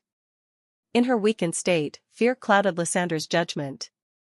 The removal of her armor felt like the ultimate insult, a sign of impending doom. The actions of the medic, although meant to be compassionate and helpful, took on a sinister light in her mind. She believed they were removing her belongings as a precursor to her execution, ensuring that any valuables she had wouldn't be wasted. But worse than the perceived indignity was the weight of guilt and regret. Lysandra had committed the worst sin a commander could ever make. She didn't just get herself killed, but she had led her loyal comrades straight to death's hands, so maybe the indignities were justly deserved. Lysandra stared straight up at the alien night sky as her body jerked around from the forcible disrobing. It would have been the ultimate insult to the woman if she could feel anything beyond the profound numbness that gripped her soul. Every touch, every tug of the fabric against her skin, failed to elicit a reaction, for her mind had constructed a barrier against the storm of emotions that threatened to break through. She couldn't help but notice that even though she was in this nightmare of a realm, the stars still shimmered with an otherworldly beauty. The constellations were unfamiliar, yes, but they were still wondrous. As Lysandra closed her remaining eye, she wondered casually if this was the part where they decided to violate her. The thought made her smirk slightly. Even without an eye, I must still hold some kind of beauty, she mused in her own mind, at least there's that. And with that thought, the former commander felt as if that was the last thing she would ever think or feel. At least it was somewhat entertaining. However, to her disappointment, Lysandra opened her eyes again. A deafening whine and strange ethereal whirls sounded off, and she found her arm was a maze of tubes and odd-looking gadgets. Trying to move her arm, the elf realized she couldn't move a muscle and they had restrained her tightly against the cold metal floor. Slowly looking over to her right, she noticed another figure, one that was distinctly different from the soldiers from before. He had the same earthly hues as his comrades, but his equipment was different, and he sat in a rather nonchalant manner with his legs dangling over the side. Lysandra's blurry vision remained locked on the man's back as the wind tousled his long dark hair. Every small detail, from the worn patches on his armor to the precise way he adjusted the strange weapon slung across his lap, spoke of experience and efficiency. Even the subtle tension in the set of his shoulders spoke of death if tested or underestimated. As her vision adjusted, she took in the scene around her. Confusion clouded Lyandra's face as she noticed she was surrounded by a small ragtag group of wounded diesels, contracted servants of the Empire. A small tinge of sympathy coursed through Lyandra when she saw their already long droopy rabbit-like ears fall even further in dejection. Craning her head with great difficulty, Lyandra finally noticed that they weren't in a room, but rather some kind of enormous airborne contraption of some sort. The edges of the vessel were open, allowing the crisp air to flow in, and below, the world was a blur of green and darkness, with treetops rushing by at an astonishing speed. A dizzying realization washed over Lysandra. They were airborne, and from the looks of it, at a height that would be deadly to fall from. The sheer speed and the occasional jolt made her stomach churn, and the cacophony started to overwhelm the woman. She tried to muster the strength to shout, to demand answers, but she realized she didn't even have the energy to keep her soul eye open any longer. Every ounce of her being seemed to be pulled into a heavy, relentless fatigue that couldn't be shaken. Soon enough, the darkness took Lysandra as the void embraced her once more. DuPont let out a deep sigh as his gaze remained fixated on the wreck of one of his platoon's Bradleys. On its glacis, there was a gaping fist-sized hole that was indicative of a direct hit from some kind of high-velocity projectile of some sort. However, DuPont knew said projectile wasn't exactly material to begin with. He saw it firsthand. The Bradley had made the fatal mistake of using the same firing position one too many times. In the midst of the battle, the Bradley, employing the hit-and-run tactic synonymous with armored warfare, would dart out from behind cover, unleash hell and brimstone before ducking back into cover. It was a tactic meant to keep the enemy guessing, to keep them off balance. The maneuver worked well initially, as their armor engaged mixed targets of infantry and what appeared to be giant magically imbued horned hyenas. However, the monster's sheer size and ferocity drew the attention of most of the front line's firepower and drew so much attention, no one noticed their infantry quickly closed the gap. This was coupled with the fact that the Bradley made the fatal mistake of popping out of the same location repeatedly. That predictability became its downfall. While most of the platoon was focused on the hulking monsters charging them, a robed figure, distinct from the infantry, began channeling some form of energy. The air around the magic user crackled as the space around them resonated with power, and with a swift motion, the robed figure unleashed a torrent of violent violet energy. DuPont had watched as the IFV made its last mistake as a concentrated bolt of raw power flashed across the field in a blink of an eye and struck the Bradley dead on. Sparks from the impact flew everywhere as if the damned thing was hit by a goddamn sabot. Fuck, DuPont groaned as he watched his men pull the driver, a Corporal Evans, out of the wreckage. In the aftermath of the battle, the air was thick with the acrid smell of smoke, gunpowder, and burnt metal. The distant cries of the wounded and the occasional shout of a medic or the barks of orders from NCOs filled the void. Just a day ago, they were all back in Fort Cavazos, Texas, trying to fill their time vacuuming rocks, PTing, and sometimes going on the occasional live fire exercise. But now they were graced with the presence of warlocks, dragons, and other monsters. Hopping out of his own Bradley, Sergeant First Class Hoffman made his way toward the lieutenant. "We got 4 Kia and 6 wounded," the platoon sergeant said, pulling off his helmet and took a seat next to the platoon leader on the ground. Neither of them said a word as they stared at the mass of humanoid and monstrous bodies that littered the field in front of them. The muted moans and cries of the wounded the enemy had left behind in their disorganized retreat. "Who would have believed any of this shit, sir?" Hoffman said, taking a deep breath and exhaling slowly. "I mean, I've read about wizards and knights in books, seen them in movies, or fought them in games, but this. I feel like this is some kind of psychotic hallucination." DuPont didn't reply initially as he continued to stare out at the field. "What the fuck do we even do with them?" he suddenly asked, looking over at the sergeant, gesturing towards the carnage. "Do we give them medical attention? Do we go and finish them off? They just fucking left them there."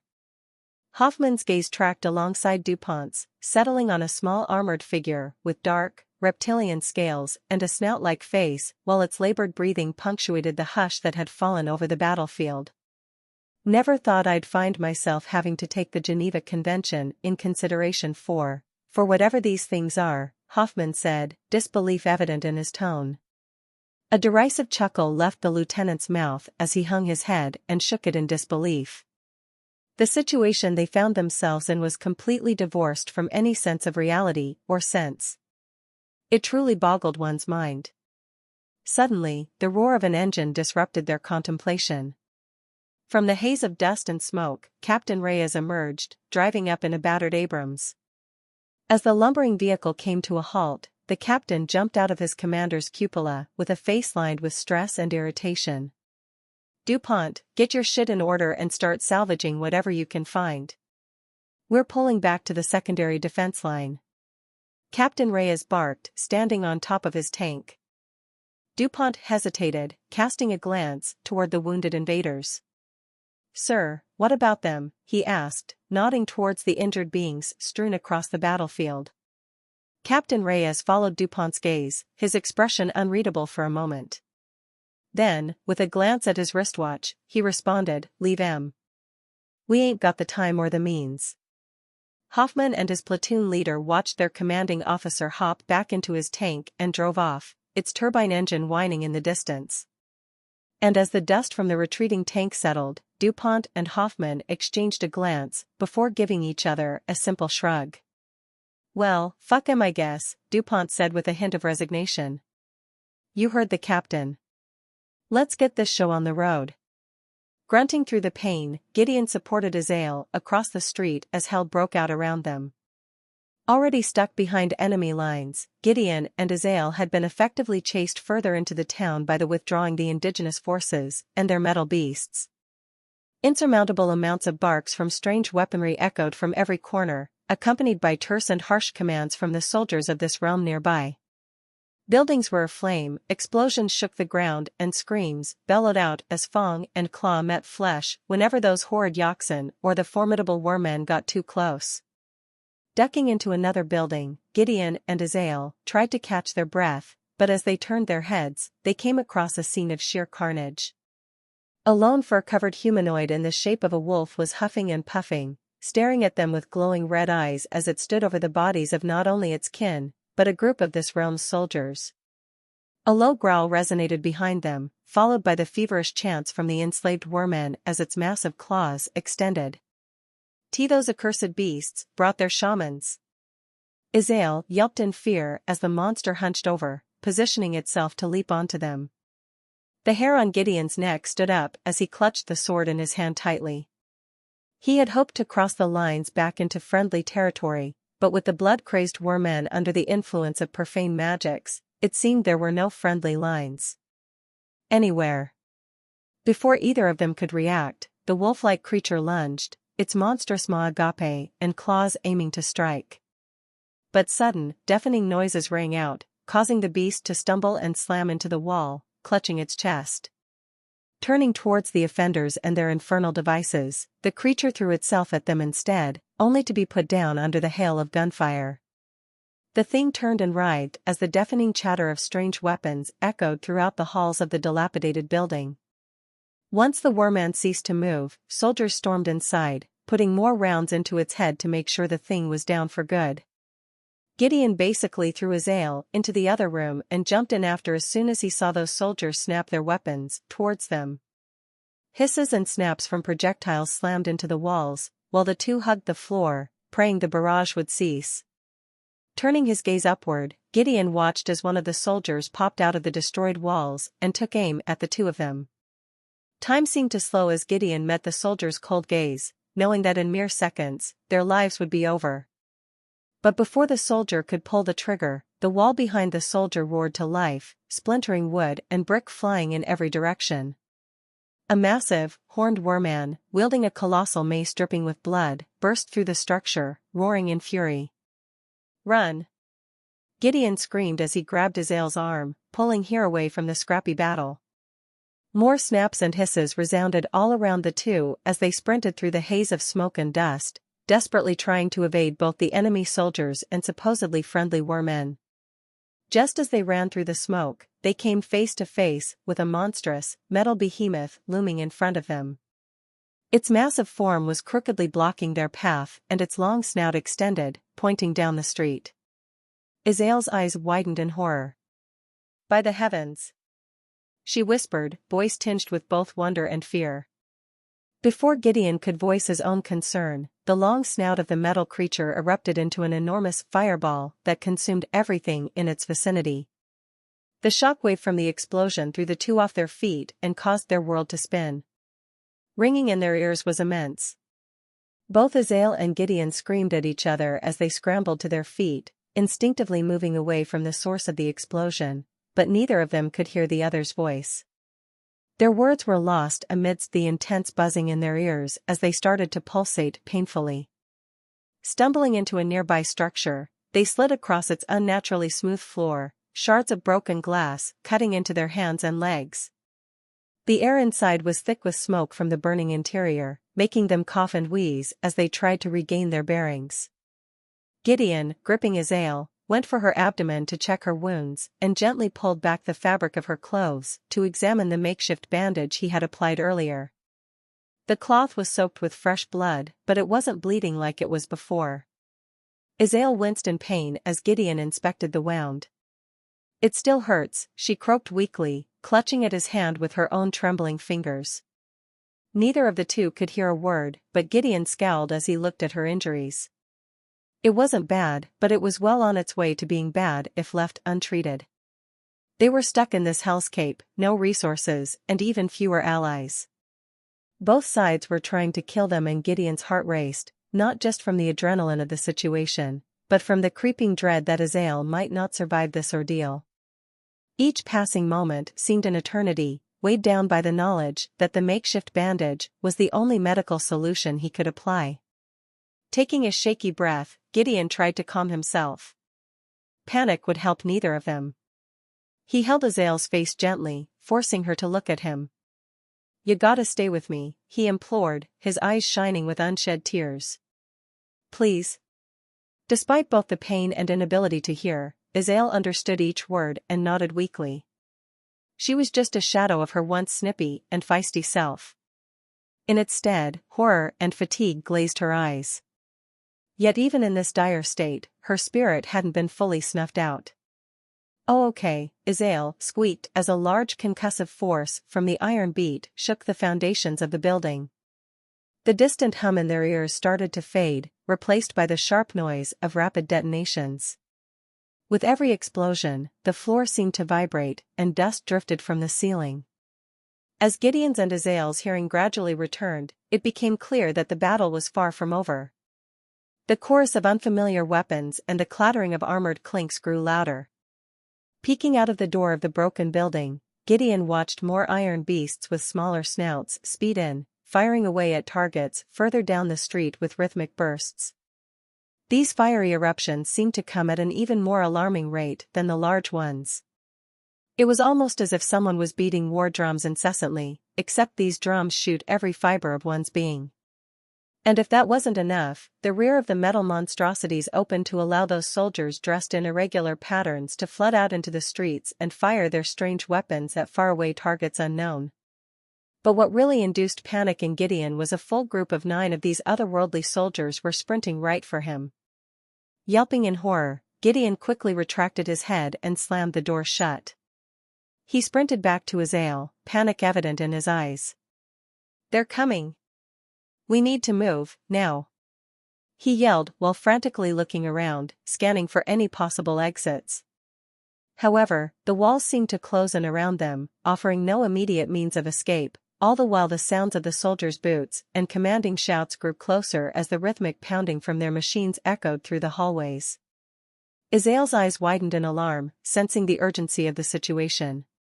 Where can we go?" she rasped. Seeing there were no good options, Gideon began to drag her deeper within, through the winding maze of rooms. Azael did her best to kick at the ground, propelling them both forward with as much speed as she could muster, but every jolt sent a searing pain through her side, and she couldn't stifle the occasional howl of agony. The cacophony behind them grew louder as the sounds of those soldiers' personal weapons reverberated off of every surface as they shouted to each other in a language neither Gideon nor Azael recognized.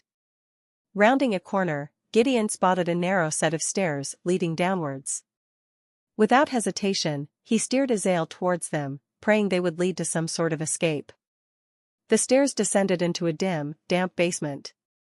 The air was thick with the scent of mold, but it offered them a temporary refuge from the fighting above. The howls of war men, coupled with the sick yodeling laughter of the Yoksan, spread throughout the area.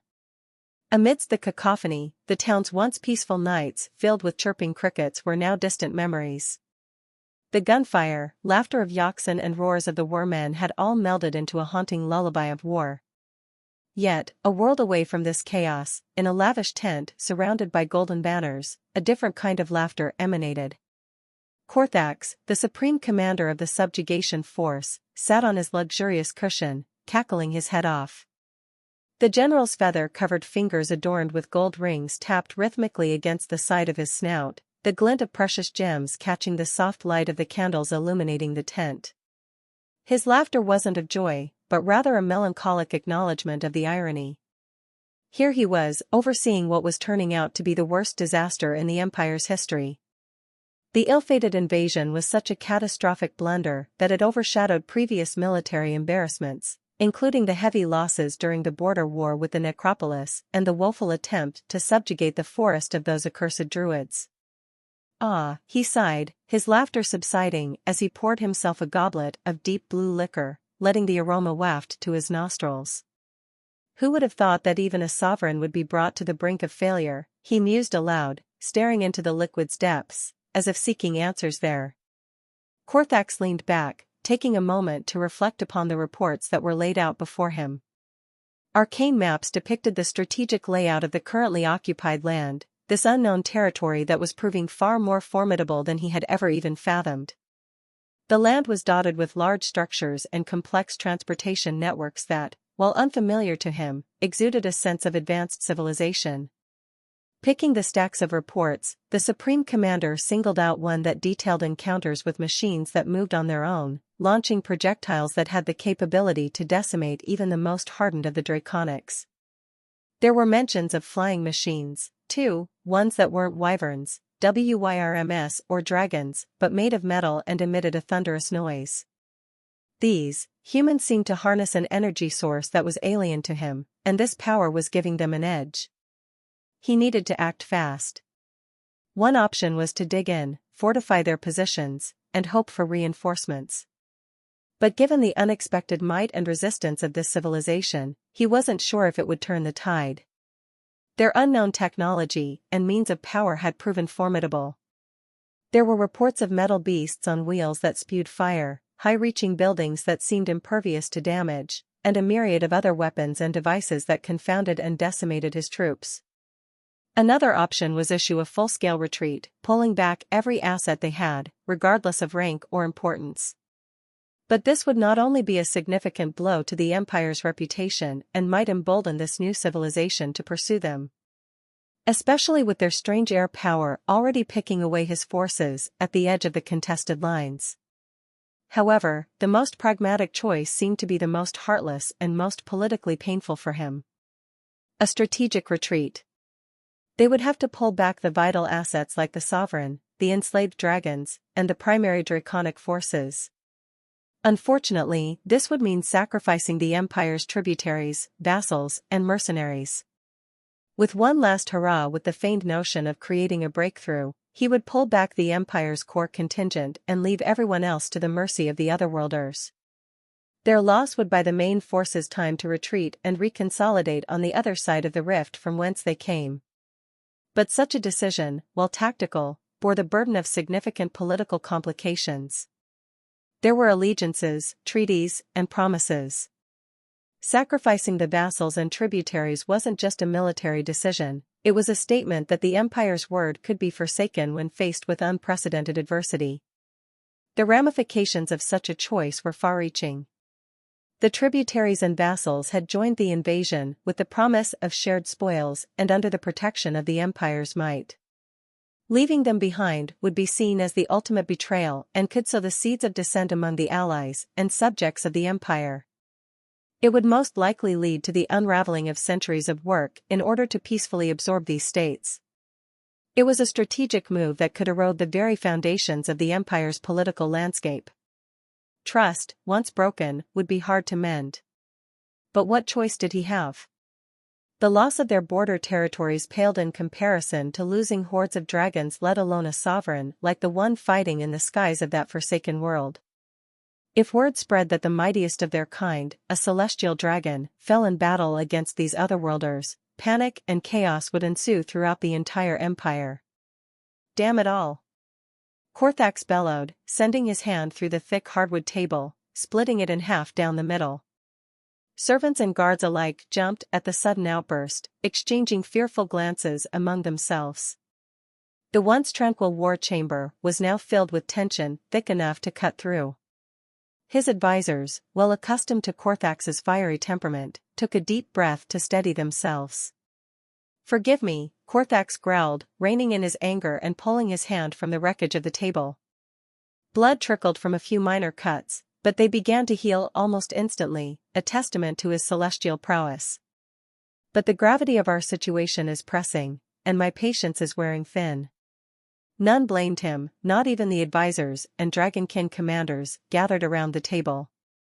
The burden of leadership weighed heavily on Korthax's broad shoulders, but they understood the stakes, the lives lost, and the potential repercussions of this ill-fated invasion. Everyone knew of the situation, even down to the lowborn standing around, just from seeing the unending stream of wounded flooding back through the rift. Commander Lyra, a red-feathered seraph with scars marring her once flawless features, stepped forward, her voice steady despite the dire circumstances. "Your lordship, I understand your plight, however. Time is running thin," she said, momentarily glancing at the subservient scaled dragonkin to the left of her. "We need a recalibration of our strategy. The vassals and tributaries expect a plan, and morale is crumbling." Nerix, the dragonkin, to whom Lyra had cast a glance, nodded in agreement, his scales glistening in the dim light. "She speaks the truth. The forces are restless, and tales of the Otherworlders might have ignited fear among those in the encampment, especially after the devastating strike on the rift's staging ground." Korthax remained silent as he tapped on his snout, staring long and hard at the destroyed table as the general tried to compose himself. Outbursts like this were an extremely rare occurrence when it came to the general. Korthax was known for his measured, and even kind demeanor in the face of dire situations, but this situation was unprecedented. He had been at the helm of countless battles, managed intricate strategies against formidable foes, and had always come out victorious. Yet, facing an enemy with unknown capabilities and tactics from another realm entirely, had shaken even the most hardened. "I have my own opinion, but what is the worst-case scenario if we cannot close the rift and these things choose to pursue?" Korthax finally spoke, his deep voice echoing through the tent. I believe, Lyra spoke first with a troubled look. Her eyes narrowed as she pondered the potential outcomes. If the rift remains open and the otherworlders flood in, our allies and vassal states would significantly slow them down if we shape the narrative in our favor. She said carefully, looking around the table. We shouldn't be above the clever use of propaganda. Nerix added, I'm inclined to agree even though I find it distasteful. His claws tapped on the table. Fear can go a long way, especially since these otherworlders' intentions are a mystery to us. We've witnessed their destructive power, so we know the threat they pose is real. Harnessing that fear might be our best chance. A deep snarl left Korthax's mouth as his clawed hand stabbed down into the already broken table, piercing through the wood with a force that sent splinters flying. Korthax's eyes bore into Lyra's and then shifted to Nerix's, his voice firm and cold. In light of our current predicament, desperate times call for desperate measures. He paused, the weight of his decision evident in the room's tense atmosphere. I want the auxiliaries to break through the front line immediately. The main body of our forces will fall back. Nerix's eyes widened, confusion evident. But, General, our vassals would never stand for it, if they find out they're to dash. Die in our stead? Korthax interrupted, his tone icy. I am well aware. But what do you think would happen if our dragons fell, or even a damned sovereign? Standing from his seat, Korthax's feathers spread out, making him seem even more regal. Even though we have not committed any of our Sephiric forces, the cataclysm that would follow would be a fate far worse than losing a collection of barbarian city-states and kingdoms on the border. Silence reigned as they watched the Supreme Commander mull over his next words. The dim light in the tent cast long shadows over Korthax's stern face, deepening the creases of his age and the scars from countless battles. Our dragons are not just symbols of power, Korthax continued, they are the lifeline of our realms, the protectors of our cities, and the hope of our people. Even just the loss of these flights would demoralize our entire civilization and break the spirits of those we lead. He spat out, glaring into both Lyra and Nerix, and if we lose a sovereign, even the Emperor would feel its repercussions. Lyra, her plumage ruffled, took a step closer, her voice gentle but firm. Your will shall be done. Nerix hesitated for a moment, his scales catching the dim light with a shimmer, then finally bowed deeply. Your will shall be done.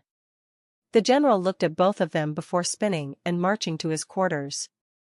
Tell the auxiliaries and mercenaries that they'll be reinforced the moment they make their push, Korthax ordered without turning. Promise them gold, lands, whatever it takes. They need to believe that they are not being abandoned. The tent flap fell shut behind Korthax, leaving Lyra and Nerix with the weight of their task that lay ahead. Every passing second was a nightmare that not even the most depraved hag could conjure. The basement was damp, the steady drip of water forming a maddening rhythm against the cacophony of destruction outside. Dust and debris fell with each explosion, the old walls groaning in protest, threatening to collapse. Izael's breaths came ragged and labored, her face a ghostly pale against the dim, flickering light. The pool of blood beneath her seemed to steadily grow with each passing minute, a stark contrast to the gray floor. Gideon's hands were stained red, pressing down on Izael's wound, trying to stem the flow. His eyes, always so fierce and unyielding, were now filled with raw anguish as panic started to creep into his face. Gideon, she whispered weakly, knowing her end was slowly starting to creep closer and closer, I'm scared. Gideon's heart felt like a solid piece of lead heavily sinking into the deep abyss. Swallowing hard, the large, solidly built man forced back the tears that threatened to spill from his eyes. I know, he whispered back, offering a comforting touch to her shoulder amidst the terror surrounding them. But I need you to hold on for a little longer. I'll keep you alive, I promise. Sensing he was about to leave, Izael reached out and grasped his hand, her fingers weakly curling around his own. No. No, please don't go. She pleaded as the world shook around them. I don't, Izael's voice broke as she continued, I don't want to die alone. The blasts became more violent, causing the overhead beams to creak ominously. Bits of concrete began to fall, dust filling the air. Gideon shielded Azael with his body, hoping to protect her from any further harm. Every tremor was like a ticking clock, and each second felt like a lifetime as Azael's condition weighed heavily on Gideon's mind. He couldn't stay here, couldn't just watch her fade away. He needed to act. Through the gaps in the basement ceiling, he could hear the roars of the warmen and the deafening blasts of artillery. Their only hope lay outside, but that world was filled with chaos and uncertainty. Summoning every ounce of courage, Gideon stood up, ripping himself out of Azael's grip. I need you to stay strong, Azael," he said with a voice thick of emotion. I can't let you die like this. I have to find help, even if it's the last thing I do." "No," Azael yelled, as she tried to push herself up. However, the high elf was simply too weak and toppled over in pain. Smacking against the concrete floor, her vision blurred as darkness threatened to take over, but she fought it off as she reached out to the closing door and squeaked out her last plea, "Please. Please don't leave me alone." The door slammed shut, leaving Azael in the ever-consuming darkness of the basement. The silence that enveloped her was punctuated only by the muffled sounds of the battle above and her labored breathing. The world seemed distant, surreal. Every nerve in her body screamed in pain, but a different kind of agony tightened around her heart. That of abandonment. Through gritted teeth, Gideon stepped out into the hellscape above and grabbed Azael's sword tight. Bodies of both warmen and of those strange soldiers were scattered all over the place, and the once solid building they had sought shelter in had been completely decimated. Half of the structure had crumbled into rubble as ash and smoke billowed from its core, while the remaining half stood precariously with fire licking its remaining walls. But as the large man turned his gaze outside, he was met with an apocalyptic scene. The streets were filled with debris, smoldering fires, and bodies. The ground was scarred from the force of spells, strange otherworld weapons, and the tread of those metal beasts. As Gideon's thoughts turned to that monstrosity, his gaze fell upon the massive remains of one slumped in the corner of the street, its large turret pointing towards the heavens in a silent, accusing manner, and atop its cold, iron surface lay the corpse of an enormous Yogg-Saron. The beast's thick hide was ripped open and its deep red blood poured over the construct, staining it with an eerie sheen. Despite the horrid sight, Gideon knew he couldn't afford to be paralyzed by the chaos as a bark of otherworldly weapons resounded accompanied by the roars of warmen. But he couldn't afford to stare and gawk. Every second counted with Azael's life hanging in the balance, and there was no telling how much longer the basement would hold or how long she could hang. The very thought pushed Gideon forward, keeping a low head with Azael's sword reflecting the orange and red glow of the surrounding fires. Suddenly, just from his left, a war cry rang out, as a group of weremen burst out of an adjacent building and made a desperate bid to run down the street. But before they could make it far, the ground shook once again as deafening blasts, which seemed to be summoned from the skies, erupted around them. The earth shook with each terrifying explosion, creating craters and sending clouds of dust and debris into the air. Gideon ducked back down behind the partially destroyed wall he had been hiding behind and shielded himself as the chatter of the otherworlders' weapons accompanied the rain of death. He has seen Azael wield all kinds of powerful spells, but in all his time as a freelancer he had never encountered such ferocity in battle. Warmen under the effects of their horrid shaman's blood fury or bloodlust were known to be near unstoppable. They were absolutely relentless, throwing themselves at formations and cutting them apart without fear or concern for their own lives. And here they were, systematically torn apart from a distance by unseen hands, by a power that neither magic nor sheer brute strength seemed to match. Turning around and pressing himself closer to the wall, Gideon surveyed the room he was in and caught sight of several lifeless forms sprawled across the room. The structure, though battered from the battle outside, was filled with fallen warmen, with the shredded bodies of otherworld soldiers laying amongst them. He knew that while warmen were brutal and vicious, their shamans often brewed potent potions and concoctions that aided them in battle. Some were known to cure ailments or even mend wounds, while others were made to imbue the drinker with strength. If he could find just one of these vials, it could be the difference between life and death for Azael. Even a strength potion could potentially give her what she needed in order to survive long enough to get to healers. Gideon began his frantic search, weaving through the piles of rubble and bodies. He held on to faintest hope of finding something useful as he overturned each beastman corpse. But as he checked one body after another, all he found were either empty or shattered vials, their precious contents wasted amidst the chaos. Even after going over everybody 3 times, the realization that there was nothing of use hit him hard. Fissures formed in the floor as Gideon's hand slammed into it. The warrior's breath then became ragged, and his vision blurred from the frustration and desperation building within. The weight of the situation pressed down on him as he turned over another body and resumed his frantic search. He felt defeated, exhausted, and at the brink of despair. How was he going to face Azael, who was on the very brink of death, with the news that he couldn't find anything to help? Tears started to finally stream out of his face as he broke down, collapsing onto his knees. The usually resilient warrior, who had faced countless perils and emerged victorious, now found himself shattered in the face of possible loss. The ground beneath him felt cold and unyielding, matching the frosty grip of hopelessness that threatened to choke him. "I'm sorry," he croaked, slamming his hand against the ground as the sounds of battle continued to echo around him. "Azael. I'm so sorry. I don't know what to do."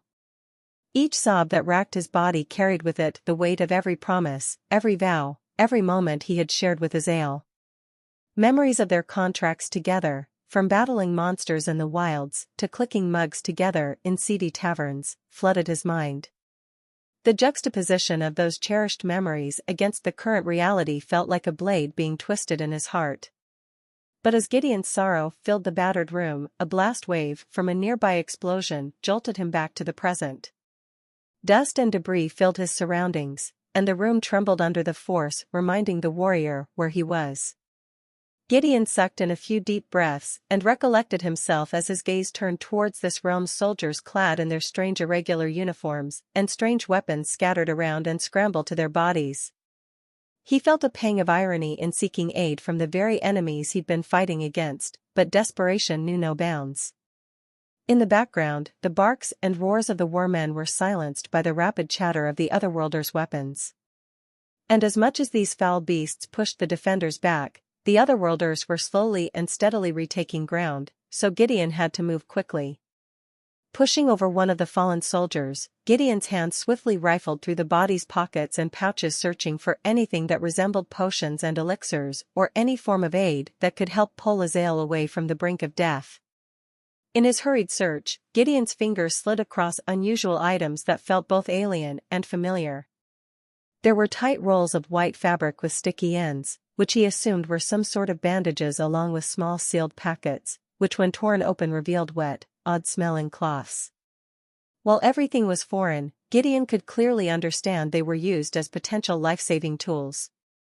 Fuck it, I'll take it all," Gideon shouted, shoving as much as he could in his own pouches, before jumping to the next body. This one was slumped against a ruined wall, with a large chunk of their necks ripped out. The poor soul had a large bag beside him, adorned with that strange Red Cross symbol. Without hesitation, Gideon knelt down and tried to open the bag, but his fingers fumbled over the curious metal tracks that sealed the bag shut.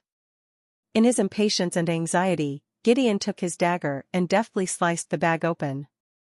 "Blessed be the ancients! A healer's bag!" the man cried out in relief, barely able to contain his joy. Clear, flexible bags filled with some liquid and a tube attached were accompanied by the same strange medical implements on the other bodies. However, before he could make his way to Azael, the distinct sound of the otherworlders' language rang out. Within moments, the staccato of their weapons echoed loudly, drowning out Gideon's yelp as he instinctively threw himself to the ground, pressing as close to the floor as possible. The unnatural projectiles pierced the walls just inches above him, slicing through the wall like paper. Suddenly, with the chatter of strange weapons still following them, 2 massive warmen exploded through the wall into the room. One, riddled with holes from the outside assault, writhed and flailed wildly as it collapsed onto the healer's bag, squashing it beneath its weight. Having already rolled out of the way, Gideon watched in horror as the contents splattered and crushed, rendering the once invaluable supplies useless. No! The warrior's throat released a desperate scream as he reached out and snatched the precious bag. The second beastman, though injured, was not crippled, and its frenzied gaze fell upon Gideon for just a moment, before scrambling further into the building while bullets followed, slamming into the wall behind it. And it only took Gideon a fraction of a moment to snap to attention and chase after the monster. The damned thing was going right for the door that held his defenseless and critical injured partner. In an adrenaline-fueled rush, Gideon sprinted after the monster, gripping Azrael's weapon tightly in his hand. Turning the corner, he watched as the beastman gripped the handle of the basement door and yanked the thing right off its hinges. Gideon lunged just in the nick of time, catching it completely off guard and sinking the blade deeply into the creature's shoulder before tackling it over a countertop. The force of the impact shattered the glass and sent various items flying in every direction as the two of them rolled and thrashed, knocking over tables and chairs in the confined space. The creature roared in pain and anger, trying to dislodge the warrior clinging onto it, stabbing him repeatedly in the side with its claws. Gideon let out a guttural scream of agony as he yanked out the sword and plunged it into the monster's chest. The blade sank deep, eliciting another blood-curdling roar from the beastman as it twisted and writhed beneath him. But with a sudden surge of monstrous strength, the beastman's hand clasped around Gideon's arm and with a powerful yank, flung the man off like a rag doll right into a large shelf. The wounded beastman, despite having the sword still embedded in its chest, scrambled to its feet in order to make its escape, but before it could make a move, the distinct rapid chatter of otherworldly weaponry echoed throughout the room. Multiple projectiles slammed into the beastman's back, causing it to jerk and stumble forward with every impact. The monster let out a pained roar as it crashed face-first into a nearby wall, bits of plaster and brick scattering. Within moments, the room filled with the presence of the otherworldly soldiers, their weapons trained on the now motionless beastman sprawled on the floor, riddled with bullets. Their relief was short-lived, though, as Gideon quickly became the new focus of their attention. With their weapons were trained on him, and the soldiers closed in, shouting commands in a language he couldn't understand. Gideon, already weakened from his fight with the beastman, struggled to stand as blood flowed profusely from his new wounds. It was difficult for Gideon to process everything around him. There should have been sharp pain, but instead, he felt an odd numbness beginning to spread, replacing the earlier adrenaline that had surged through him. A deep coldness started to spread on his skin as the echoing shouts made everything surreal, as if he was stuck in a waking nightmare. Dragging himself up to his knees, Gideon's eyes met those of the soldiers. Their gazes were hardened, unyielding, but not completely devoid of compassion. He could barely speak, every word feeling like it was being torn from his throat. His breaths came out ragged and short, but he needed them to understand. Azrael. He choked out, coughing up blood. Using all the strength he could muster, he started to crawl towards the basement, pointing desperately towards the ruined door that led to the depths below. Please, please, please help her, please. There was a brief pause, as the leader of the soldiers, a dark-skinned man, cautiously started to approach with his weapon still trained on Gideon. The soldier's gaze shifted to the beast with a sword still sticking out of its chest before quickly snapping back to the armored figure crawling on the ground, his movements labored and weak. Seeing Gideon's critical state, the soldier's grip on his weapon slightly loosened. He looked to his squadmates for a brief moment, exchanging silent signals. Two of them took a defensive stance, ensuring the perimeter, while another began to cautiously approach the basement door. She needs. Gideon tried to get out another plea before he let out one last low, dying moan. But even though the warrior had expired, his arm remained stretched, pointed directly downstairs. Cooper, Murphy, Rodriguez. On me, we're gonna take this basement. DuPont yelled out as he stepped over the body of that strange medievalesque warrior, his boots crunching on shattered glass. His soldier quickly formed up behind their lieutenant while the other posted up, holding security behind the rest of the squad as they approached the basement. The dim light from the room above faintly illuminated the staircase, casting eerie shadows on the wooden steps. They moved confidently, but cautiously, making sure every inch of their descent was covered and checked for threats. Each soldier's senses were on high alert, tuned to every creak of the wooden steps, every drip of water from the moist walls, and the faint echoes of their own movement. The basement air was thick with humidity and carried a metallic scent. The soft glow from a single bulb hanging from the room revealed a figure lying on top of a pool of their own blood. DuPont furrowed his brows as he crept closer. The figure was an ethereal woman with sharp, elf-like features.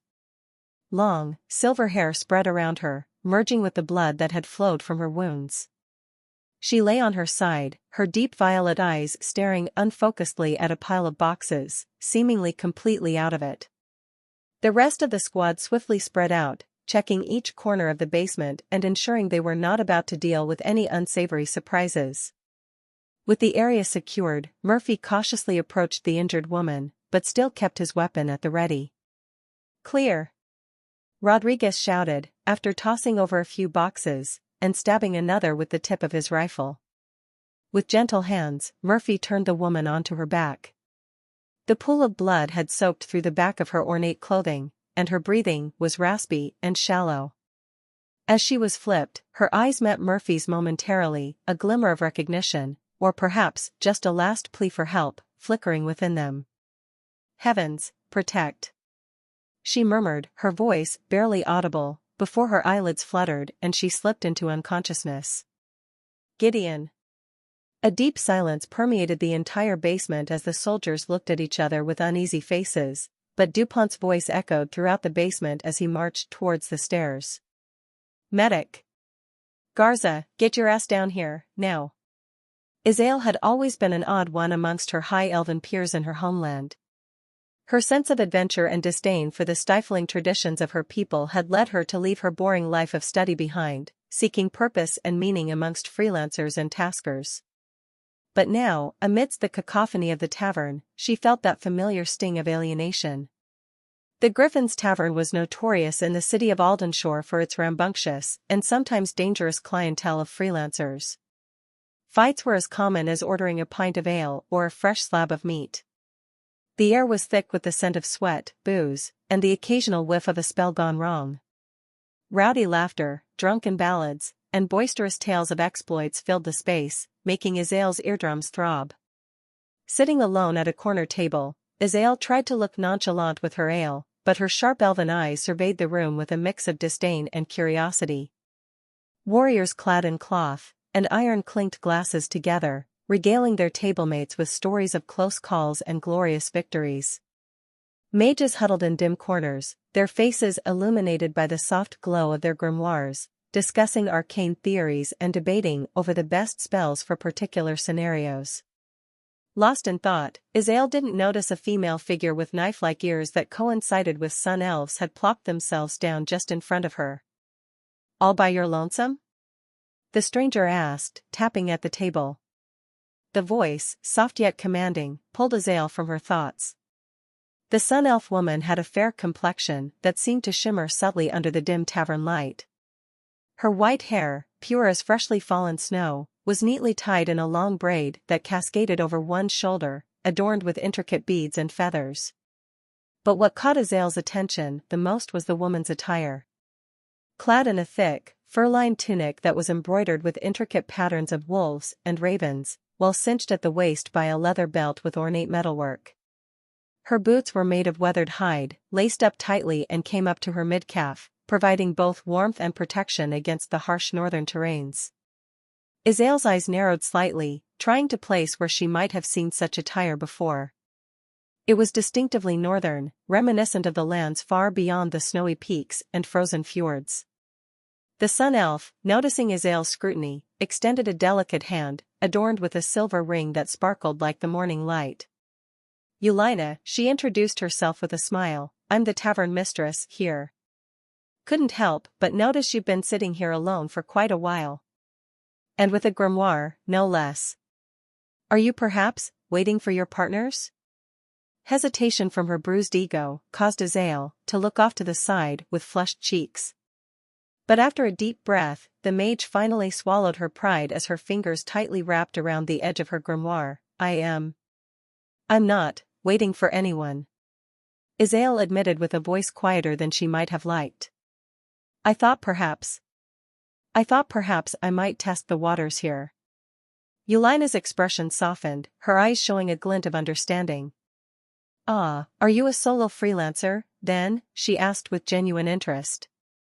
Or perhaps just looking for a group to join? It took her a moment, but a few sips of her ale later Isael finally gathered her thoughts. Well, I've always been more of a loner, she confessed. But I'm not opposed to the idea of working in a team. Yelina hummed while closing her eyes and resting her head on hand. Going at it alone has its merits, Yelina continued after a brief moment of contemplation, but it's a treacherous world out here on the periphery, and even the most skilled can benefit from having allies. With a motion that caused Isael to jump in her seat, Yelina abruptly knocked on the hardwood table and stood up. Ah! I got it! The tavern mistress yelled when a thought struck her. She scanned the bustling tavern, her gaze stopping on a lone human seated at the farthest corner of the room. The man was engaged in a heated debate with his mug of ale, gesturing wildly and arguing with a dwarf about superior brewing methods. He wore a scarred iron cuirass over a tattered gambeson, his scraggly dark brown hair was matted and unkempt, and a perpetual scowl seemed to be etched on the man's face as he argued. I'm telling you, you half-pint pissmonger, this southern brew is way more refined than your god's-awful mountain swills, the man exclaimed, sloshing some ale around for emphasis. The dwarf, stout and with a fiery beard that matched his temper, slammed his fist on the table. You wouldn't know a good brew if it hit you square in the face, you long-legged lard fucker. Gideon! Yelina yelled as she squeezed through the crowd and made her way over. The woman's jovial voice seemed to pierce through the heated atmosphere like a beacon, drawing the attention of patrons nearby. What have I told you about picking fights over drinks, especially with Thrain? It's ale, for heaven's sake. Gideon glanced up at Yelina, a wry grin playing on his lips. Ah, Yelina. Just providing some entertainment for your customers, he replied, gesturing dramatically to the surrounding audience. Thrain huffed, adjusting his extraordinarily long and thick beard. He started it, he grumbled, pointing an accusing thumb at Gideon. Pissmonger. Gideon muttered just loud enough for those nearby to hear as he turned to Yelina. Lard fucker. Thrain immediately shot back, turning back to his drink. Yelina, already feeling exasperated, placed a hand on her forehead and rolled her eyes. By the gods, you two are like children. Every week it's something new. Not allowing Gideon to get another word in, Yelina suddenly grabbed the man's arm and, with surprising strength, yanked him off his chair. Gideon, caught off guard, stumbled but quickly regained his footing as he stumbled forward. Hey! What in the infinite hells, he protested, trying to free his arm from her iron grip. Quiet, you! Yelina scolded, her voice filled with authority that made even the noisiest patrons glance their way. Or I'll make you settle your tab all at once. The threat caused Gideon's face to turn a shade paler. Everyone in the tavern knew of Gideon's infamous tab, an ever-growing list of drinks and meals that Yelina had mercifully allowed to accumulate, and the threat of having to pay it off all at once was more than enough to make even the most hardened freelancer to cringe.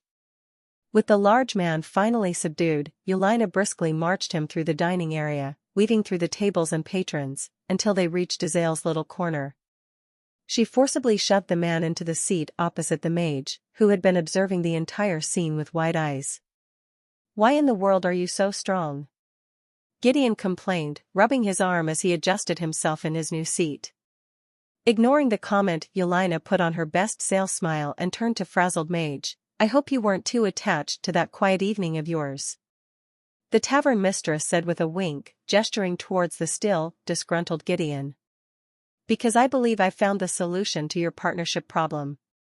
Isael raised an eyebrow, glancing from Yelina to Gideon with the look of trepidation on her face. This is the solution? Gideon opened his mouth to protest, but Yelina was having none of it as a loud smack rang out, causing the man's head to jolt forward.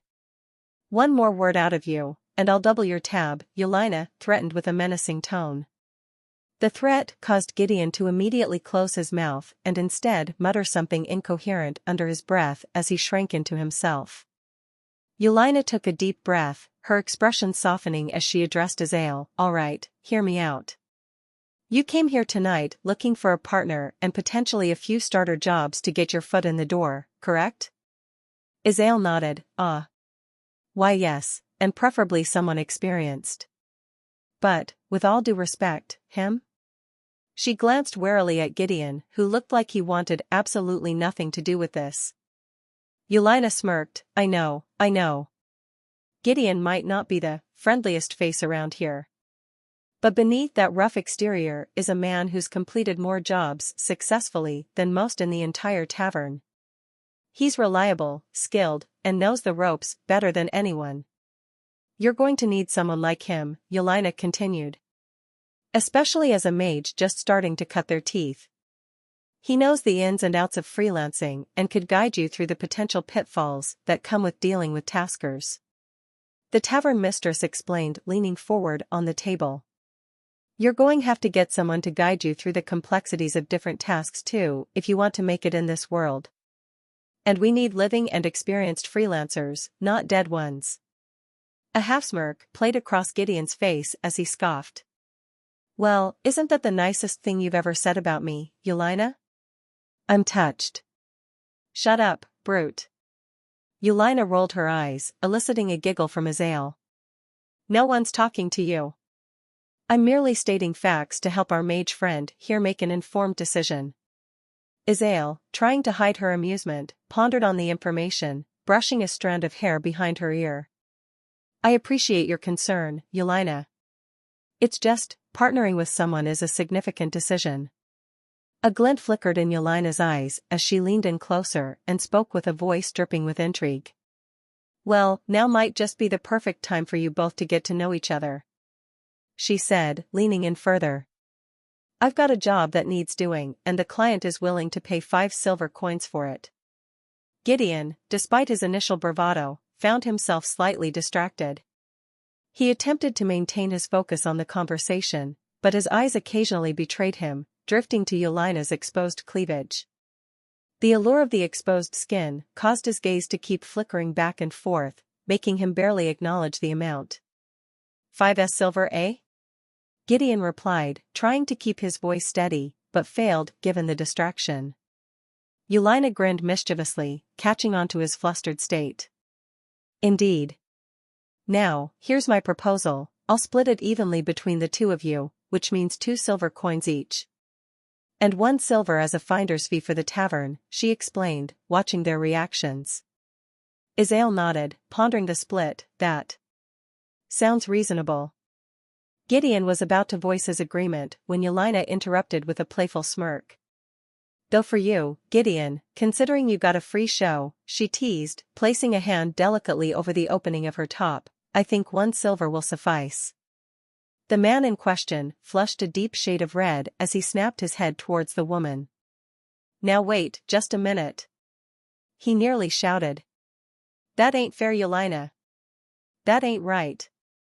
Gideon desperately tried to find words to defend himself, but found it a challenge amidst the chuckles and giggles from the surrounding tables. Oh, lighten up, Gideon.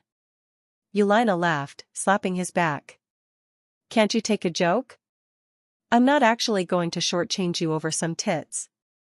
The tavern erupted in laughter, and even a table with a group of burly warriors seated at the table next to them joined in the fun, shouting, You always fall for that shit, Gideon. This was followed by a burst of laughter from the group. Gideon could only slump in his seat, realizing there was no way to salvage his dignity at this point. He muttered something under his breath, earning another round of laughter from the crowd. Trying to keep a straight face, Azael turned to Gideon with a playful glint in her eyes. Though, I must say, Gideon, you aren't going to leer at me too, are you? She teased, placing a hand on her own modest chest.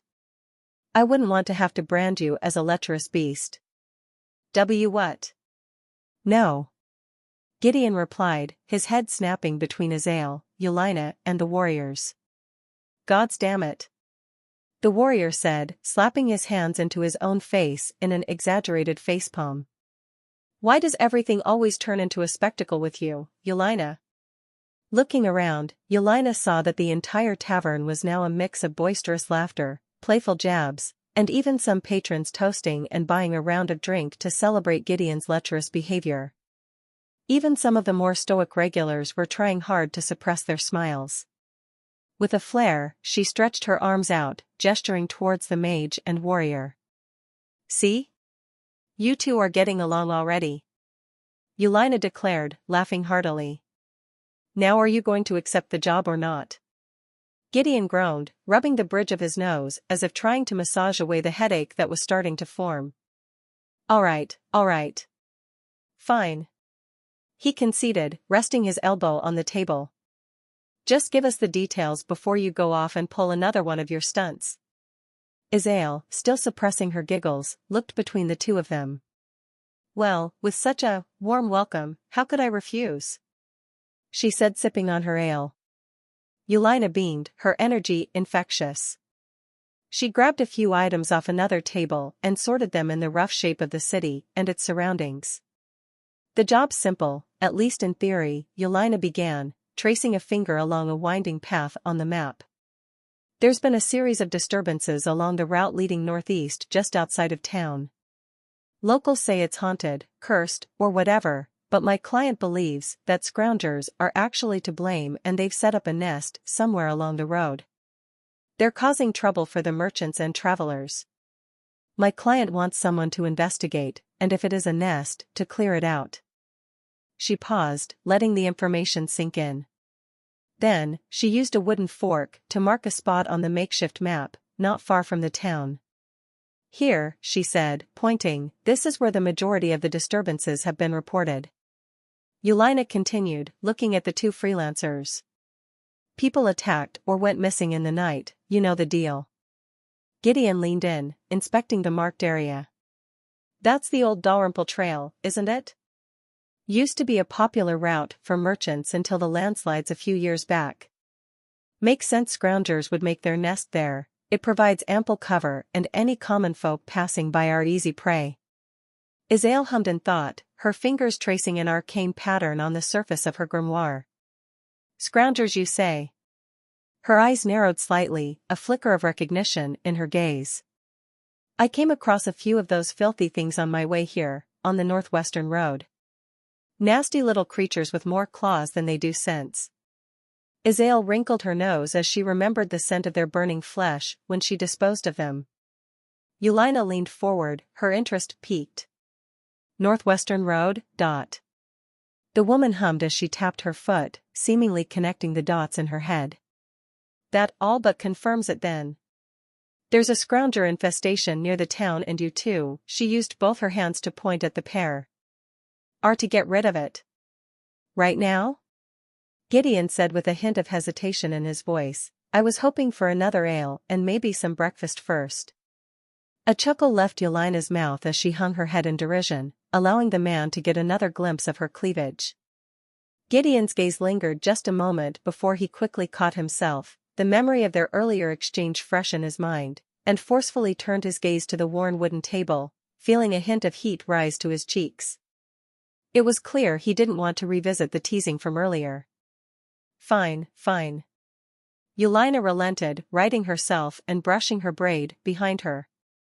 I'll have some breakfast and an ale sent to your table, on the house. She gave a knowing look and a wink. Consider it a gesture of goodwill since I'm pairing you up with a newbie, but go get her kicked first. Yelena finished, tilting her head towards the door before spinning around and taking off for the kitchen. Staring again, Gideon?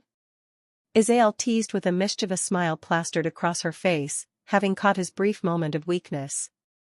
Gideon grumbled, trying to deflect her teasing. I don't know what you're talking about, he said as he quickly shimmied out of his seat. Oh, please. Your face was as red as a ripe tomato, Isaelle chuckled, clearly enjoying the banter. But don't worry, your secret's safe with me, seeing as we're now partners. There's no secret to keep. Gideon responded quickly as a bead of sweat dripped down his neck. He attempted to regain some semblance of dignity, adjusting his gambeson and focusing on the door ahead. Isaelle got up after him, her giggles still hanging in the air, and followed close behind. As they made their way toward the door, Isaelle's laughter faded into a more contemplative expression. "Is she always like that?" she asked, nodding her head slightly in the direction of the kitchen where Yelena had disappeared. Gideon heaved a sigh. "Yes. Yes, she is. Every single time," he said, shaking his head. "Her shield maiden friend Azaleen is better at pushing buttons, to be honest." Isaelle chuckled, offering a sympathetic nod in the warrior's direction. "Well, I commend you for your patience then." They neared the door, and Gideon paused before opening it, turning to look at Isaelle. "Are you sure you want me to be your partner?" he asked, his tone serious. "I'm not exactly the easiest person to get along with." Meeting his gaze, Isaelle tilted her head in wonder, before offering him a sweet smile. "You've been decent to me so far." She paused, her eyes reflecting sincerity. "Besides, everyone has their edges." An awkward silence ensued as Gideon blinked in surprise, absorbing her words. The noise from the tavern seemed to fade into the background, and for a moment, all that existed was the space between the two of them. Rubbing the bridge of his nose in embarrassment, Gideon cleared his throat. "Well, little lady. Don't worry, I'll keep you alive." He started as he pushed open the door, allowing the blinding sunlight to flood in. "You're going to need some proper gear if we're headed out beyond the city. Armor, weapons, provisions." But as he continued, his words seemed to grow distant, like an echo fading into the vastness of an empty hall. Gideon's voice grew fainter, muddled, and indistinct. As he reached out to push the door open, a blinding light suddenly flooded in, momentarily overwhelming Isaelle's senses. The comforting and familiar environment of the tavern faded away, replaced by the stark and sterile whiteness of a place she couldn't recognize. The rough and rustic wooden beams of the tavern ceiling gave way to a pristine and flat expanse overhead. The soft and ambient glow of lanterns was replaced by the harsh, clinical strips of light embedded into the ceiling. "Gee. Gid." Isaelle managed to croak out, her voice barely audible with the foreign tube in her throat. "Gideon." As Reller surged through the rift, his immense form overshadowed the land beneath. The sheer magnitude of the majestic sovereign stirred the atmosphere, causing trees to sway and the grass to dance in his wake. His once resplendent golden feathers, which used to gleam with a near-luminescent brilliance, were now sullied with ash, soot, and drenched in his own radiant blood. He was amongst the final few of the dragons to make the journey through the rift, joining those who had already passed, each bearing the wounds and weariness of a battle that had raged for over a day. Several of his kin lay sprawled upon the ground, their once mighty forms now heaving with the effort of each labored breath, completely drained from the exhausting ordeal. After finding an expanse large enough for his gargantuan size, Reller made for his descent, but it was far from the regal display befitting a creature of his grandeur. The sheer force of his landing caused the earth to shake, and as he tried to stabilize his massive frame, a sharp, agonizing pain shot through him, causing him to stagger dangerously. A deep, guttural roar of the severity of his injuries. His massive legs, which had always held him aloft, were now the source of anguish which caused a string of ancient curses to burst from Reller's maw. His once resplendent form was a patchwork of gashes, bruises, and broken feathers, all inflicted by the arrival of those infernal mortals' newest weapons. In the beginning, the darts they loosed at him and his kin were painful, but manageable. The things would simply burst upon contact, bombarding them with burning heat and rattling shock waves, yet most dragons could continue fighting even after being struck multiple times. However, as the conflict wore on, those damnable mortals adapted, switching to more potent and effective iterations of their weapons. These newer darts the Otherworlders employed, unlike their explosive predecessors, simply just slammed into you with unmatched speed. By the time you realized their hellish eye was looking at you, it was too late. A solid bolt of vengeful fury that was seemingly unleashed by the gods themselves was going to hit you. And even if you knew they were coming, those damned things were far too fast to reliably dodge, at least not in the midst of battle with their metal locusts. You humiliate me with this retreat, Korthax. Reller bellowed with uncontrolled rage as he limped towards the camp with a group of humanoids emerging from it. Korthax, a white-feathered dragonkin and the supreme commander of the invasion forces, was already making his way towards the sovereign with his head bowed low. I apologize, my sovereign. The general's voice was steady as he took a knee in subservience. But this decision was not made lightly. If the flights fell, or heaven forbid, you fell, then whole swathes of the empire could be put at risk. I could not, would not, let that happen. Reller's fiery eyes glared down at Korthax, his body trembling not just from his injuries, but from the fury and frustration that boiled within. Fight another day, he spat out, his voice dripping with disdain. We're the mightiest of beings in all of existence, Korthax. Masters of the heavens. Rightful keeper of all realms. And now, we flee like prey from these mortals. Not another word was uttered from Korthax as he remained cowed out in front of the massive entity in front of him. The sovereign knew full well that Korthax's warnings about the overwhelming force beyond the rift proved painfully accurate. He also knew that the call to retreat was not only sound, but the only logical course of action, yet it infuriated Reller to his core. His once indomitable pride had been shattered, and the shame of this failure of a conquest was seeping throughout his very essence. The air grew tense, the very atmosphere electrified by Reller's raw anger. Suddenly, with an explosive hiss, Reller lunged forward, jaws agape, his sharp teeth mere feet from Korthax's face. Korthax, despite his initial shock, did not waver or show fear. Instead he continued to show deference and kept his head low to the ground, fully aware of the wrath he had invoked but standing resolute in the face of possible death. The majestic being eyes were set ablaze with fury and bore into Korthax, searching, probing, seeking any hint of deceit or weakness. Yet, all he found was unwavering loyalty and a grim determination. With a guttural growl, Reller snapped his jaws shut, inches from Korthax's head, causing the general to flinch ever so slightly, though he held his ground. The sovereign straightened up, towering over Korthax, his breathing heavy and labored from both his injuries and his barely contained rage. You dare to counsel me on matters of war, Korthax? Reller's voice was a dangerous whisper, filled with barely restrained anger. You, who have led us into a failed campaign. You who have failed to gauge the enemy's true strength. And you presume to know what is best. Korthax didn't utter a word, fully aware that any misplaced phrase could seal his fate. He maintained his stance of submission, eyes lowered, yet his voice when he spoke was steady and resolute. I bear the burden of our defeat, my sovereign. The miscalculations were mine, and I do not shy away from the consequences of my actions. Reller's fiery gaze bore into Korthax, the seething rage within the dragon was like a hellish inferno.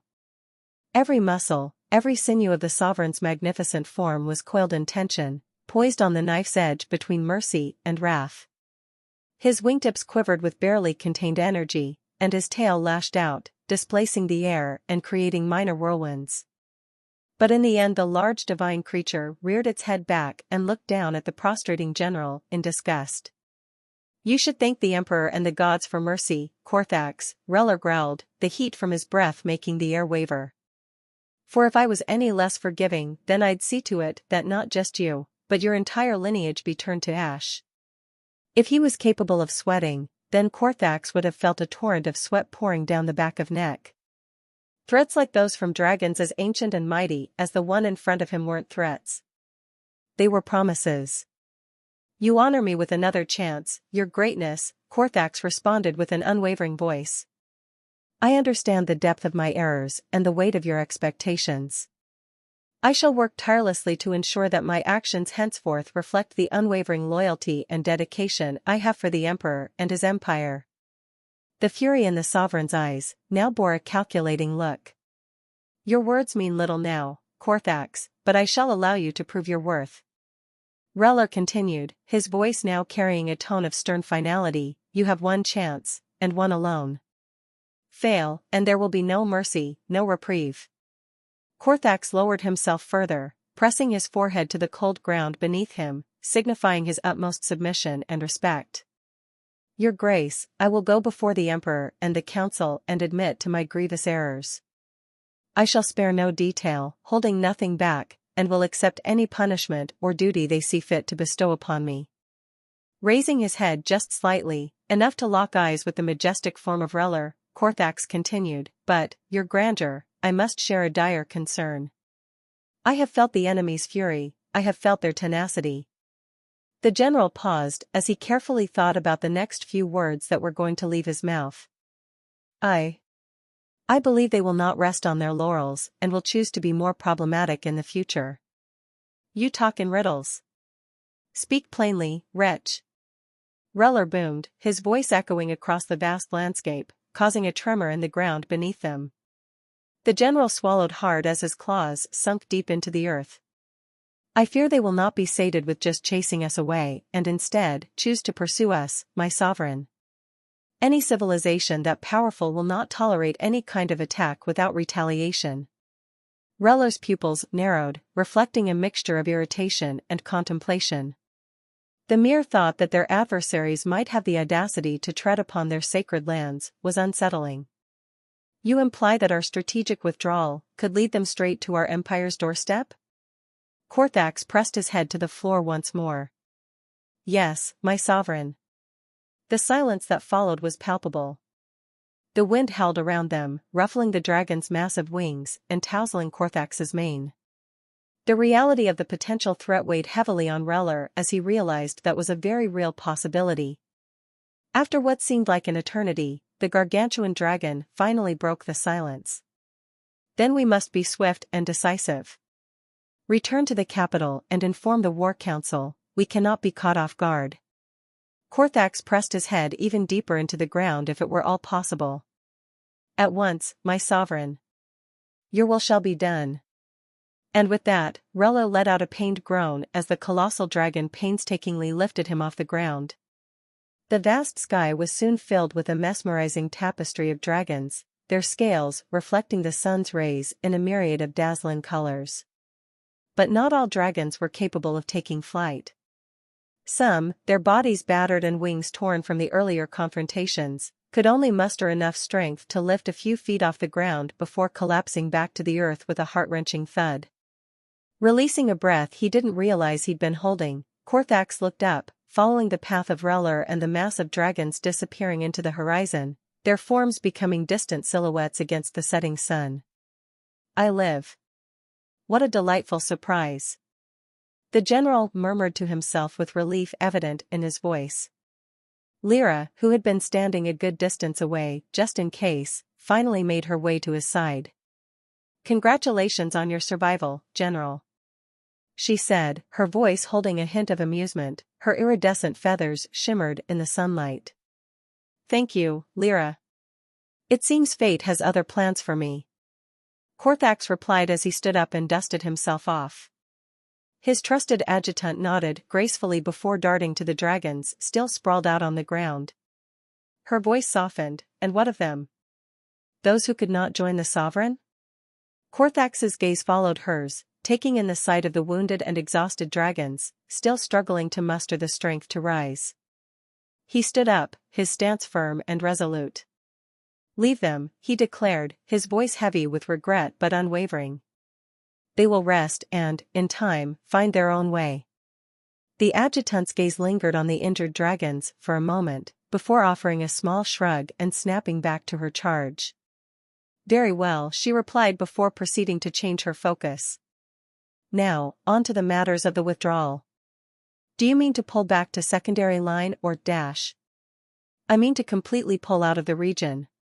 Korthax cut her off with a sigh. After going over the details of the enemy's capabilities, I've come to the conclusion that we are ill-equipped to face them in our current state. He motioned for Lyra to follow him as he walked towards the encampment, buzzing with activity. I read about accounts of bandit-like raids that decimated the Diesel's Emberthrower units. Korthax said, letting out another sight.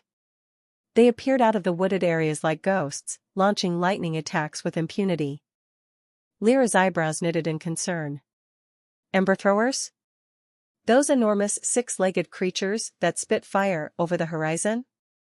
Don't they usually sit far behind the front lines? Korthax nodded gravely. Yep, and those bandits I assume are actually highly trained units that move swiftly and stealthily. They attack during the darkest hours and are able to see better than our own night-seeing creatures. Furthermore, those monsters have the ability to strike us with explosion magic out of seemingly nowhere. The general put his hands to his eyes to massage the headache that was forming. Hitting critical units or our supply routes with more of those damned darts. Lyra grimaced, clearly disturbed by the implication as the general continued. Their explosive magic is unlike anything we've encountered. Our barriers and protective enchantments don't seem to deter them.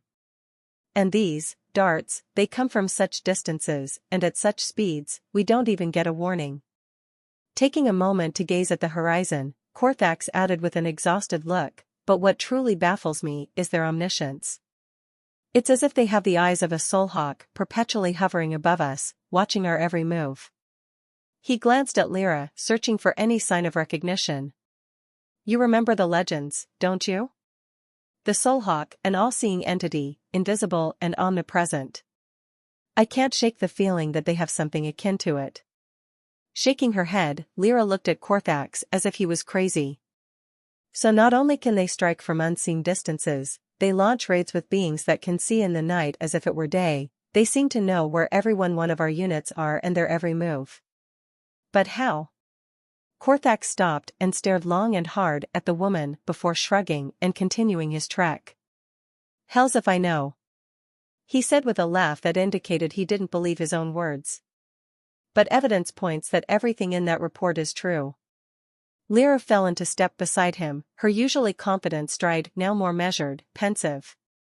The encampment around them started to come alive as the sun dipped beneath the horizon, casting a golden hue across tents and dragons alike.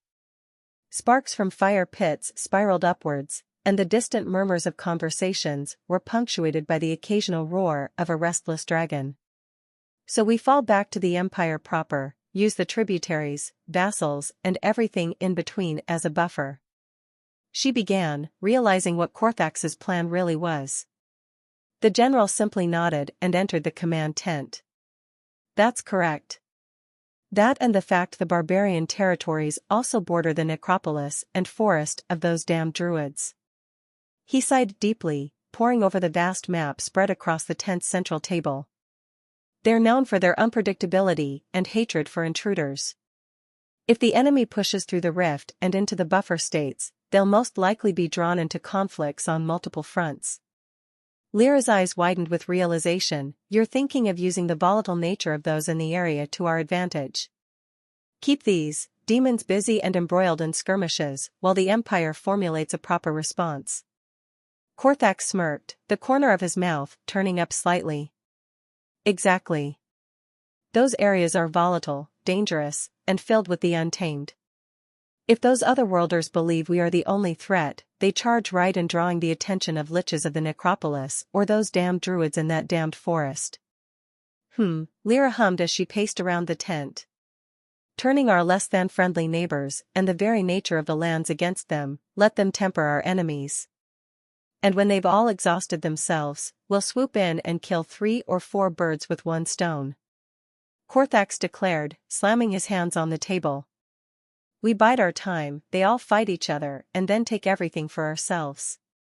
Every power, every faction, every stray creature they encounter will bend the knee to the Empire or be eradicated. Still deep in thought, Lyra finally spoke, her voice tinged with worry. Your plan is cunning, Korthax, but it also feels like we're walking on a blade's edge. If we miscalculate even once, if they're stronger than we anticipate, the losses could be unimaginable. We'd be not just gambling with our troops, but whole swathes of our empire as collateral. She took a deep breath as the worst-case scenario ran through her head. And let's not forget, our retreat won't go unnoticed. Other powerful kingdoms and empires have always had their eyes on our lands and resources. If we're routed again, they might be emboldened to strike. Looking up and meeting Lyra's gaze with an intensity that seemed to pierce right through her, Korthax leaned in. I'm well aware, Lyra. But this is not a hasty decision, it's a calculated risk. By letting the savage states act as buffers, they'll inadvertently shield us. While the otherworlders are busy trying to navigate the hostile kingdoms and tribes, we'll be on our own territory, watching and waiting. And while they're embroiled in their battles, our spies will gather all the intelligence we need. We'll even pay lip service to those vultures looking to land grab, Korthax continued.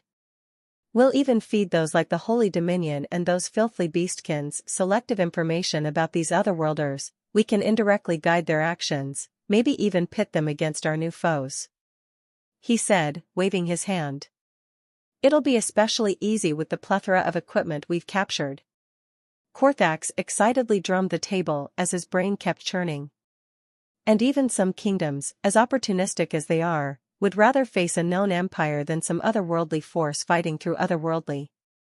We can foster unofficial relationships with those who'd want to see these new aggressors put in check. Lyra still felt unsure about it all. She sensed that there were layers of complexity they couldn't quite grasp, especially with how unpredictable the outcome to this plan would actually be. It's a sound strategy, Korthax, but we're venturing into uncharted territory here. We know nothing of the politics or motivations of these otherworlders. There's a lot of what-ifs here. A sigh left Korthax's mouth as he hung his head. I understand your concerns, Lyra. But we must also remember the damage these demons have already inflicted. They've slain full-fledged dragons with ease and even managed to reliably wound a god's damned celestial. Their strength is not to be underestimated. Either way, there are vast risks. Reflecting on the general's words, Lyra paused and furrowed her brow. The deaths of adult and even elder dragons was already a significant blow. Crippling an eon-old celestial dragon like their sovereigns was even more significant. The mere thought of a force capable of such feats sent chills down her spine. She swallowed hard. I can't believe they have the power to do that. If they can harm celestials, what chance do our mortal soldiers have? Korthax nodded gravely. Exactly. Our hand is being forced, and perhaps this gamble, with all its intricacies and unknowns, might be our best shot. We need to buy time, gather intelligence, and rely on the unpredictable nature of the savage lands to slow them down. The adjutant looked down at the map laid out before them, tracing the territories with her fingers, feeling the weight of countless lives in her hands. The delicate balance of power, the unknowns, the potential consequences. It was as intoxicating as it was overwhelming. Finally, she looked up, her eyes filled with resolve. All right, Korthax. As much as I hate to admit it, your plan may be our best shot I can think of. Let's draft a proposal for the Emperor. Come, we'll hammer out more details over time, Korthax said, gesturing towards their magic-imbued scrolls and ink. The first rays of the sun broke over the eastern horizon, painting the Ohio landscape with hues of orange and gold. Yet, in contrast to this serene setting, the AH-64E Apache helicopters of 3rd Platoon, Bravo Squadron, surged forward, their rotors cutting through the morning air. Flying low and fast, they utilized the early morning light to their advantage, the sun at their backs, casting long shadows in front of them and masking their approach on the horde heading towards New Philadelphia. Warmonger, Rebound 1, heading 270, Chief Warrant Officer 4 Jessica Rebound Moore's voice echoed through the battle network. Moving to engage the main body of the horde. Hold 1, Rebound, came the stern reply from HQ, a hint of urgency evident in the voice. Rebound, we need you to divert immediately to heading 290. The troops downtown are being overrun, they need air support ASAP. Jessica's gunner, Warrant Officer Michael Kangaroo, responded with a hint of skepticism. Wait, what? What about the skimmers? Wouldn't we be sitting ducks further away from our formation? He sked over the local net. A brief moment of static ensued while Jessica mulled over the new instructions they'd just received. The skimmers were fast, and there was something to be said about protection in numbers, especially with the Marines' AH-1Z Vipers flying around with Sidewinder missiles. Warmonger, say again? Confirm you want us to break off? Jessica inquired with a voice full of concern. We'd be extremely vulnerable on our own out there. There was another pause that put everyone on edge before a reply finally came crackling through the radio as the noise of the operations center filtered in through the background. Intel is reporting that the skimmers, along with the main body of dragons, are being pulled back. Airspace over New Philadelphia is clear. But our boys on the ground don't have the luxury of waiting. They're in a tight spot. They need you there, now. Michael threw his head over his shoulder and exchanged glances with his pilot in command before the woman returned to comms. Understood, Warmonger. Breaking right, heading 290. Switching to her platoon communication, Jessica started issuing instructions, splitting the platoon up into flights of 2. Listen up, we're going to split into flights to ensure we aren't putting all our eggs in one basket in case the intel is off. Boomer, you're gonna pair up with Agony. Costco, you're with me. We're going to hit them from the east. Boomer, you and Agony are gonna divert and come at them from the north over the town. A series of affirmatives resound over the radio, each pilot acknowledging their new orders as Apaches shifted seamlessly into their new formations while their engines whined. Jessica watched as the 2 helicopters broke off and flew north to fulfill their new purpose. But her attention quickly shifted to her own path and the silhouette of Costco's Apache beside hers. We're totally going to die. Warrant Officer 2 Giovanni, Costco, Fontana, always one to make a joke when things seemed bleak, spoke up with a chuckle. Jessica grinned and shook her head at the familiar bravado and glanced at the idiot. Shut up, Gio. As they steadily made their way to the town, the morning sun cast both of the aircraft shadows over the small road below.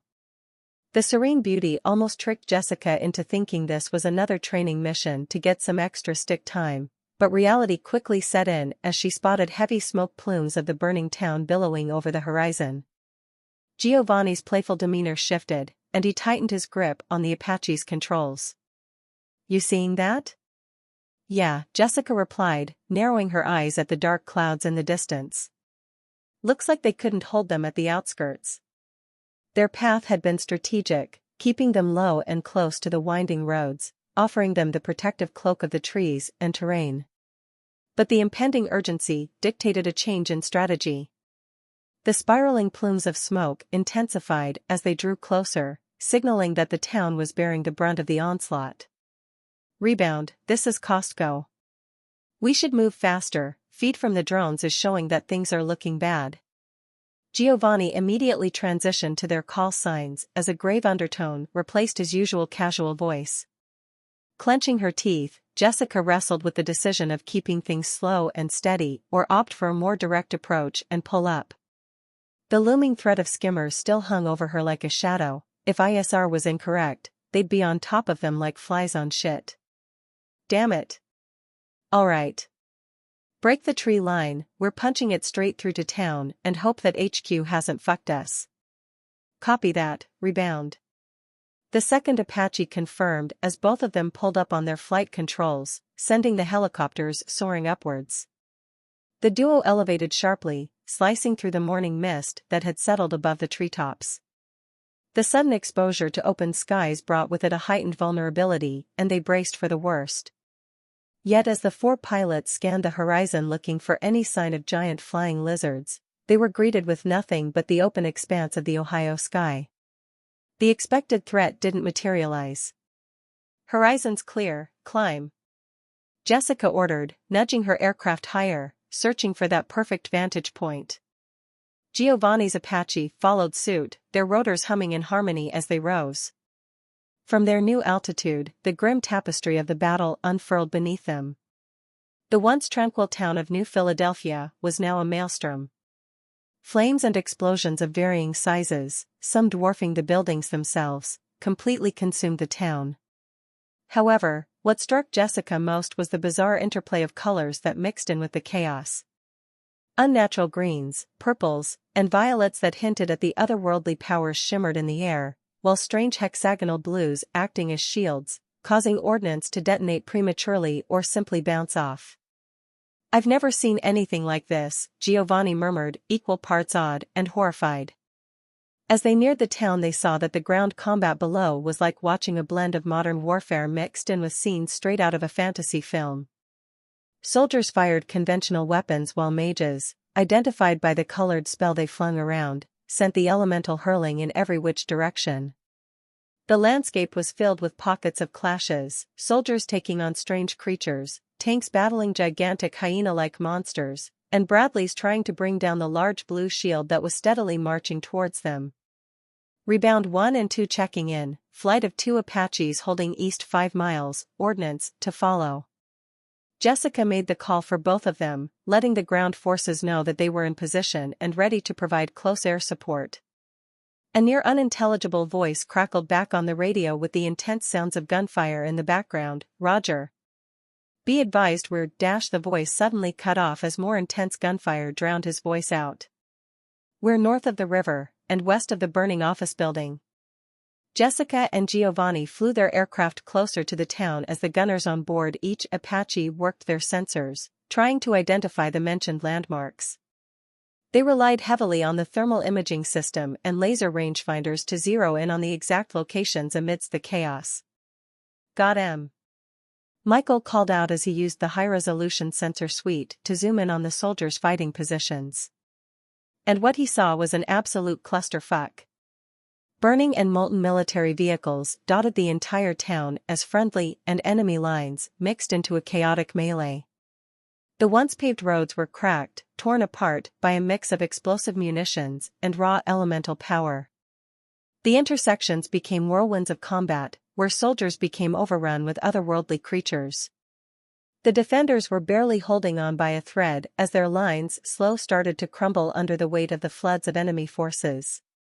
Be advised, you got a whole bunch of guys coming up at you from the south. Michael's voice crackled over the radio as he monitored the situation. They're all trying to maneuver on your position through the alleyways. Roger, you're cleared hot on any moving targets to our south and to our east. The voice responded, the sound of the raging battle nearly drowning out his voice. Be advised, we have friendlies to the north and the west. Commander's initials, Papa, Mike. Engage, engage. Jessica tightened her grip on the flight controls as the weight of the situation pressed on her.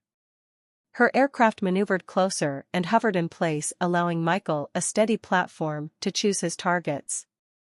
Rebound 1 copies all, we will be engaging. Michael used his sensors to track dozens upon dozens of what seemed to be werewolves and one of those massive hyena-like creatures. All of them were flooding up the road and bolting towards friendly positions in a frenzied manner. However, he painted the hyena with his rangefinder and laser and got back on the radio. We got a whole bunch of guys maneuvering, we're engaging. The gunner said as a Hellfire missile slid off the rack with a deadly hiss and arced up towards the sky. Michael could see the heatwave from the missile's rocket plume, and just a few moments later, a massive explosion encompassed the hyena, causing it to crumple to the end skid along the asphalt.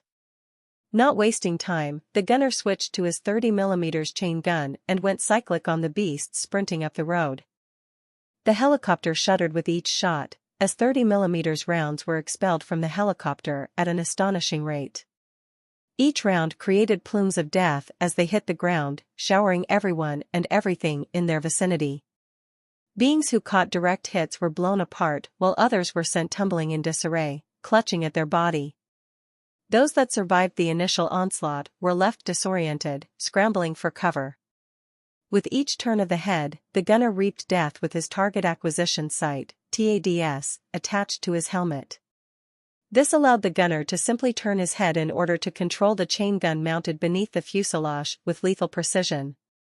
His forward-look infrared, FLIR, system painted the world in black and white, illuminating heat signatures and making it so no one could hide from his sight.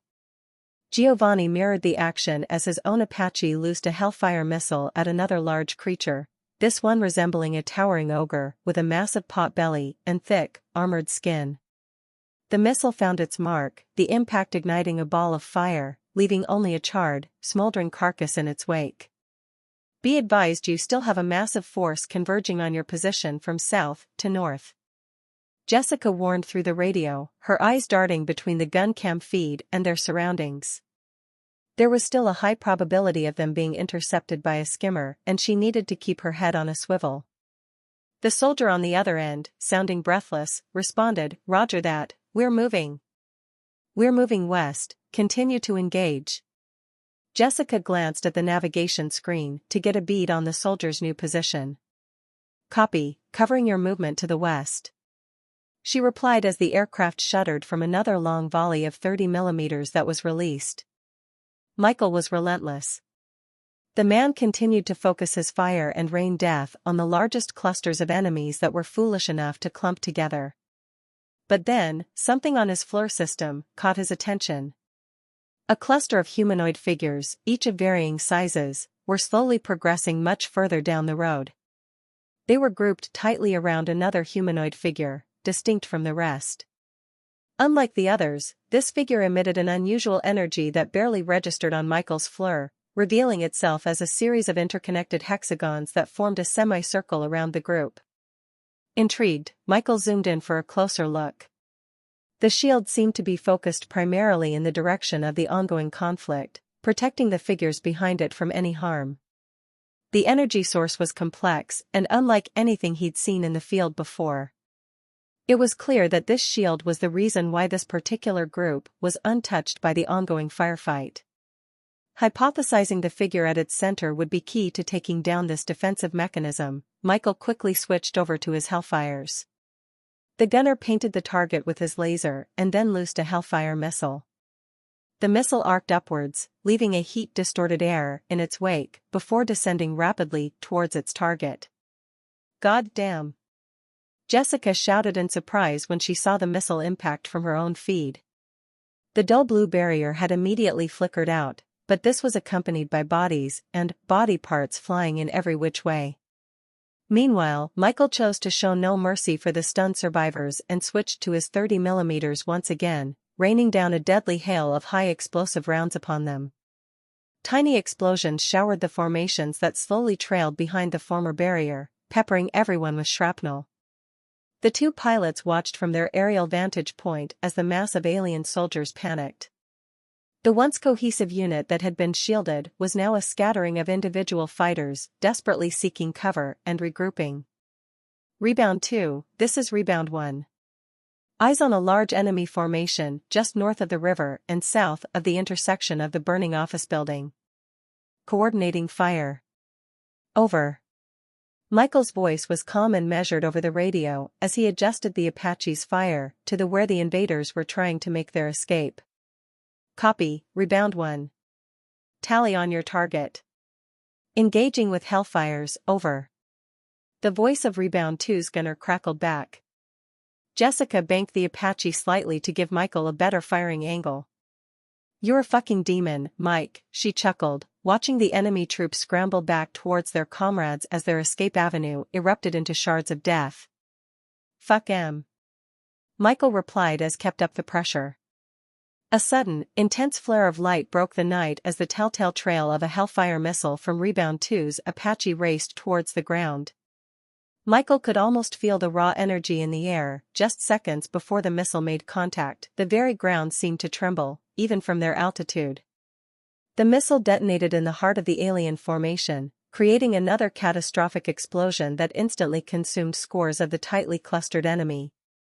Michael launched his own Hellfire and watched as the concussive force of the explosion expanded outward, turning every being within its radius into mere fragments, indistinguishable from the next.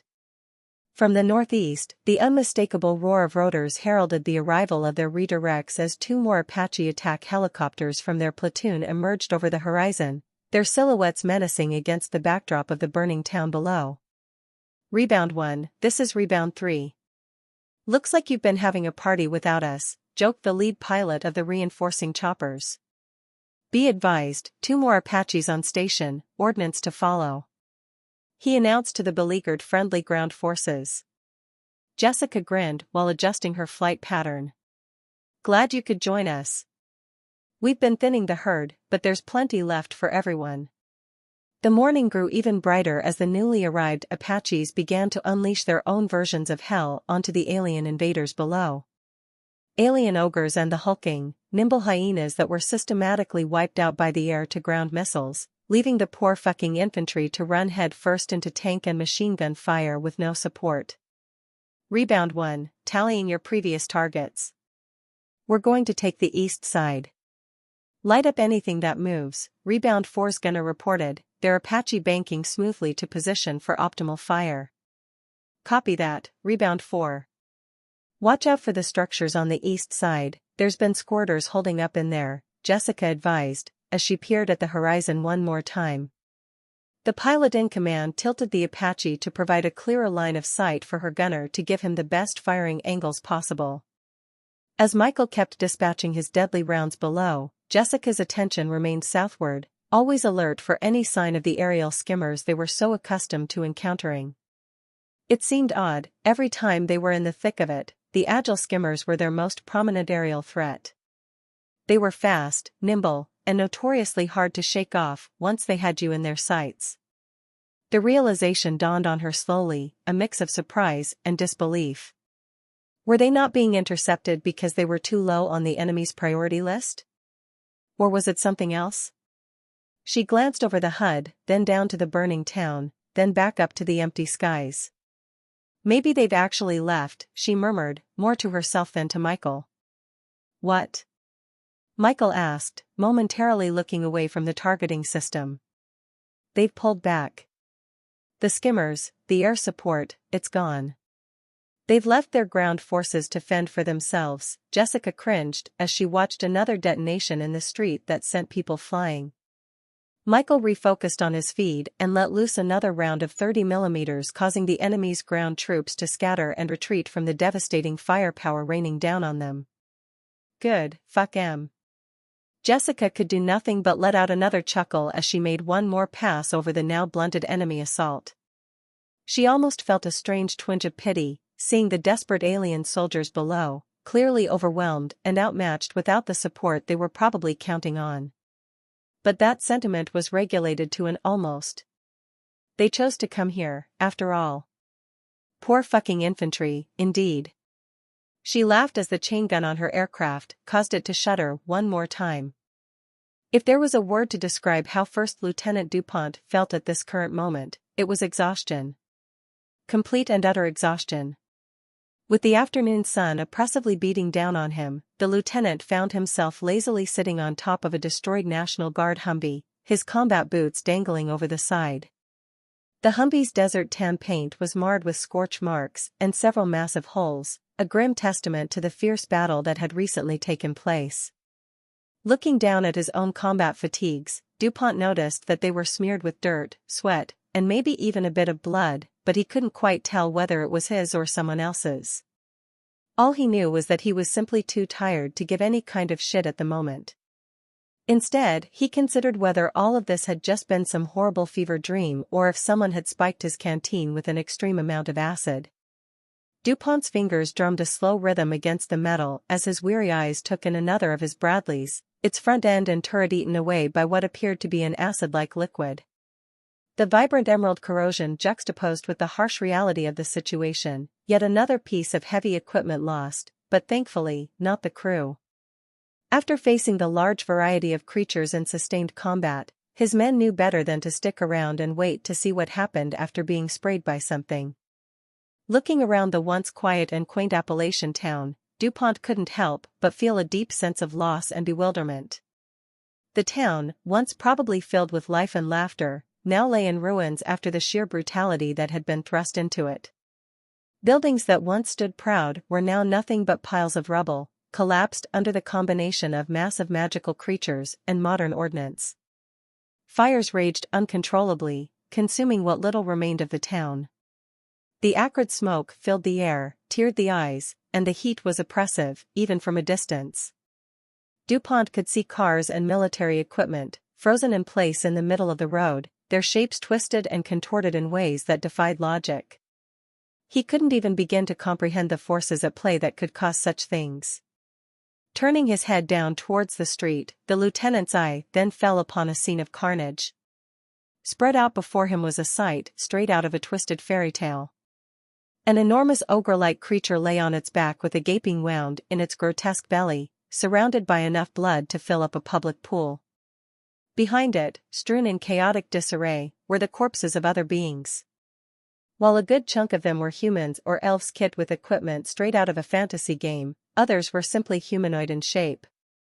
Scattered around, DuPont noticed yellowish-skinned creatures that he could only describe as goblins were among their ranks, along with those lizard-like kobolds, and more of those suicidal werewolves. Suddenly, out of nowhere, his musings were abruptly interrupted by a sharp hissing noise just above him.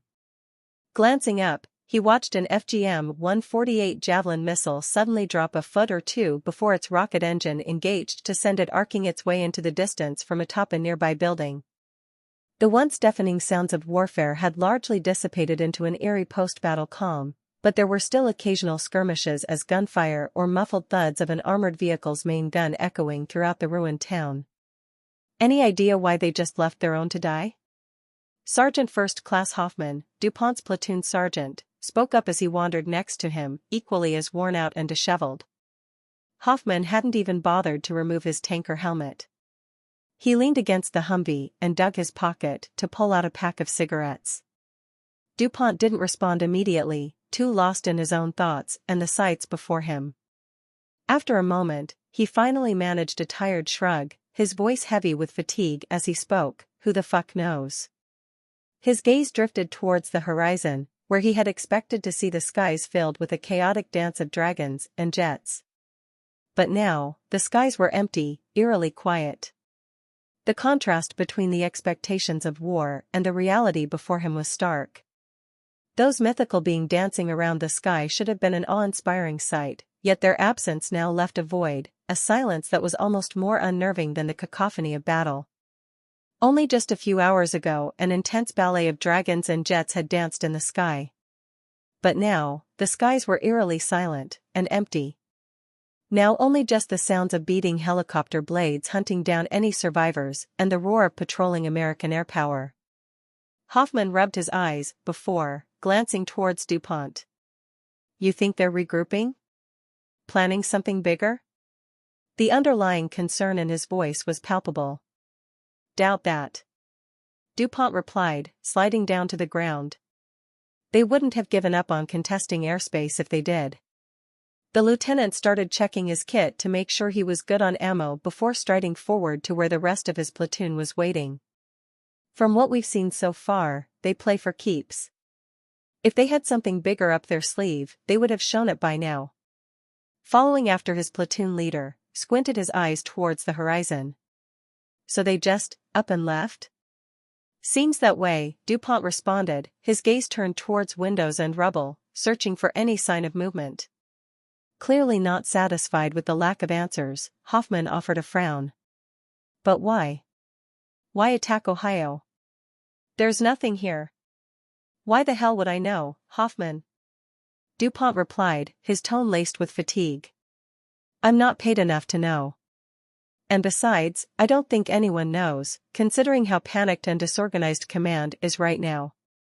Hoffman gave a disgruntled grunt as he shook his head, but as they neared their destination, they overheard an animated discussion among their soldiers. "You're a furry, Jackson. Between that small lizard thing and the werewolf, which one do you think you'd prefer?" One soldier looked over to another as they kept their weapons trained towards the front lines. Jackson, the designated furry of the platoon, rolled his eyes and readjusted the M249 saw in his grip. "Seriously? You think this is the time for that shit?" He hesitated, glancing sideways with a smirk. "But, since you asked, probably the werewolf." Laughter erupted among the soldiers, while both Hoffman and DuPont stood behind them with a look that said they didn't want to be associated with the degenerate in front of them. "I mean, have you seen the legs on those things?" Jackson continued enthusiastically, oblivious to his platoon sergeant and platoon leader's evident discomfort. "Ripped, man. They've got these powerful thighs and calves. Like, no wonder they run so fast. They've got this wild, untamed beauty about them." The soldier continued to unashamedly gush. "Both the females and males are massive, but the males simply just tower over everyone. You can see the raw power in their muscles, and their jaws. Man, I wouldn't want to be caught in those. And the females, Jackson continued, his eyes lighting up, there's something else. A bit smaller, sure, but just as fierce. I can only imagine their fur is softer, smoother, and their eyes. Man. They just stare right into your soul. Another soldier, a wiry man named Lee, edged closer, intrigued by the discussion. Talking about werewolves, eh? But have you seen the goblins? He nodded towards a short greenish-yellow figure, slumped against a wall. The man smirked. Now that's what I call a compact bundle of beauty. I mean, look at her. She's petite, yes, but there's an undeniable scrappiness to her. She's got that well-proportioned shape too? Lee then gave a chef's kiss. Far better than your roid-raging mutts, he teased. Her posture, even when slumped, speaks of grace and agility. Those sharp ears of hers, probably picking up every little whisper, even our conversation right now. Sure she isn't as voluptuous as the furries, but dash, he tried to get out, but was interrupted. What the fuck is wrong with you all? Hoffman's stern and disgusted voice cut through the conversation, causing everyone to snap their head back to see both their platoon sergeant and their lieutenant standing behind them with a repulsed snarl on either face. In an instant, the chatter and laughter that filled the line had evaporated and instead, turned into a heavy silence. Lieutenant DuPont looked down on his men with a look that said he was looking at literal sacks of shit. You people are fucking disgusting. He said with his voice dripping with definitive disdain. We just killed these things. And now you're talking about wanting to fuck them? DuPont's face paled, a look of profound disturbance replacing the initial disgust. He looked around, his gaze sweeping over each of the men. Shaking his head slowly, he whispered more to himself than to the soldiers, Jesus Christ. I'm leading a bunch of freaks. Hoffman's jaw tightened, his usual stoic demeanor momentarily shattered. With a deep sigh, he locked eyes with each soldier, his gaze piercing and unyielding. Look, he began, his voice gruff, whatever's been said here, stays here. For my own sanity's sake, I'll try to pretend I never heard a word of it. Without waiting for a response, Hoffman turned sharply and began walking towards his Bradley fighting vehicle parked a short distance away. Were we just kink-shamed by the lieutenant? Was the last thing Hoffman heard as he walked up the ramp of his Bradley to join the rest of his crew. As the dust settled on the ruins of New Philadelphia, the distant roar of engines began to fill the air. The sound grew louder and more insistent, culminating in a ground-shaking rumble that drowned out the soldiers' playful banter. Soon, the streets were filled with the unmistakable shapes of the more modern M1A2 SEPV-3 tanks, their heavy treads kicking up dust and debris as they rolled forward in an impressive display of military might. Behind the leading tanks were columns of Bradley infantry fighting vehicles and Joint Light Tactical Vehicles, JLTVs, full to the brim with fresh soldiers. Looks like the reinforcements finally arrived. Sergeant Kim, Hoffman's gunner, spoke up, trying to mask the emotion in his voice. But Hoffman, knowing the man, could sense the relief, disbelief, and shock behind Kim's words. Yeah, Hoffman replied quietly, letting out a slow exhale. To be honest, I legitimately thought there was no way we were making it out of that alive. Suddenly, the Bradley's driver, Corporal Santiago, laughed so hard that it rang throughout the vehicle. Que odioso.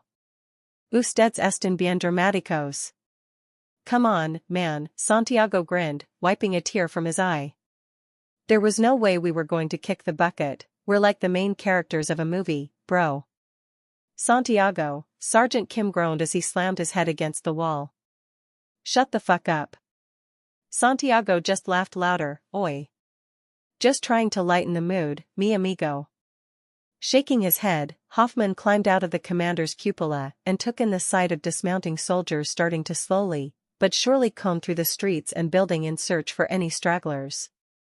Turning his head, he noticed that his lieutenant was lethargically having a conversation with what appeared to be the commanding officer of this outfit. Colonel Hastings, 4th Infantry. The colonel introduced himself, extending a firm hand towards the lieutenant. Out-fucking-standing work you and your boys have done here.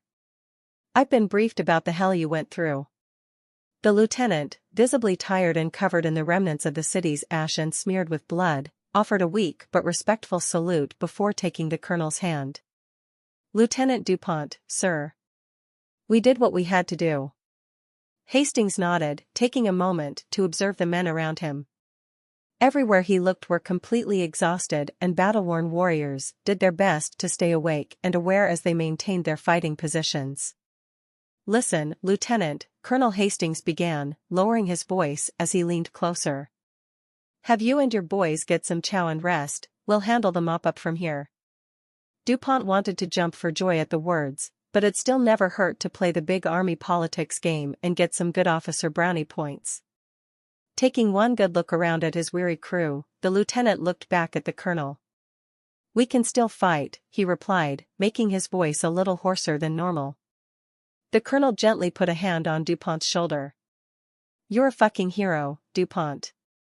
The gruff man said with a smirk. But we'd like to blast some alien ass as well. We can't let you have all the fun. A light laugh left DuPont's mouth as the tension visibly left his face. I suppose we can share some of the glory, sir. That's the spirit, Colonel Hastings replied, chuckling. Now get out of here, Lieutenant. You all look beat to shit. With the conversation concluded, DuPont gave one more salute before turning around and walking away. Quickly turning his head, he saw that the colonel was busy issuing commands to his troops who were bustling around, setting up defenses and preparing for the cleanup operation. One more jolt of energy surged through DuPont as he pumped his fist in joy. Finally, someone else was going to deal with this garbage. All right, you freaks. DuPont shouted to his unit as he rejoined them. The men, despite their fatigue, looked up attentively, waiting for their lieutenant's words. This is the 4th Infantry's problem now, so let's make ourselves scarce. Find some chow, grab whatever water you can, and find the nearest rock to crawl under. The unit responded with a mix of cheers and relieved chuckles. They were all eager to get some well-deserved rest after enduring what seemed like endless fighting. It was time for their fresh and well-supplied contemporaries to take the helm and kick the invaders out of their land. But they knew they were going to have to get back to the grind sooner than later. There was still a lot of work to do. The armies of the Horde, though broken, had fragmented and dispersed into the vast terrains. Creatures and people of all kinds fled en masse into the Appalachian countryside, turning the once peaceful region into a hotspot of fugitives and skirmishes. And as the sun drifted slowly downwards onto the horizon, painting the sky in hues of orange, the Horde's most dreaded hunters treaded softly through the hills and forest of Ohio. Captain Coleman and his elite Special Forces team slowly crept through the foliage, with guns raised and eyes scanning. Occasionally, the sharp staccatos of suppressed gunfire wound echo out, followed by a death-curdling screech. They were the predators in this new twisted game, stalking their prey and eliminating them with lethal precision. As Coleman and his team progressed, a small errant twitch caused the man to snap his weapon towards a bush not more than 10 meters away. In quick succession, the man let loose a 5-round burst from his rifle. Suddenly, a small reptilian creature with dark scales, sharp-pointed horns atop its head, and piercing yellow eyes let out a pained screech and stumbled out of its concealment. The creature, garbed in tattered blue robes adorned with worn belts and pouches, tried to scramble away. Its long, sinewy tail trailed behind it as it moved, and in its hand, it clutched at its wounds. However, the thing only managed to move a few meters, falling flat on its face.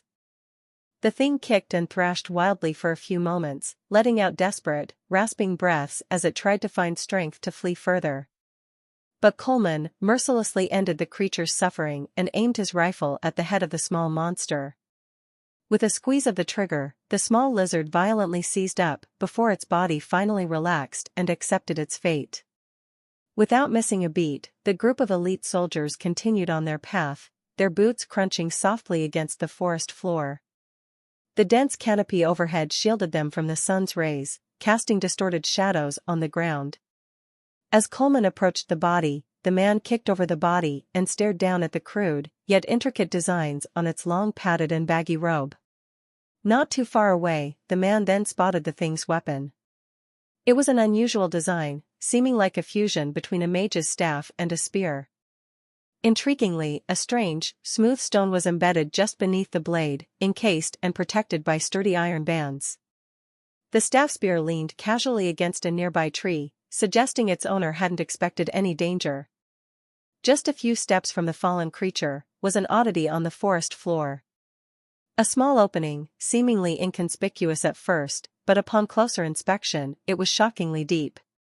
It appeared as though someone had burrowed into the ground, carving out a subterranean path or possibly a hideout. "Got something over here," Coleman said, causing his team to stop dead in their tracks. With a simple hand gesture, the closest of his team quickly converged on the hole with their weapons pointed at the entrance, while others swiftly formed a protective ring around the area, ensuring no surprises from the surrounding foliage. Bennett was closest to the team's leader, and together, they moved closer, their boots making almost no sound on the forest floor. With synchronized precision, both of the Special Forces soldiers leaned over the hole and thumbed their tactical flashlights, sending blinding beams to pierce the darkness below.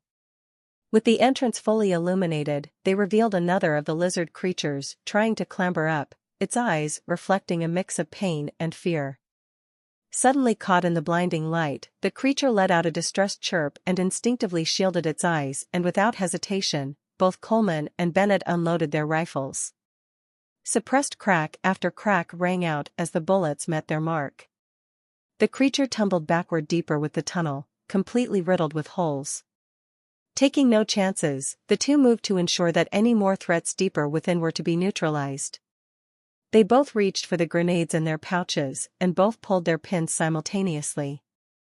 With swift, practiced movements, they threw the explosives into the abyss below.